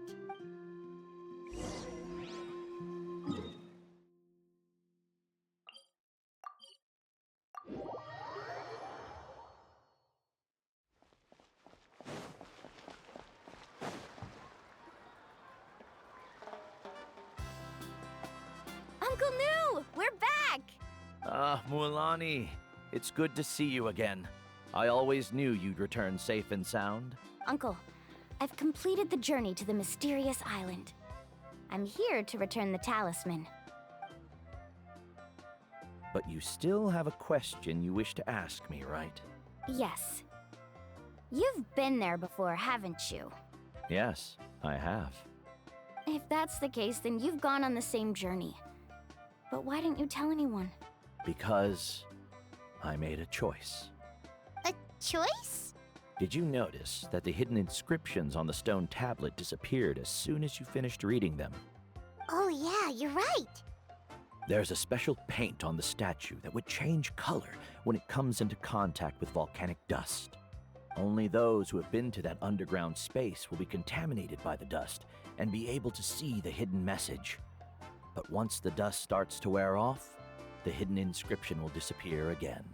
And this is the choice that the first chief left to us. If you choose to boast about your deeds, you will receive the highest honor, but the legend of the mysterious island would be destroyed as well. If you choose to remain silent, then the mysterious island will remain a legend and continue to attract the next generation of young guides to rise to the challenge. In the end, my companions and I all chose the latter. Oh, I get it now. But not being able to tell anyone after accomplishing such a feat. People like Ko'olo will still look down on you. Are you really okay with that? But have you noticed that Ko'olo, who claims to have been to the island, hasn't actually completed the trip? What? Right. Jaime remembers that Ko'olo said that he went to the mysterious island alone. But there's no way he could have been able to use the spirit ways. He deliberately recommended the client to find Mualani, probably because he thought she wouldn't be able to reach the mysterious island. That way, Mualani wouldn't be able to expose him. As guides, we are not adventurers, let alone treasure hunters. The greatest responsibility of a guide is to take the client to their destination safely. But in the process, we also gain much skill and experience at overcoming danger. This allows us to go to places that no one else can reach, and even find treasures that no one else can find. Many guides gradually lose sight of their true beliefs and intentions in the process, and end up becoming like Ko'olo. They end up becoming more like thieves who would rush to the other side of the lava lake, regardless of the consequences, rather than good guides who would turn around and save their friends. This is why the first chief left behind the legend and the map. To lure younger generations into taking up the challenge, thereby teaching them everything he had learned. Aside from me, many other tribe members have also traveled to the mysterious island. And just like me, they understood the first chief's intentions. So they've also made pacts with their companions, choosing to give up the results that would prove themselves and give the younger generation the chance to continue the challenge. You've all given up on the results. Sir, I've given up on merely one result. I haven't given up on everything. Given her talent and qualifications, Mualani was well within her rights to choose the top-ranked guide Ko'olo as her teacher, but she chose me. I believe I was able to cultivate such an outstanding student and witness her completion of the legendary challenge precisely because I didn't become someone like Ko'olo. If instead of looking at one single journey, we look at my entire career as a guide, I'd say I have not returned empty-handed. What about you?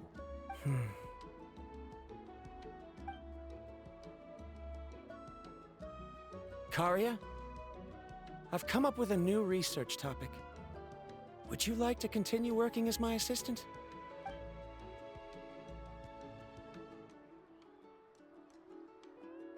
You're the same as always, Varamdra. You always have to find evidence before coming to a conclusion. In any case, I can't give you an answer right now. Karia! Because you haven't prepared the proposal yet. Shouldn't you finish that first before recruiting assistants? How could you forget? Yes, of course. I'll certainly prepare all the necessary details. But I've always found your proposals fascinating, so I'm sure I won't be able to turn you down this time either.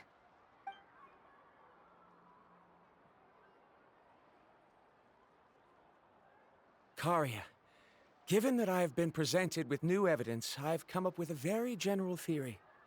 I can use the ideas from the Chief's speech to express it. Perhaps the treasure I'm seeking has been by my side the entire time. No. To be more precise, it's been with me even before I set out on this journey. I understand, Verandra. It appears this guest has also found his answer. It seems he's finally put two and two together. There's nothing to worry about.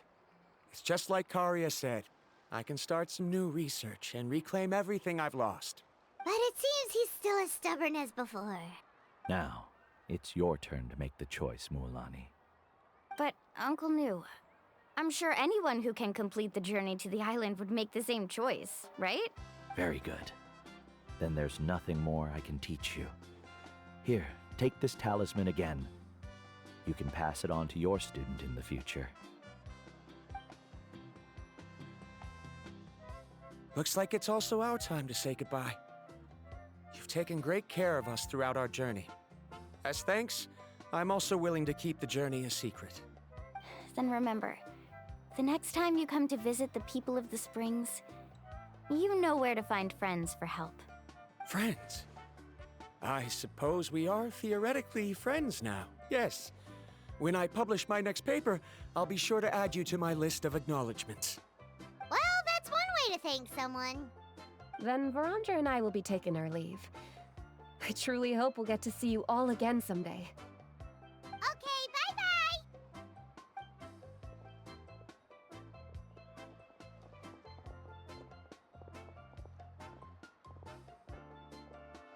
You're back already.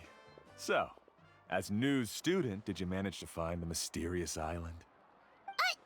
What are you doing here all of a sudden? Well, I found something even more precious than the island. 2 friends that I can trust with my life. You... Seems you really learned a lot from New about how to make yourself feel better. I knew it. How could anyone ever reach the island with so many hindrances? Mm-hmm.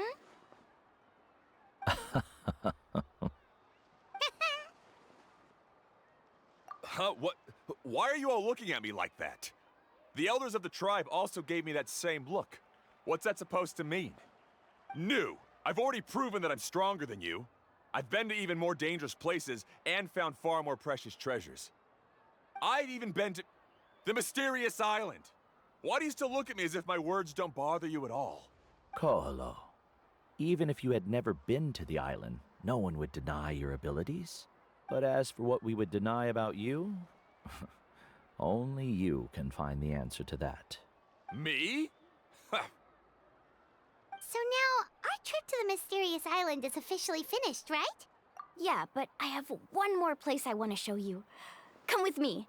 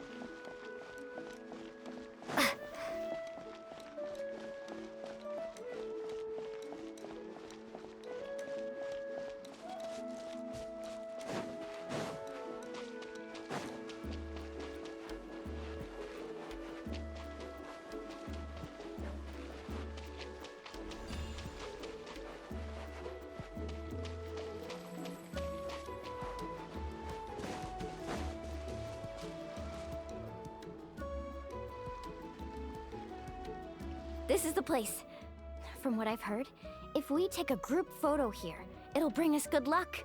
I'm sure of it. What made you think of taking a group photo? Well, we completed our trip to the mysterious island together, so of course we need a memento to keep. You've earned the greatest honor for a guide. Yet, you can only walk away with a photo of your friends. You're pretty amazing, Mualani. You really sacrificed a lot for your tribe. Would you call it a sacrifice? I don't really think so. Actually, after hearing Uncle New's answer, I have this vague feeling that after all that we've been through together, the results don't matter anymore. Oh, it's kind of hard to explain. I don't know if you get me or not. No, I get it.